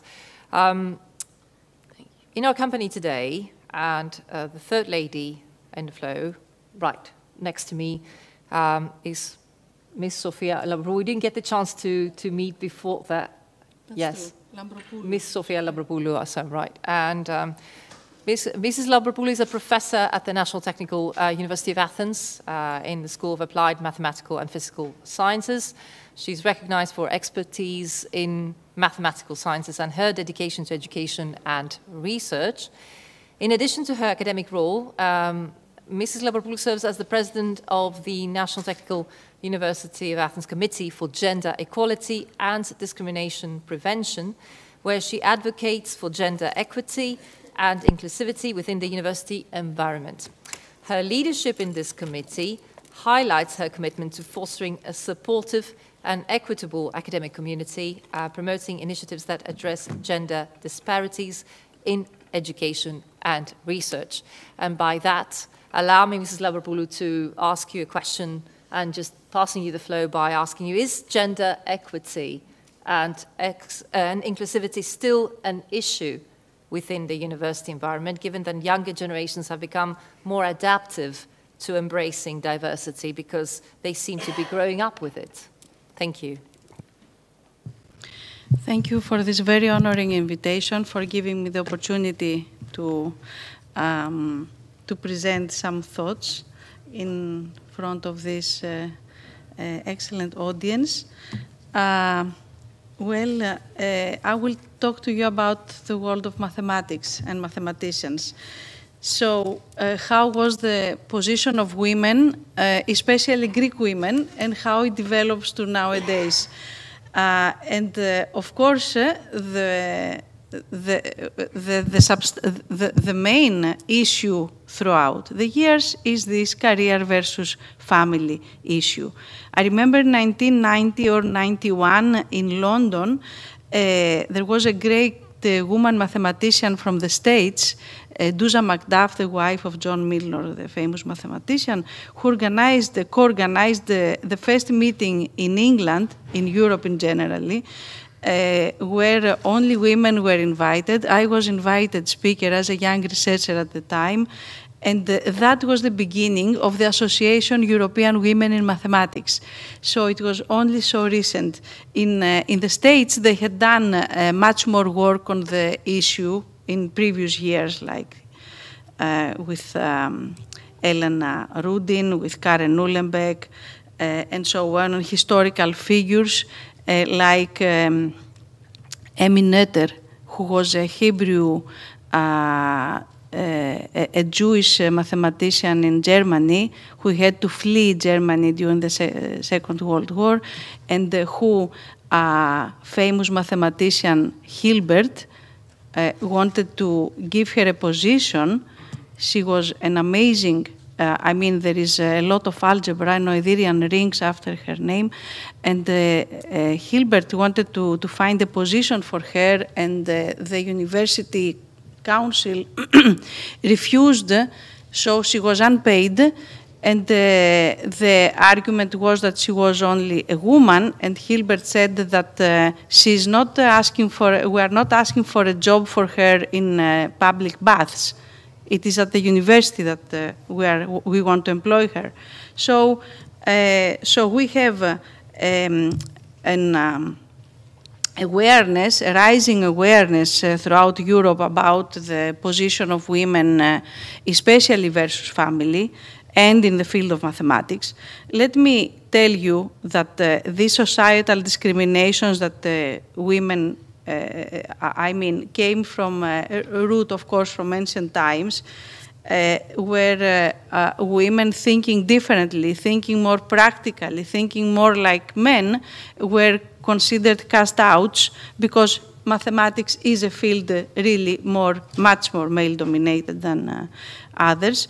So I want to mention Ethra, who was the mother of Theseus in Trizina, who taught arithmetics, Themistoclea, a woman who taught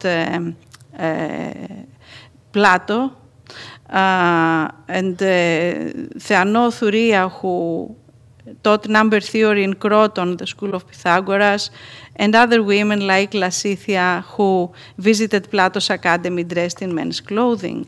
And then we arrive gradually to Hellenistic period in Alexandria, about 500 AD, where Hypatia, the famous Greek woman Hypatia, mathematician, the daughter of Theon, who was a mathematician and taught her mathematics, she made her own school, but made no family. And also she found tragic death by people, how to say, by a crowd, let's say, by an infuriated crowd, based on realistic ideas, theological ideas. Anyhow, so then in recent years, we have the first, in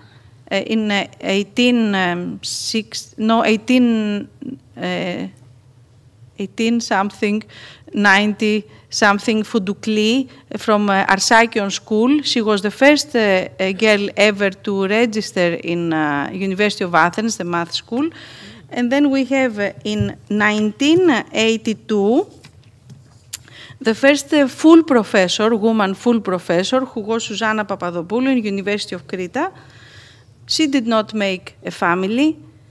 Then we have, I would like to mention the example of my colleague at the Technical University, Christina Fili. She is a historian of mathematics, an amazing scholar. She, Christina, received like few years ago the Medal Coiré from the French Academy of Arts and Sciences, and she is the first Greek person ever to have received this medal. It is a very high distinction. Christina also did not make a family. Then I would like to mention very proudly that in 2019, I received an email from an unknown woman to me from Berlin, who asked me if I was willing to accept to represent Greece in an exhibition, Women of Mathematics Throughout Europe, that was presented like with photography and interview. And this exhibition was started in 2016 in European Congress of Mathematics in Berlin, with portraits of one woman from each European country, 13 portraits to start with. And then the European Congress of Mathematics takes place every 4 years. So the next one was in Slovenia. And she asked me, and then they wanted to extend this exhibition, all this work with photography and interviewing, and they made a very nice book out of this.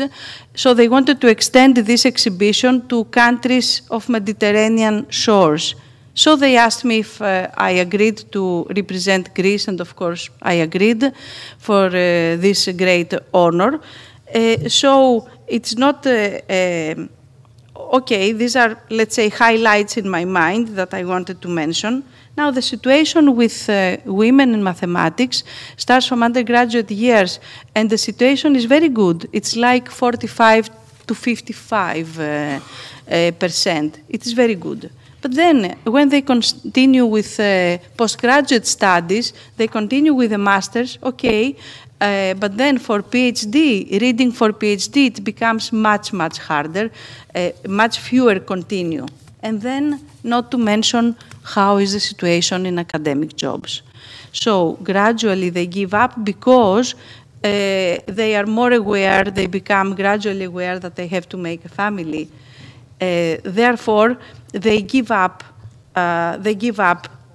mathematics or their passion for research, let's say, or seeking an academic job, and they settle to any other, let's say, lower position so that they can handle at the same time having home and family.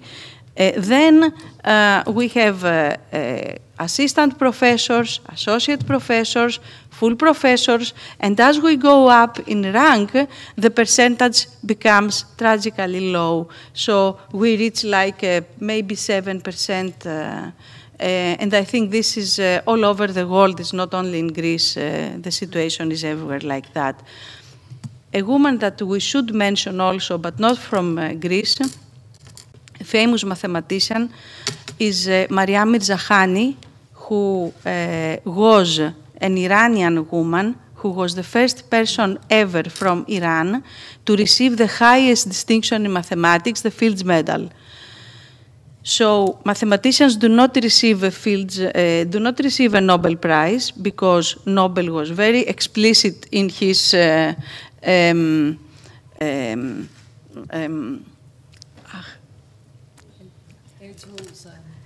yeah, in its structure. Διαθήκη. In his inheritance, στη διαθήκη. Yes, that no mathematician should ever receive Nobel Prize. I don't know. There are bad gossip about his wife and mathematician. I don't know. I'm not sure. Anyhow, it is all in the sphere of gossip. Anyhow, so mathematicians receive the Fields Medal and they have to be below 45, whilst the Nobel Prize is any age, and they have to have done some extraordinary contribution in some field of mathematics. So this Maria Mirzakhani, she was 44 when she received the Fields Medal. And then some years later, she died of breast cancer. She had made a family in the States. And for honoring her, we have worldwide May 12. It is the day of women in mathematics all over the world. And just for honoring Maria Mirzakhani, it is her birth date. I think most has been heard. Most that was heard applies also for us. My path has not been so much different because if you have to strive from country to country, from place to place, from research visit to research visit, so it's really very difficult to also settle for a family. And if you do, then you have to remember that there were some strict rules about the roles in the family and so on. Of course, my children are the greatest project of my life. Nevertheless, I still have enormous passion. And just to give you one personal, let's say, from my experience, witnessing from my experience, is that I remember I could not travel. For many years, I could not travel abroad and go participate in conferences. But when I had a research visit, then I decided it was clear to me that I could not leave both children at home. It was impossible because of various issues at home. So when they were 4, I have twins, I took my son in the first trip abroad. Then next year I took my daughter in a trip abroad, and since then I took them alternatingly. And just as well, they have gained some good experience from staying abroad and being independent also while I do my research. So, and I think this is how it is more or less for all women, more or less. I would like to end with a positive remark. I noticed because since November 2021, we started the association Greek Women in Mathematics. We did not have it before. An ex-student of our department told me, why don't we do this? Why don't you go into as country representative in European Women of Mathematics? So I went in there. We started the Greek Women in Mathematics. So we have a very nice network with representatives in all math departments in Greece. And my experience, from what I have seen so far, talking to all these younger women, is that, first of all, young girls, students, even undergraduates, are very happy with this. I thought that all these issues have deceased, that they are not existing anymore in the younger generation. I see that women of like 40, the age of 40, they manage to balance better career and family. The reason, it's not that they are more able, but it is because men are more aware that this is an equal participation. So, and we cannot have progress in one thing without, I mean, there is a balance. There has to be a balance. So this balance cannot, it has to be pushed from both sides in order to remain a balance. Exactly. Support, exactly. And then, but my big surprise is still that young girls are so thrilled and excited with participating in such kind of events. And the last thing I want to present you is, and of course we are there to be with them, let's say, and co-organize with them whatever they want. And the last thing I would like to mention is that last May, the whole month of May, even from March, we have a team of young students, the young minds, and I think they have teams in every university. So the National Technical University team of young minds organized for the whole month of May very nice lectures of women from various scientific areas, especially STEM areas, science, technology, education, and mathematics, and with eminent invited speakers and a whole meeting presenting women in careers and discussion about family and all these issues. So I'm very happy that this is vivid, that this comes in discussion, and it looks like the worst things are behind us in the area of mathematics. The very worst, extreme things are behind us. But okay, there is the glass ceiling, of course, especially in leadership positions. Okay, we managed to become professors, some, but to talk about vice rectors, president of the Hellenic Mathematical Society, no, they don't even want to know us. I mean, they don't hint to Greek women mathematics. So there is still a lot to go for leadership positions, a long way still to go in that direction. Thank you very much for listening.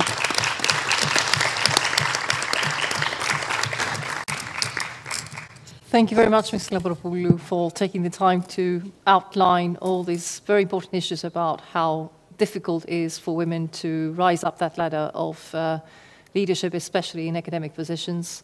By the way, I'm actually counting 5 gentlemen here in this room as we speak, and I have to give them credit for being here today with us, including the mayor of Kassos, Mr. Michalis Rotokritos, who is here with us and honoring this day.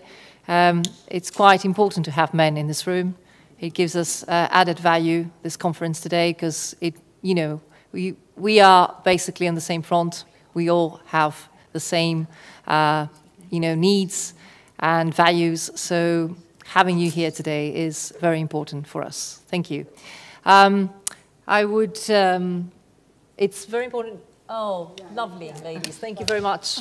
You're here all today. I've been told that they speak from the podium because they cannot get there. So after Rector Hilari, Sofia, Ella, είσαι η τελευταία. Γιατί κλείνεις. Πάντα είναι η τελευταία. Ναι, αλλά δεν αρχίζεις ακόμα, υπάρχει το τελευταίο. It's okay. We are... No. Okay, so, well, taking Ms. Creari, hello, and welcome today. Thank you. In this very important conference. I'm very happy delighted that you're here. I have to say that Mrs. Ismini Creari is a distinguished academic known for her contributions to social and political science.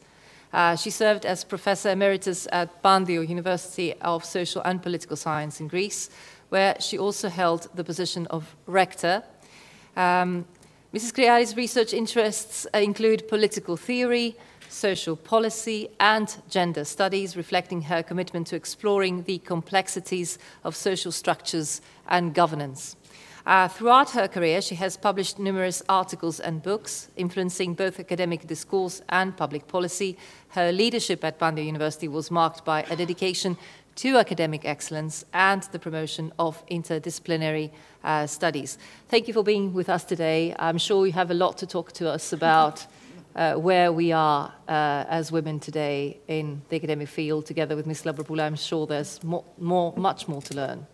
Thank you very much for the warm welcome. Thank you very much, dear friend and colleague, Professor Tonia Moropoulou, for her invitation. I will take the thread from the point where it was left by the previous speaker, and I will give a few words about the women in the administration of the academia.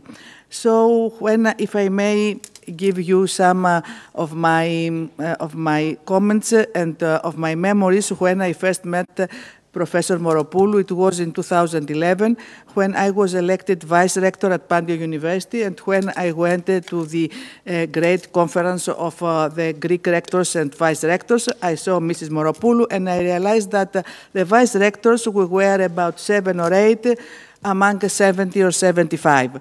So that was really something that gave me a cold shiver because somehow I had imagined that in 2011 there would be more of us, but we were only 7, and what was actually painful was that the National and Kapodistrian University had just 7 gentlemen representing the university in all of the administration. There was no lady, so many lady doctors, so many ladies lawyers, and in literature and in every possible field, but there was no lady there.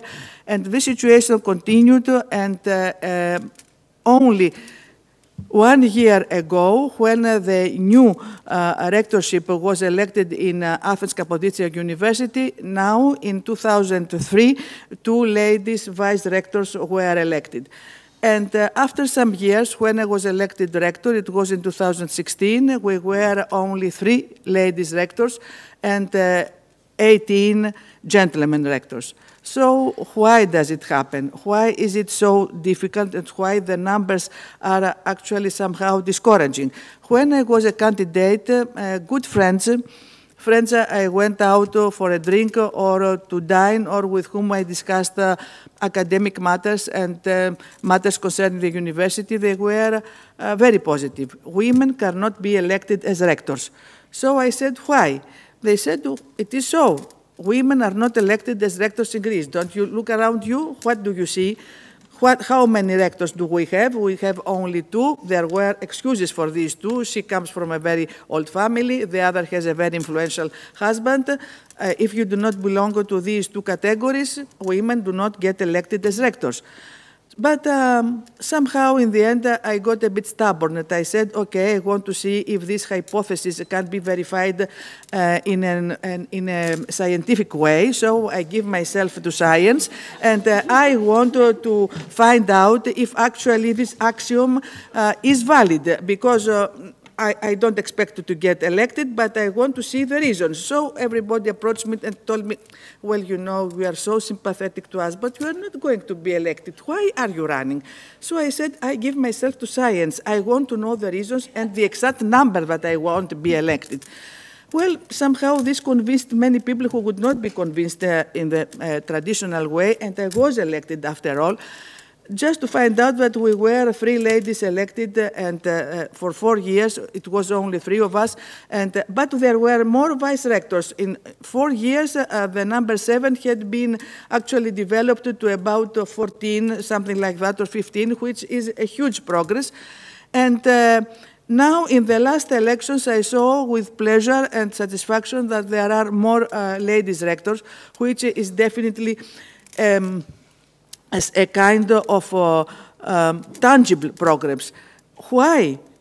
I could venture to give some explanation. Our previous orator has already has already given the majority of the arguments why this happens. I should try to give you some ideas about 2 kinds of obstacles. The ones are inside the women's character. It is that inside and invisible obstacles, which says that you have to do so many things. You have to be a mother, you have to be a wife, you have to be a good scientist, you have to be sometimes better than a man scientist. You have to prove each and every day that you are good, that you deserve that academic position. You have to be innovative. You have to know something that appears yesterday. You have to know it yesterday night. So if you have to do all these things, then why are you striving also to get an administrative position? After all, administrative positions are positions which do not matter in your academic career. So this is one of the obstacles. And the other obstacle is actually that there is this glass ceiling mentality, that this is something that is very, very high and it is invincible. So you don't know how to break it. You don't know what you have to do. How can you prove that you have administrative qualification? How can you prove that you can lead? How can you prove that you have ideas? How can you prove that you can inspire? Things that are considered as given for men. Nobody questions if a man who is candidate can lead. Nobody says, well, he cannot lead. Nobody says, oh, how can he inspire? He cannot inspire. No, nobody says that. But for a woman who runs in an office, then she should prove that she can lead. She should prove that she can inspire. She should prove that she is better than men at the same position. So this is really something that the mathematical numbers and the clear and sometimes objective elements of research cannot touch. We know that they exist, we know that they are there, but we cannot measure them. We feel them, we perceive them, but we cannot measure them because they cannot be measured, because it is that kind of mentality which is installed in the men's minds, and this is for me the issue. The issue is not if women can get administrative positions, if women can be at the head of academic institutions. The issue is if men are ripe enough, if they are mature enough to accept that women can have administrative positions, that women can lead, that women can inspire, that women can have new ideas, and they are in position also to bring them to fulfillment. Something which is actually much more difficult because you have to be twice as good. You have to try to convince people who do not want to be convinced.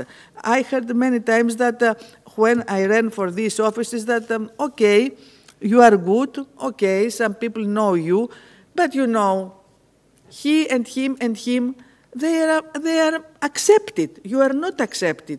So you have to struggle to be accepted, and it's not easy. So this is the situation here. It's getting better. Every year it's getting better. And we have many ladies now that are at the head of academic institutions. We have also ladies who are not only at the head of universities, but also at research institutions. For instance, in ECHE, our National Social Science Research Institution is led by a lady, and also in other authorities and in independent bodies, we have also ladies. And I am now heading president of the Greek Independent Authority for Human-Assisted Procreation, and there are also another lady who is head of the authority for the vaccines, and there are other ladies who are in other authorities.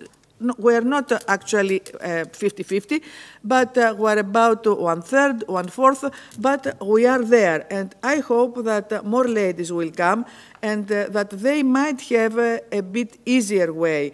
And I know that Professor Moropoulou, in her quality as not only as Vice Rector, but also in her quality as a professional in the field of chemical engineering, she has accomplished so many things in so many fields that I'm sure that she is a role model for the young students of the Polytechnic, that every young girl wishes to be able to do just a portion of her work in the old monuments, in the old churches, in the old architectural treasures, which she has accomplished.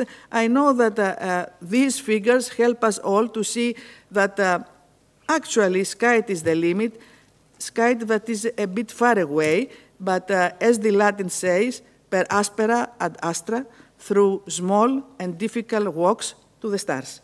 Thank you.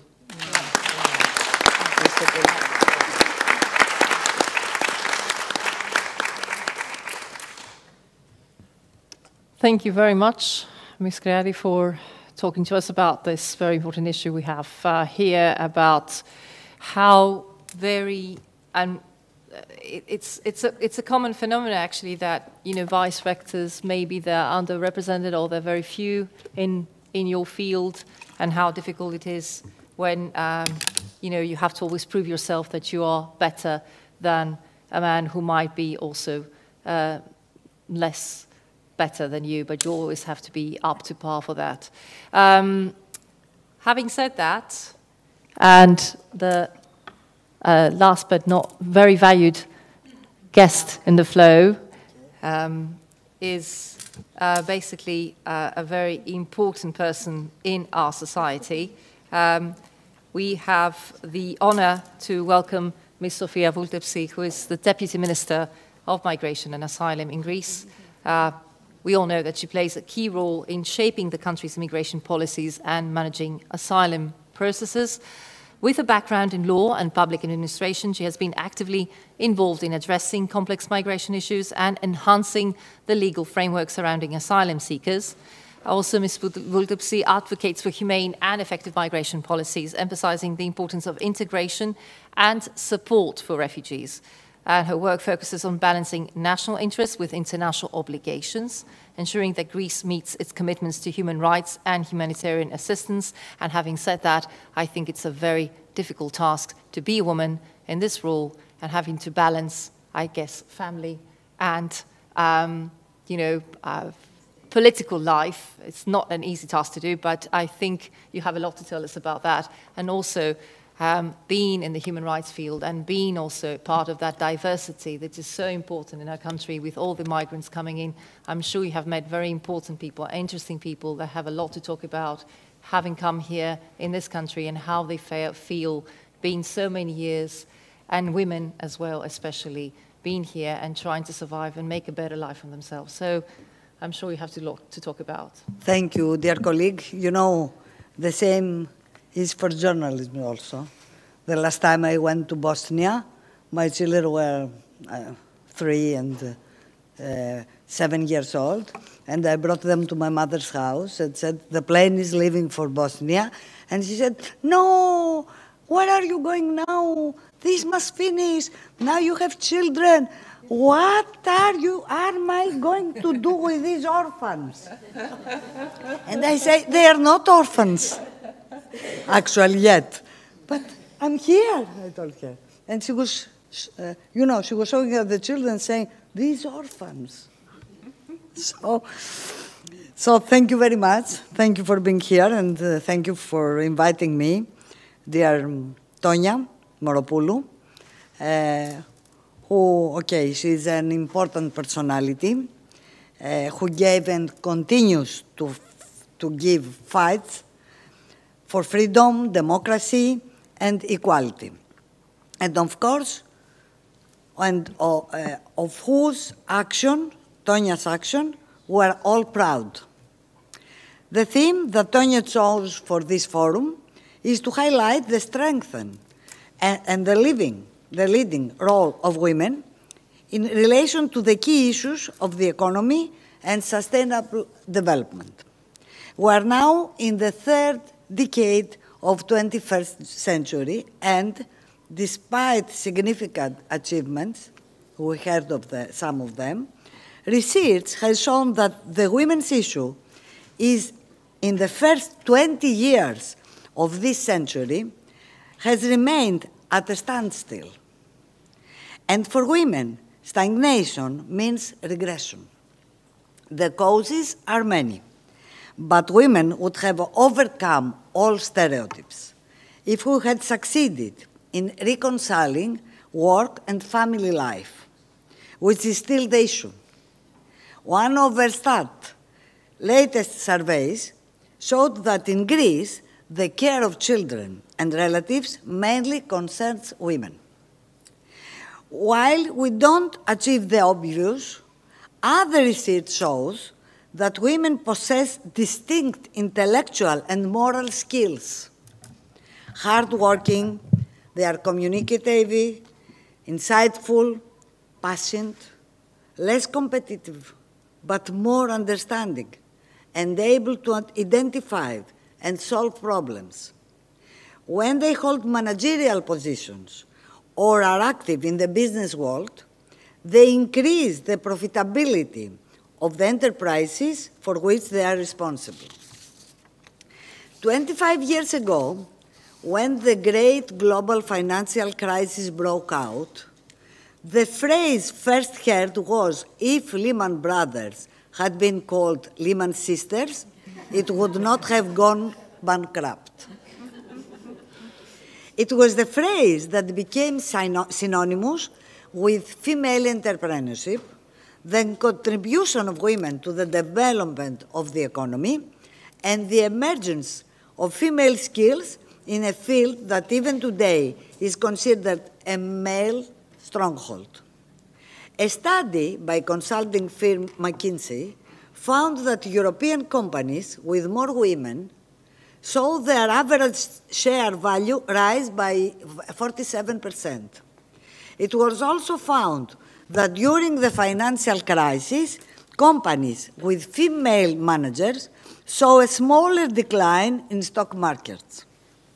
However, 25 years later, in our world, almost 3 billion women do not have equal professional opportunities with men. Equality has reached almost 100% in the education and health sectors, but the pay gap persists, and despite the ratification of the Istanbul Convention, violence against women remains a major problem. In 2019, we were told that globally it would take 150 years to achieve full employment equality between men and women. And at European level, 54 years, more than a half a century. Shocking, really, to have more graduates and fewer workers. In 2020, things changed to worse. We have been informed that in its annual report on equality in the World Economic Forum has recorded improvements in all areas except labor. And the 170 years became instantly 257. And to have a full equality overall in all areas from 108 years, we have fallen just to 99.5. That is in 1 century. That is 1 century. And all this, even though, according to studies by all international organizations and the EU, world GDP would increase dramatically if women, with their great qualities, were able to show their skills in business.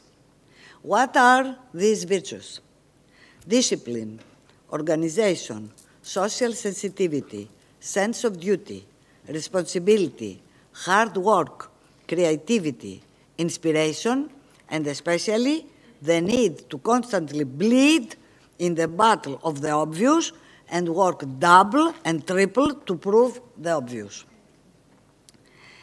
Let me tell you here that the gifts of women were codified by Plutarchus, the greatest feminist of antiquity, in his work, Women of Virtue, which I must also tell you that in our country, Greece, remains his most unknown work. It is easy to understand why. According to Plutarch, feminine virtues are bravery, decency, solidarity between women, prudence, initiative, and government capacity. He ever made special reference to the power and influence that women's good conduct exerts on men. According to the research of the Athens University of Economics and Business, women business executives are not risky in making and executing decisions. They do not seek the satisfaction of the I, me, through professional advancement. They have humanitarian criteria in their assessments, and they are characterized by understanding and willingness to compromise, the bridge different opinions. Despite progress in the proportion of women in senior management positions worldwide, growth is slowing internationally, pointing to persistent barriers and challenges that hinder women's advancement to senior management positions. This year, on International Women's Day, a series of surveys showed that more women hold high positions in business, but inequalities persist as men remain in leadership roles. In Greece, the share of women in senior management positions fell by 5 percentage points in 2024 to 32% compared to 32% compared to 37% the previous year. Overall, of course, since 2004, the relative percentage was increased by 10 percentage points. But we don't just fight in the business world. Our world continues to move forward without having all its engines on and without using the skills and abilities of all its human resources in all areas. A long road from darkness to light, a long journey that continues, has always been the struggle of women. My experience has been unique. I was fortunate and at the same time unfortunate to become the first female government representative spokesperson in my country. What happened and what accompanied this first is proof that this game is not played on equal terms. It turned out that the path of fierce political confrontation becomes even more painful and uphill depending on the gender to which the target of the attacks belongs.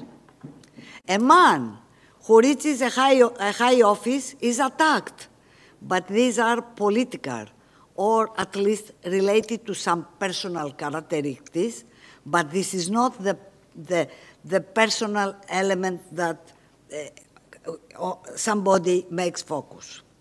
But a woman is an easy weak link, a target that can easily be mocked, ridiculed, commented on based on her dress, her style, height, and weight.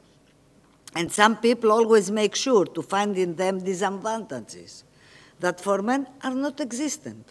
She's very beautiful. She's very young. She's very smart. She's very old. She wears very high heels and other similar jokes. Does all this matter? I can assure you that none. Because those who choose this way of neutralizing their political opponent, this way of killing a woman in high office, do not consider something very simple. To get there, a woman has already gone through 40 waves, already fought and bled in other great battles before reaching the mother of the battles. I mean, when you decide to kill a woman, you must consider that in order for her to reach a stand in front of your target, she has previously run between bullets countless times and been saved. And the biggest women's battle is against distractions. As Simone de Beauvoir, the author of The Second Sex, which became the Bible of the women's movement, used to say, at any time of the day, the husband or the children may ask her for an explanation, some help, a service, and she is obliged to satisfy their wishes immediately. Beauvoir also gave the diagnosis. Women are obliged to expend so much energy and exhaust all their reserves of courage to free themselves from external distractions, constantly proving the obvious that they arrive exhausted from overexertion to the point where men are just beginning. In other words, the starting point between men and women is different. The great writer Virginia Woolf said, imagine if in Shakespeare's plays was an equally gifted baby girl. It would achieve nothing. She would stay at home, learn to cook, sew, have children. It is impossible to imagine that she would study the same as Shakespeare, that she would become an actress and playwright. Shakespeare would never exist. And Stendhal, that great feminist, even genius born in a woman's body is lost, every genius born in a woman's body is lost to humanity. There is, of course, good news.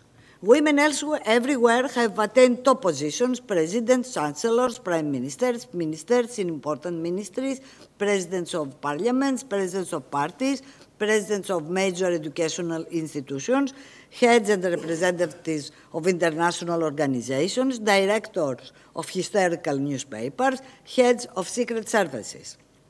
Many countries dare to put women in charge of defense ministries, but also in charge institutions such as the Securities and Exchange Commissions.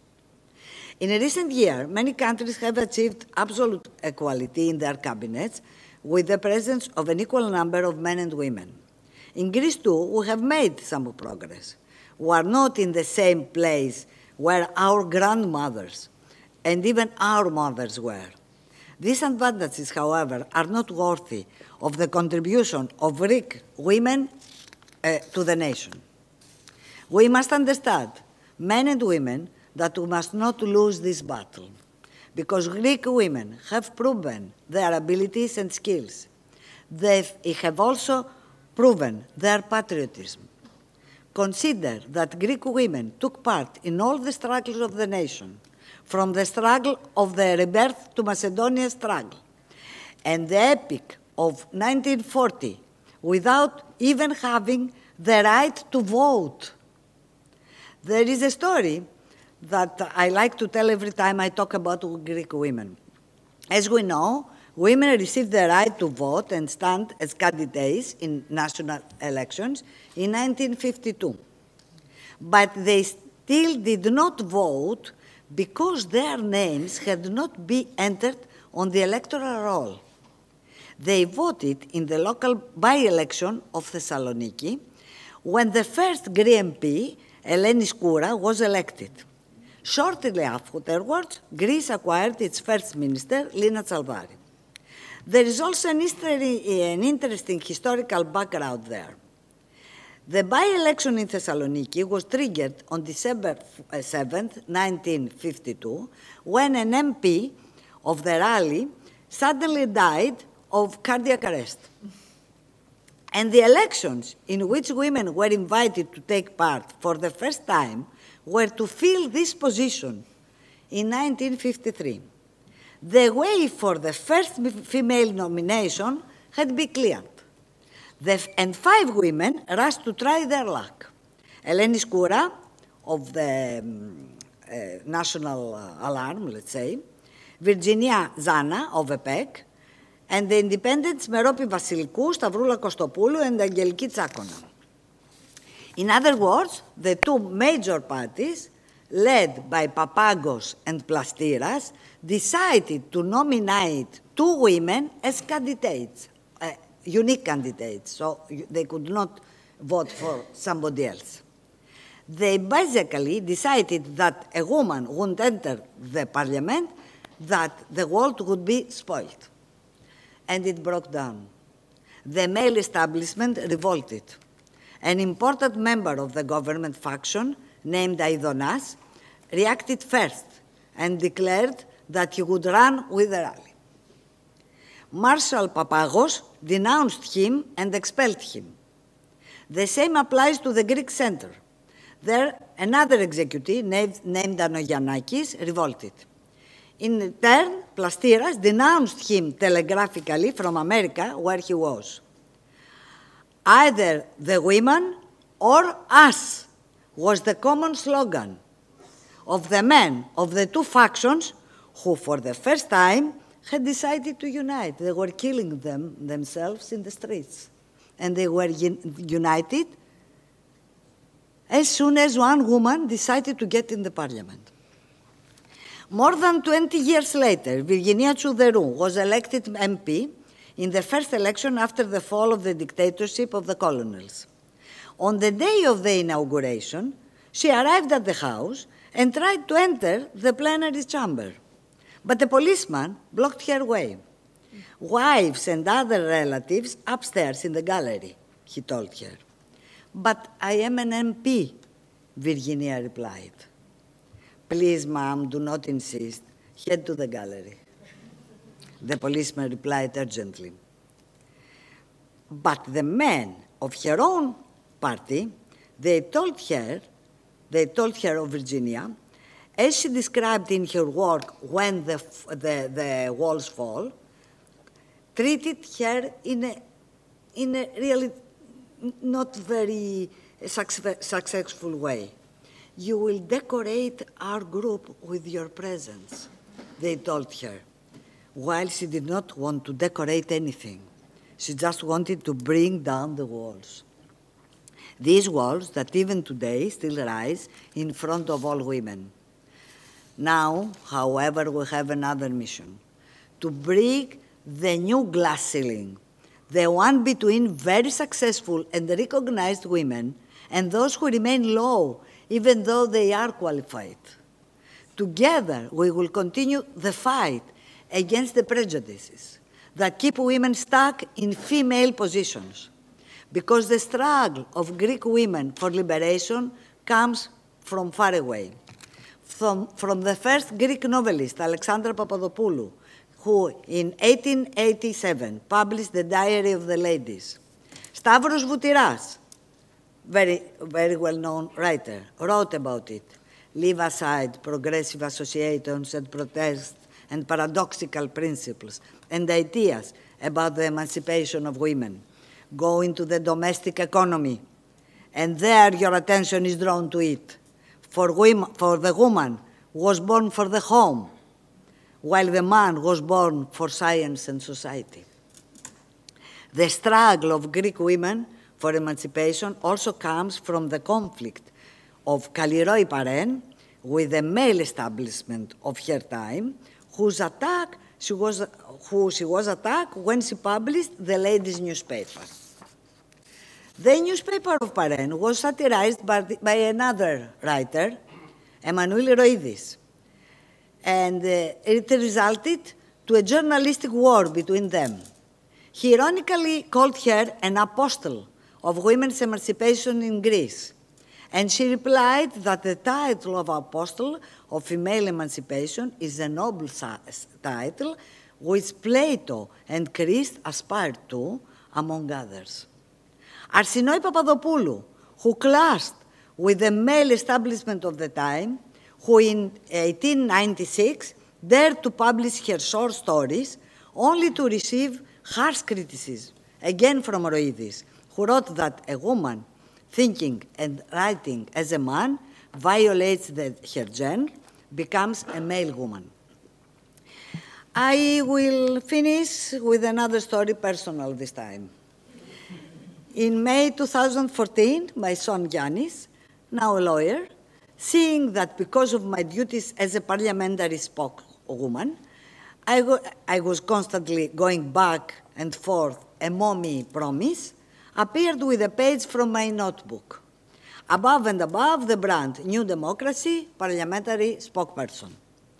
Underneath, Giannis had written, I, the bearer of the above title, Sofia Vultepsi, declare responsibly and with free will that by June 21, 2014, I will have responded, and he wanted something.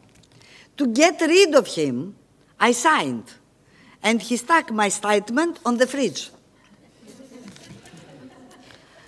In the meaning, however, the reshuffle took place. I became a minister and became government spokesperson, the first female spokesperson, with all the consequences of this that you will all remember. The note stayed there, and the deadline passed without action. No one paid attention to the note on the fridge anymore. I would leave at dawn and return after midnight. One evening, passing in front of the refrigerator, I stood still. Something had been added to my old, faded statement. Giannis had added the phrase, Mrs. Vultepsi invoked an unexpected change of circumstances. Sorry, and in brackets, the reference to the Article 388 of the Civil Code. It was one of the rare times I was pardoned. You know, a lot of people think that women like us don't have a problem. Let me inform you that we have normal spouses and normal children, so understand. For symbolic reasons, that note has been kept between our, let's say, heirloom. To my family, relatives, and friends, who even today, 10 years after the first time government spokesperson, they ask me, how did you endure? I answer, on a personal level, because there are all of you. To a politician, because in every difficulty in my mind always comes the famous phrase of Margaret Thatcher, who, although an Iron lady, was often in the crosshairs of criticism because of her gender. Margaret Thatcher said, and on Thames, even if you see me walking on the Thames, you will accuse me of not knowing how to swim. Dear friends, now we have another battle to fight. I told you before, it's the fight of breaking this new glass ceiling. And we have to do it. It is the mission of women who have reached at this point to help other women, to fight together with other women. That is to become the role models that will inspire the next generations of women and help them follow in their footsteps. And this struggle, in my opinion, is at the basis of the idea of Tonia Moropoulou and her collaborators. Thank you very much.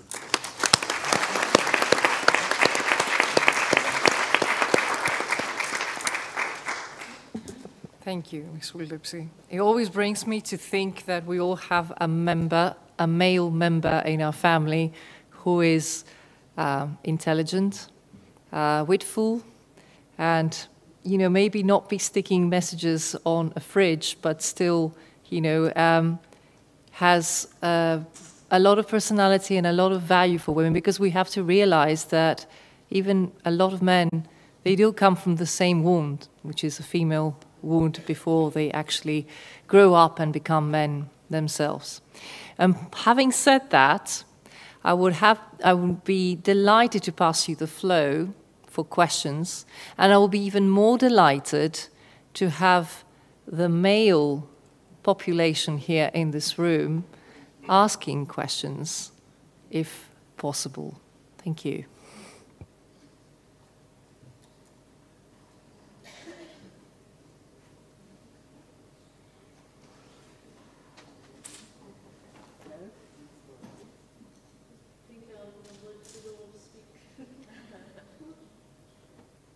Okay. No male, no one wants to talk about, okay, who would like to ask any questions about what our fellow speakers spoke about today?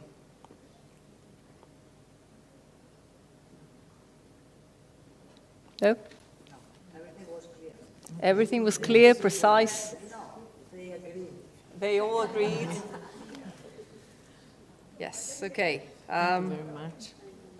Well, I need just to wrap up before we actually end this wonderful conference about how important it is for equality between the two, let's say, the two genders. It's also important to, I mean, I always remember this book, Men Are From Mars and Women Are From Venus, and I always tend to wonder how true that is.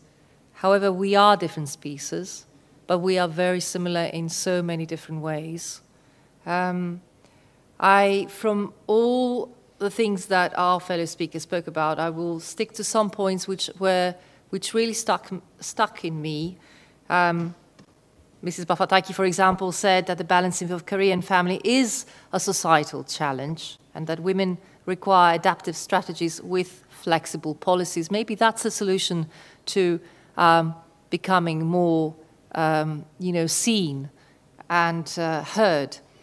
And also, I remember you saying that countries with maternity and paternity policies are key in providing women with leadership roles. I will stick to what Mrs. Ismini Chrysikopoulou said, that by investing in the development of women judges, we are not merely promoting gender equality, we are ensuring that justice is served through diverse perspectives and inclusive representation. And what is very important is also what Mrs. Sofia Labropoulou said, that it's very difficult once women think differently, because when they think differently, they are more or less outcast. We've seen that in different periods of history, and we also see that when they go into their postgraduate degrees and PhD, they find obstacles become harder in academic posts, yet it's a challenge when you're traveling and you're a parent and becomes more difficult. However, we still struggle and we still aim for becoming better, no matter what that difficulty is, okay? And that's the road. It's hard, but it's worthwhile going through that road.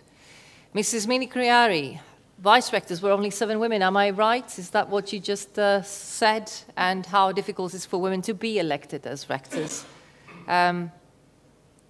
Women are always called to prove that they're capable and able to perform tasks even when they are better, and sometimes you have to be twice as good to convince people who do not want to be convinced. That is a very key point to remember when we are struggling to prove that we can do the job better. And what can I say about Ms. Vultepsi? I will always keep that message on the fridge in my head, remembering that even, if your son is such a clever man and has actually, I don't know that particular penal code there or that code in the law, but I think that, is a very nice internal conversation that you might be having also not then, but years after that, talking about, how, communication can be done in so many different ways. And that's your inner code there. So I will keep that. Thank you very much for being here today. I hope you had fun. Did you? Thank you. And thank you, Mrs. Moropoulou, for giving me the opportunity to present this conference. Thank you. Professor Moropoulou, thank you very much for the invitation. Take advantage of my position here as moderator of the conference. I would like to say, first of all, big thank you to all of you. You have been really inspiring. My concern, though, is that when we talk about the position of women inside the society on breaking the glass ceiling, I would probably be more happy if we would not be discussing about this topic at all, because that would become a reality. So there would be no reason to talk about reaching that goal, because the goal itself needs to be realized in its own self. It doesn't need to be discussed in getting there. So, Professor Moropoulou, you know you've actually went through many different stages in your life, in your career, as many of you have done. But the point is, where do you draw the line? Why does it need to be, as Minister Sofia Vultep said, why does it need to be a red thin line between men and women when they go into the parliament? Greece, for example, is in an advantageous position as compared to other countries. We live in a democracy, so women do actually take advantage of their position to some extent, not to the full extent. But think about some other countries, like African countries, some Asian countries. Where's the position of women there? So I think this is a change of mentality that we need to bear in mind, rather than just talk about it. And unfortunately, I can only see only a few men here. I would prefer to see all these auditorium full of men rather than women. That would actually make a big difference. At least this is my personal impression. So, having said that, I would like to thank all of you. Professor Moropoulou will now be presenting some closing remarks. And then that will be the end of the two-day conference, the Women's Economic Forum, which actually took place in Athens for the very first time. So, Professor.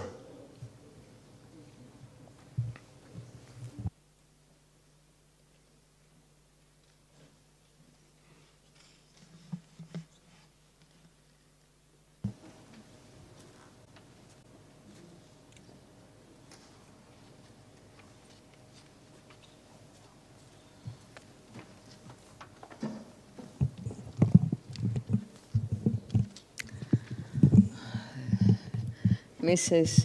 Minister, dear colleagues, we are coming to an end of 2 days of discussion, which was transmitted to the world, and I hope to the national attendees as well.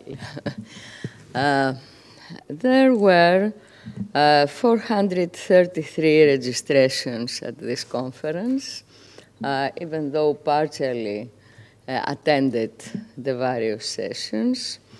They're checked in the 167, and the first day and the second 102. We had 56 speakers in the panels and 8 moderators. And it seems that apart from the quantitative aspect, that this conference shaked the waters. It was the first WEF, Women Economic Forum, GR, that means International Effort Performed in Greece, that took place in our country.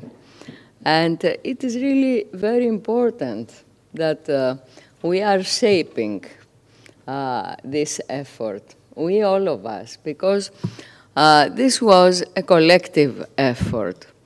The WICCI, the women of India and Greece, entrepreneurs and cultural organization took this initiative because the Indian founders of WEF, and thank you, Mrs. Gupta, you are here on their behalf, were the one to initiate this effort globally. And because Mrs. Sofianou, the president emeritus of WICCI, had the courage to go through this effort with us at the first day we met at the Technical Chamber of Greece, and we said to her, go on, we will implement any joint decision. But the reason that we are here was not this occurrence. The reason was that in Greece, as very well my friend Sofia Vultep expressed it, there is a great gap to pay between women and men, especially on the level of leadership roles. And that's the problem. And it's not by chance that this problem, we have a conscience of this problem. Who? Especially the women that we are in leadership. And thank you very much, Sophia, for this notification. It's very important that we are not speaking because we are out from the advantageous people in this society. It is because we have the conscience that this reality is not a reality for all the women. Speaking loudly because they don't have the opportunities, they don't have the chances to go on by expressing their capabilities for leadership. However, that's the first reason that this is the first WEF in Greece. The second reason is that today women are becoming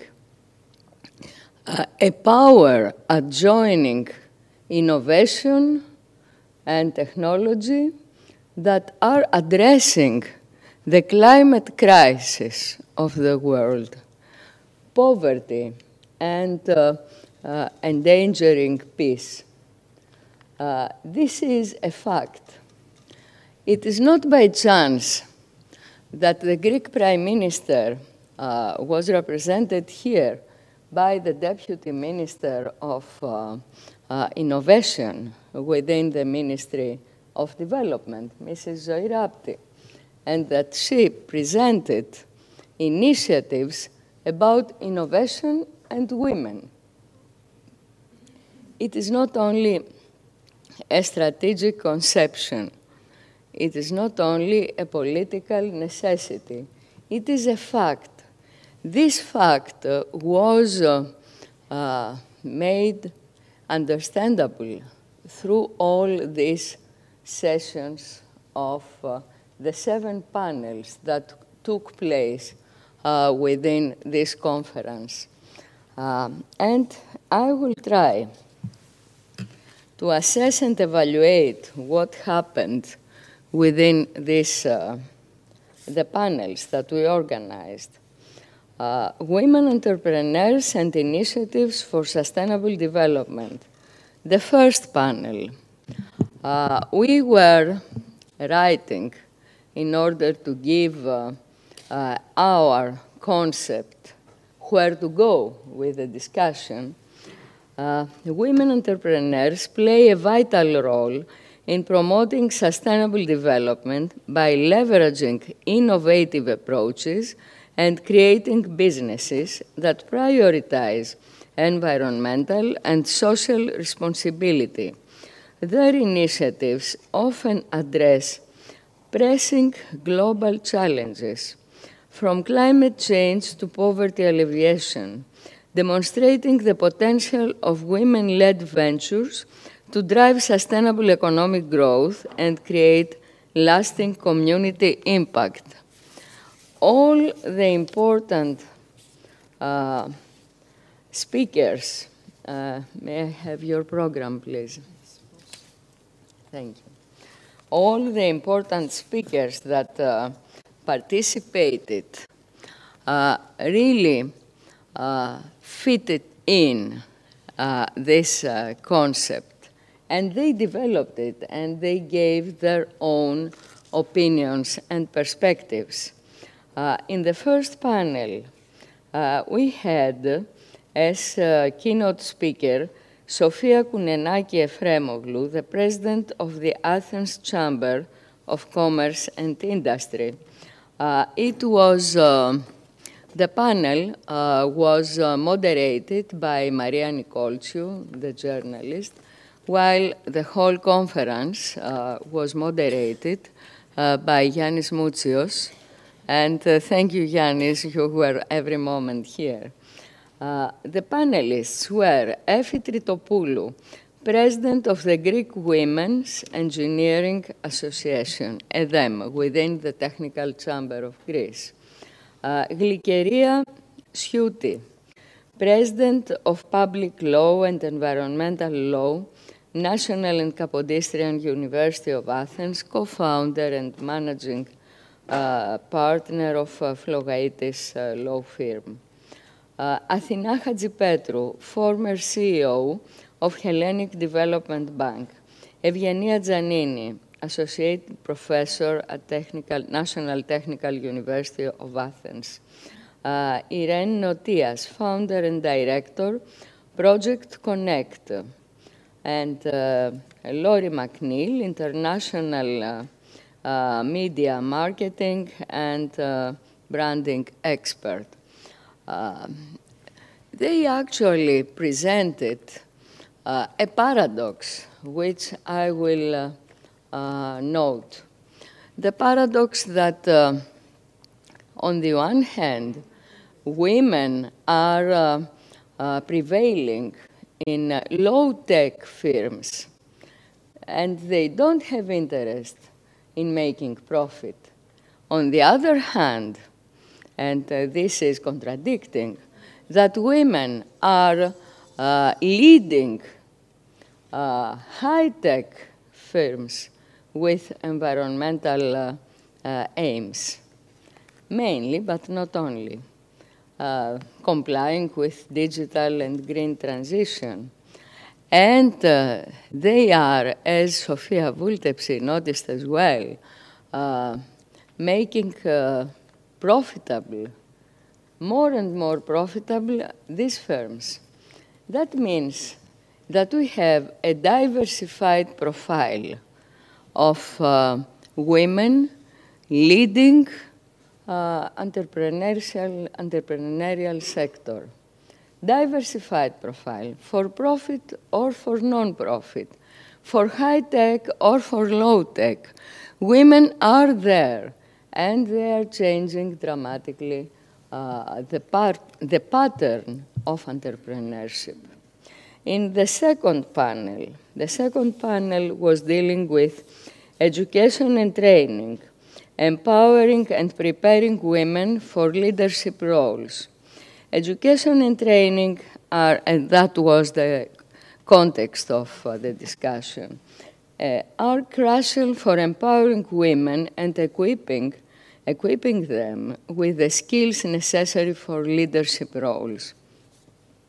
By fostering both personal and professional development, educational programs can help women break through barriers, build confidence, and cultivate the competencies required to excel in leadership positions across various sectors, ultimately contributing to greater gender equality and diverse perspectives in decision-making processes. All the distinguished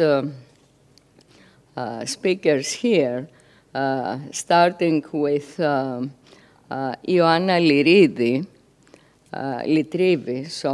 the Deputy Minister for Education, who actually invited us to enrich with women participation the opening of the educational system to society. After this, all the speakers in a panel moderated by Zefi Dimadama, professor and journalist of political science and journalist. She was a former Secretary General for gender equality, I think, as well. However, the panelists, Maria Cucellini, I won't read again all the titles, I will say a few words. She is the president of the Quality Assurance and Accreditation of Higher Education in Cyprus. Maria Tsakiri, the Dean of Serving Engineering School at the National Technical University of Athens. Christiana Pyrasmaki, who is an educator and vice president of the EcoCity board. Dimitra Tsourmakliotou, who is the president of the board of directors at Iraklion International Airport.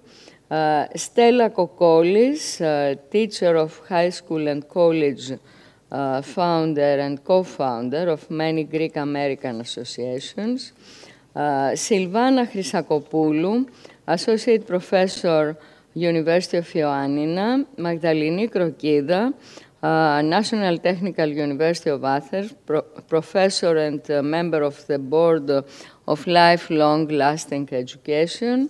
And Tonia Arachova, representative of the Greek Ministry of Education concerning the European Commission group for cultural heritage data, common space.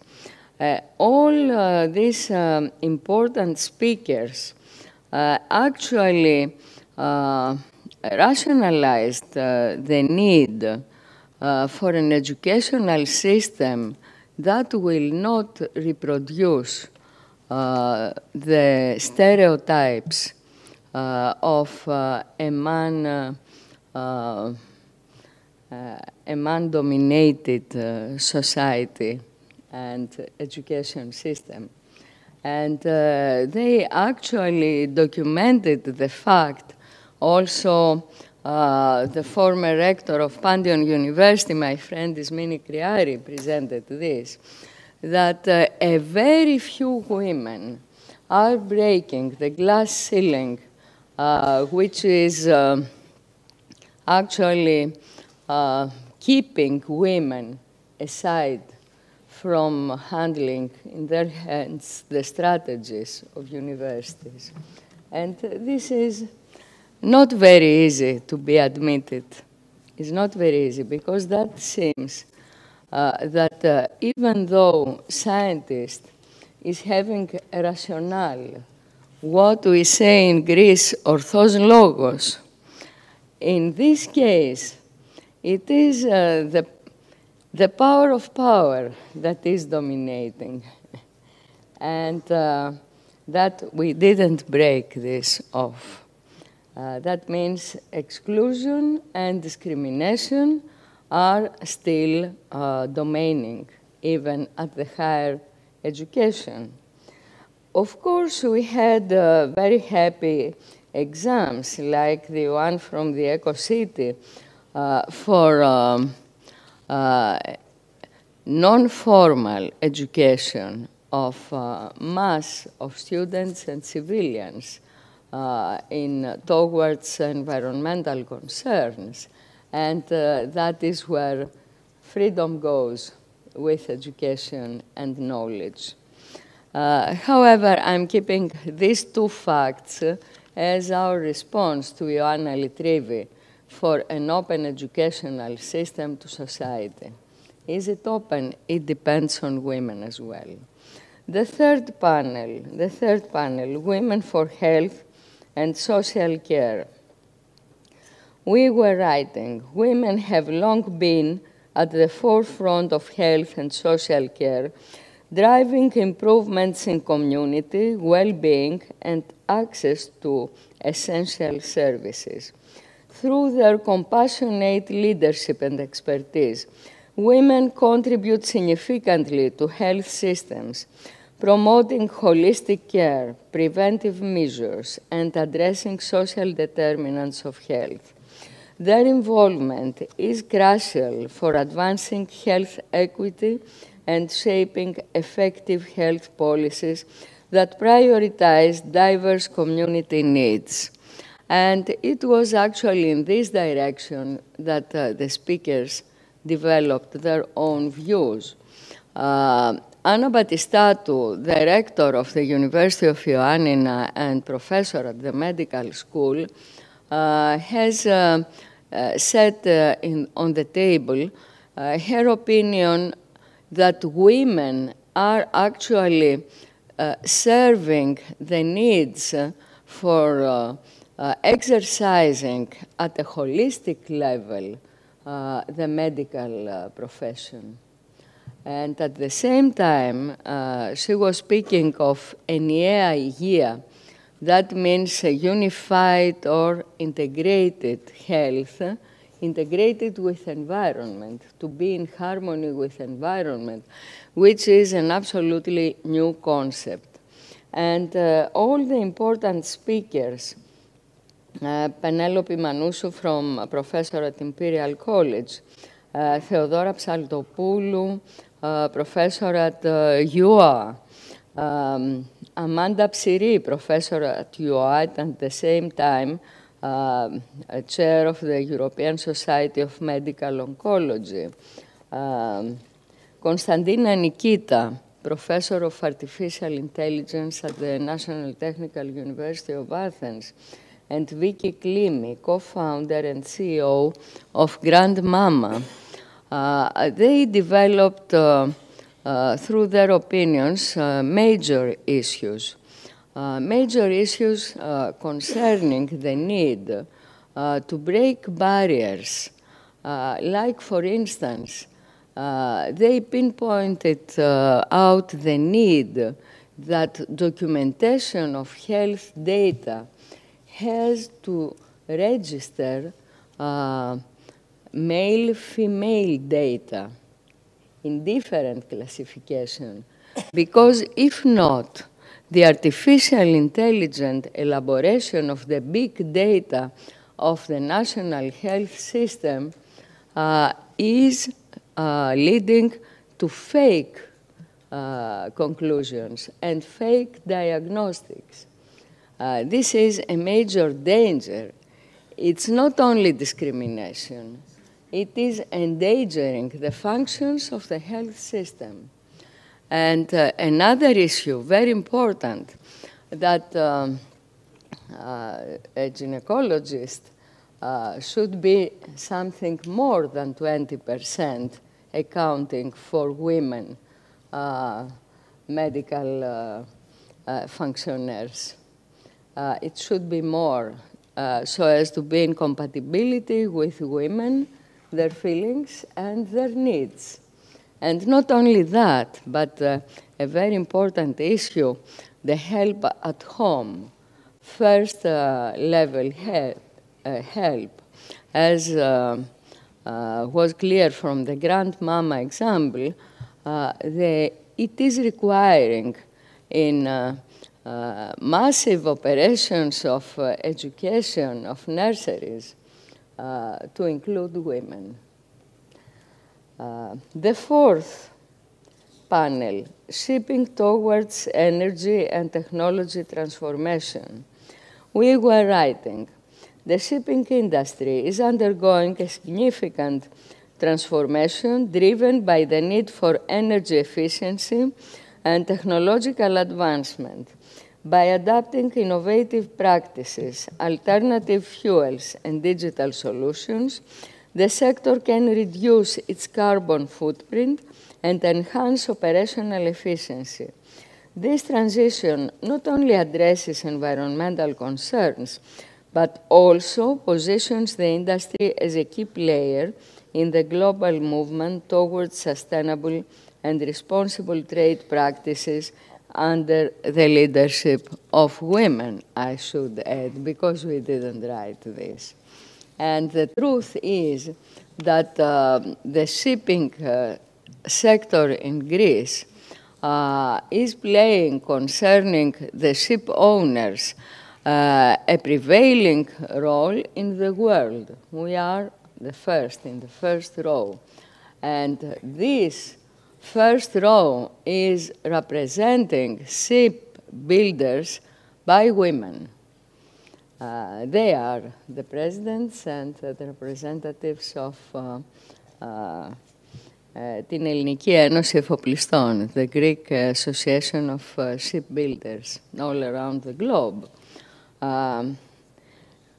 However, in this panel, the Deputy Minister of Environment and Energy, Mrs. Alexandra Zdoukou, presented the strategical plan of Greek government to green the marine fleet of Greek trade around the globe.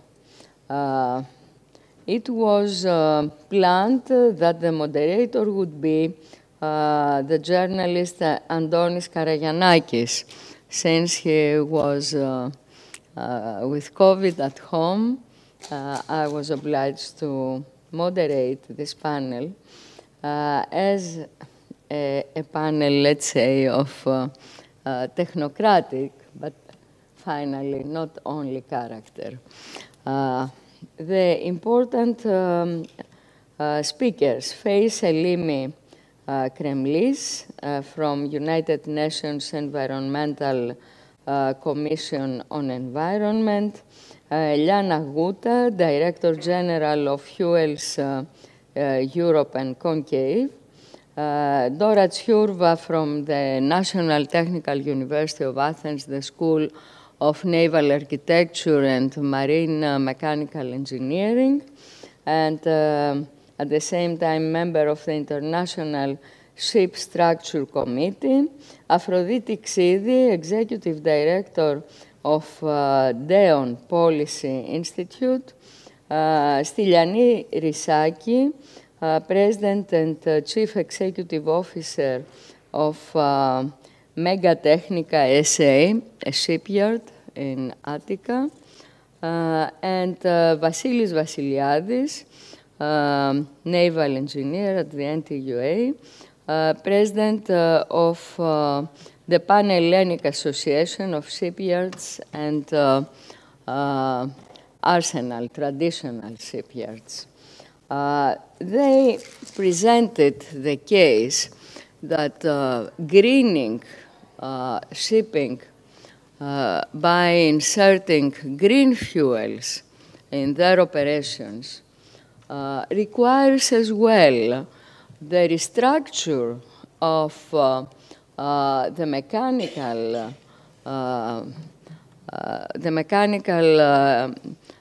establishment of the shipping in order to perform with the new fuels. And at the same time, this is leading to new naval plans design.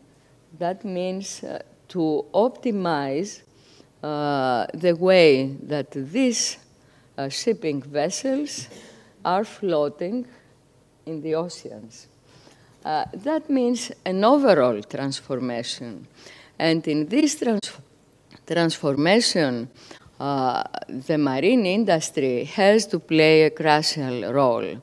So we were astonished when we understood through the fact that a shipyard owner like Mrs. Rissaki was saying, we cannot survive. We could not be viable because there are financing obstacles. There is a replenishment of funds, and there is no way to keep up with our Greek identity.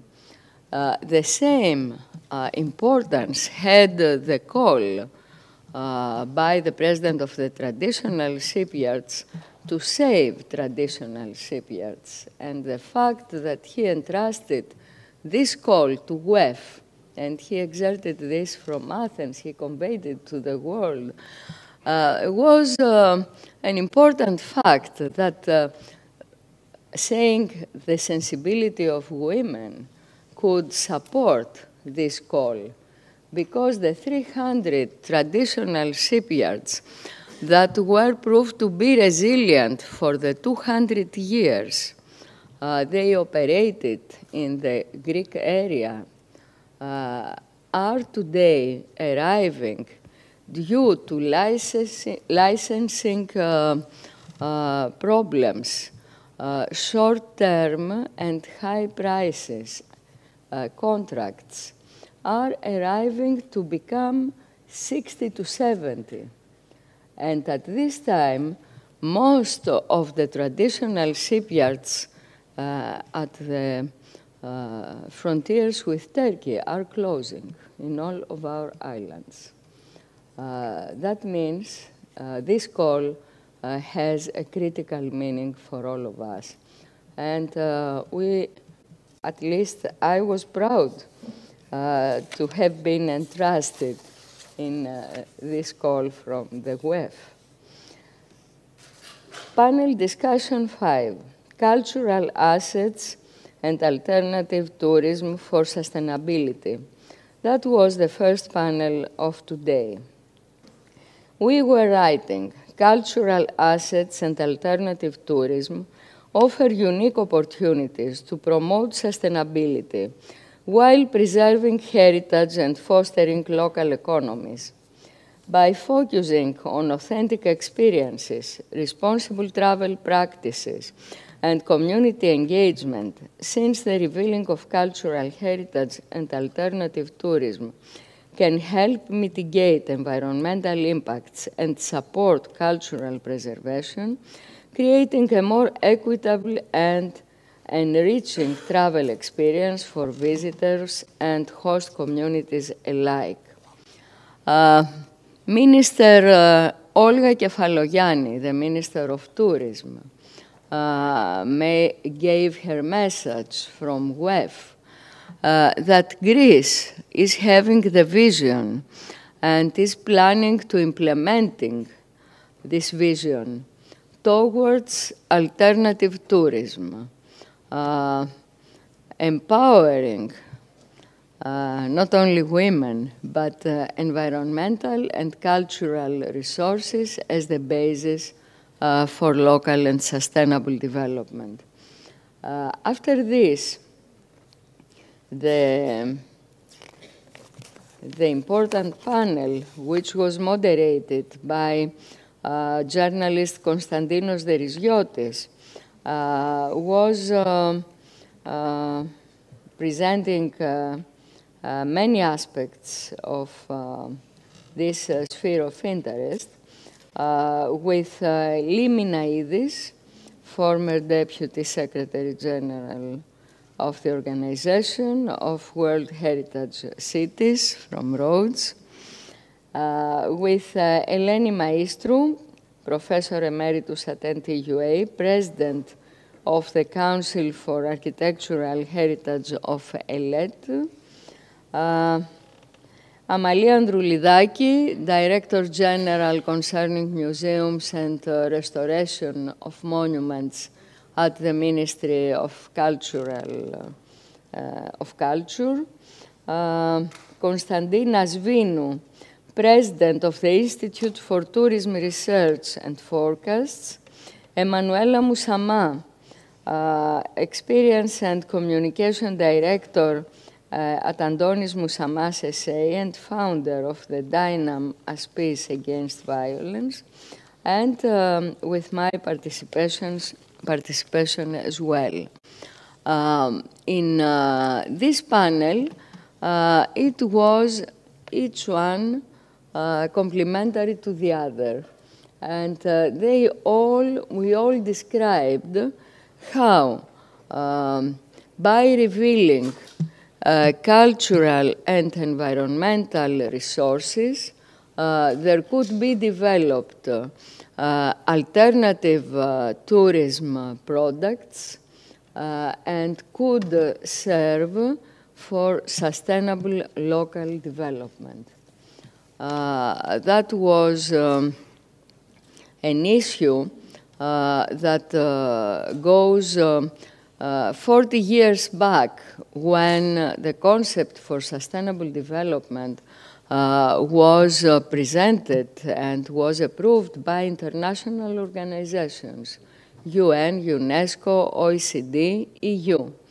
But it is today, after 40 and more years, that all this conceiving the future aspects are being implemented. And the reason is climate crisis and over-tourism. In the sixth panel, Innovation for Green and Digital Transition. Innovation is essential for achieving a successful green and digital transition, women in science and engineering have embraced cutting-edge technology and sustainable practices in business and communities to foster resilience, to reduce environmental impact, and to enhance holistic approaches. This transformative journey not only tackles climate change, but also aligns with the digital era and fosters economic growth and sustainable development through renewable energy initiatives and sustainable digital solutions. In this panel, where Alexia Tassouli, journalist, was acting as moderator, Phoebe Koundouri was the keynote speaker. She is a professor at the Economic University of Athens, but at the same time, she is a member and was representing all the UN plans and strategies for area. That means for environment and economical aspects of the global euphoria, which is serving for sustainability, the UN. And after a very exhaustive presentation, all the important panel made some complementary positions to this. Maria Loizidou from the National Technical University of Athens about the circular economy and how to manage sewage waste, solid waste, and others in a way that we would improve not only environmental protection, but circular economy to come to really to real decarbonation. Margarita Karavasili from the EcoCity, member of the Board of Directors and previous Secretary General of the Ministry of Environment, discussed about circular economy in the built environment and the cities. And Betty Haralambopoulou, CEO and Director of the European Association of Remote Census Companies, as well as member of the UN for the geoinformatics, combating with climate crisis, presented her experience from the point of view of geoinformatics and how space technologies are equipping the globe with tools to monitor the level of damage after the climate crisis in order to prevent it. And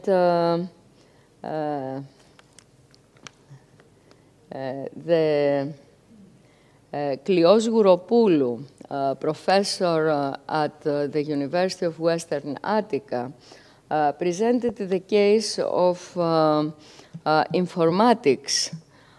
And she claimed that there has to be a twin transition simultaneously, digital and green transition, because digital doesn't go without green direction, and green direction requires digital transformation.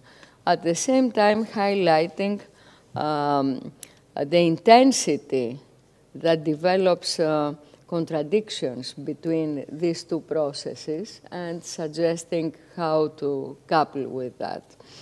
And Dominique, I don't recall her name,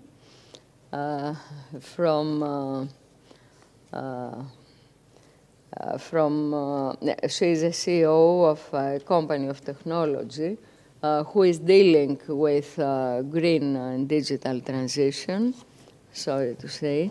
Dominique Delporte Vermeiren, art curator at South France. She presented her case as a case study, exerting how this twin transformation could go on. I could say that All these three panels, the fourth, the fifth, and the sixth, are not panels dealing with women, are panels dealing with what I said in the beginning, that innovation and technology are required, and they are transforming the world today on various spheres of reality in order to tackle climate crisis. The important is that women are acting in the first roles in all these directions. Not only the women we invited, but the women actually. And this is measured because even though that women are no more than 38% today in these scientific branches like environment, for instance, even though so, they are most dynamic because they are having capabilities like to adapt in changing environments under risk. They have creativity. They have understanding, because compassion means understanding of human resources and of public conceivement. And they have the capability to lead these transactions. That was proven. So I was really very happy when we came to the seventh panel, the panel that is here with us today, which was moderated by Mrs. Balzaki, and thank you very much for the interesting, your interesting speech and very nice English. I dare to speak in front of you. I don't mind if I mistake. So here, Sofia Zacharaki, the Minister of Social Cohesion and Family Affairs, presented her case that we don't need to save women. We need to save society through promoting women. And she actually explained through the measures of her ministry how to do so. I won't repeat the distinguished panelists here, but I will say that for me, it was a happy moment that you actually concluded with all what you said.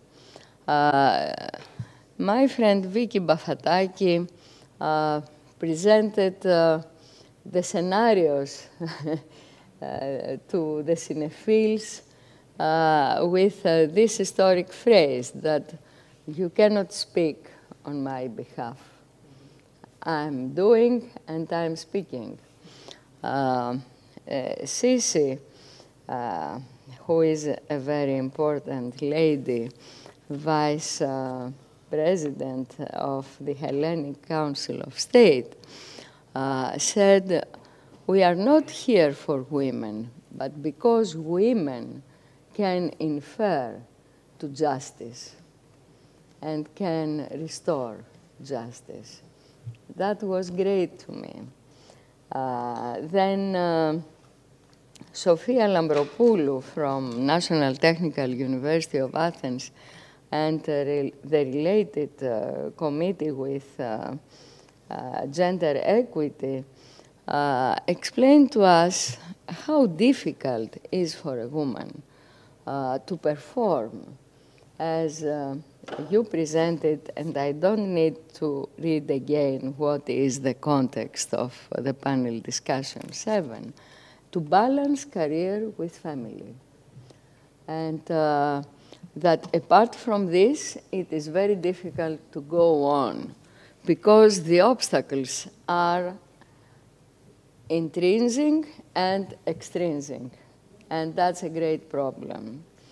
Of course, the former rector of Pantheon University, and yet very active everywhere, my friend Ismini Kriari, she gave us some hopes. But even these hopes are not diminishing exclusion, discrimination, and depreciation that women are facing acting in public spaces like the public universities they defend first. But they are discriminated. And of course, Sofia Vultepsi added a new dimension. And this dimension is important. Of course, she submitted this dimension to a general struggle, but it's a great dimension that women with conscious approach to the women affairs, women that had succeeded in getting leadership positions, have to struggle more for other women to become in their posts as well, and to broaden this power structure from the old stereotypes to a new direction. And she gave name to this new direction. This is the political name with which you will permit me to close these concluding remarks. This is freedom, democracy, and equality. So with this, I would like to express my gratitude, first of all, to the team of co-organizers, the steering committee, the International Steering Committee of WICCI, expressed by Katerini Sofianou, Aurora, and chaired by Fofi Dimopoulou, and all our co-workers, and you were succeeding to organize this conference. Thank you very much. The International Advisory Committee, or Scientific Committee, which is comprised of national and international figures, I do thank all of them very much, and all the distinguished speakers that accepted to give their own presence to the featuring this conference. And of course, the honorary committee, my friend Yannis Chrysoulakis, he's exhausted. He's not here, but he's a pillar, believe me. So the honorary committee, which supported all the international extroversy, especially to many entities that were named, and they gave this international character, apart from the speakers, to this conference. Of course, I want to thank all the sponsors, the co-organizers, Technical Chamber of Greece, all the international, Greek international entities that supported this organization. And thank you very much once again, Yannis Moutsios, for your inspired moderation. And thank you all of you for being here. We opened a chapter. This has to be repeated, but in a way that it will be meaningful. Not tomorrow morning. We won't be bored, even among us, by speaking for women. We have to act. We have some basic positions and basic directions today, not only us, and the power structure and all the structures. We will see, and we will come back. Thank you very much.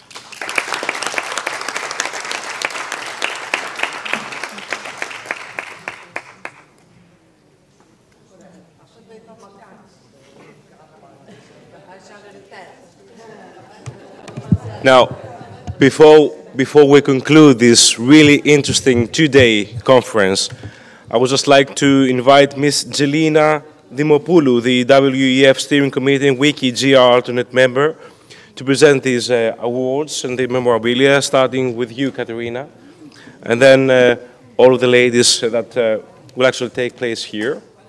Οπότε, one at a time. Yeah. Όχι, όχι. Είναι φωτογραφία εκεί.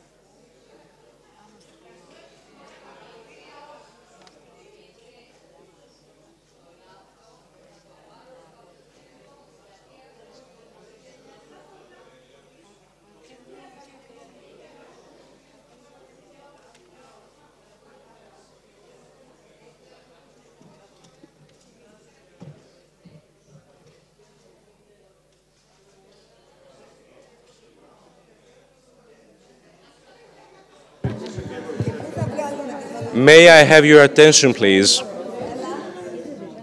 I would personally like to thank all of you for making me part of this, but I would personally like to thank Evangelia Samuili and Fofi Dimopoulou, with whom I have worked really closely for realizing this event, as well as the whole steering committee, and Ms. Sofianou for giving us the initiative, making this a reality. So we hope to see you again whenever this happens, and we just hope to be more the next time and make things, become reality rather than just theory. So thank you very much. So if you just like to take a family photo first.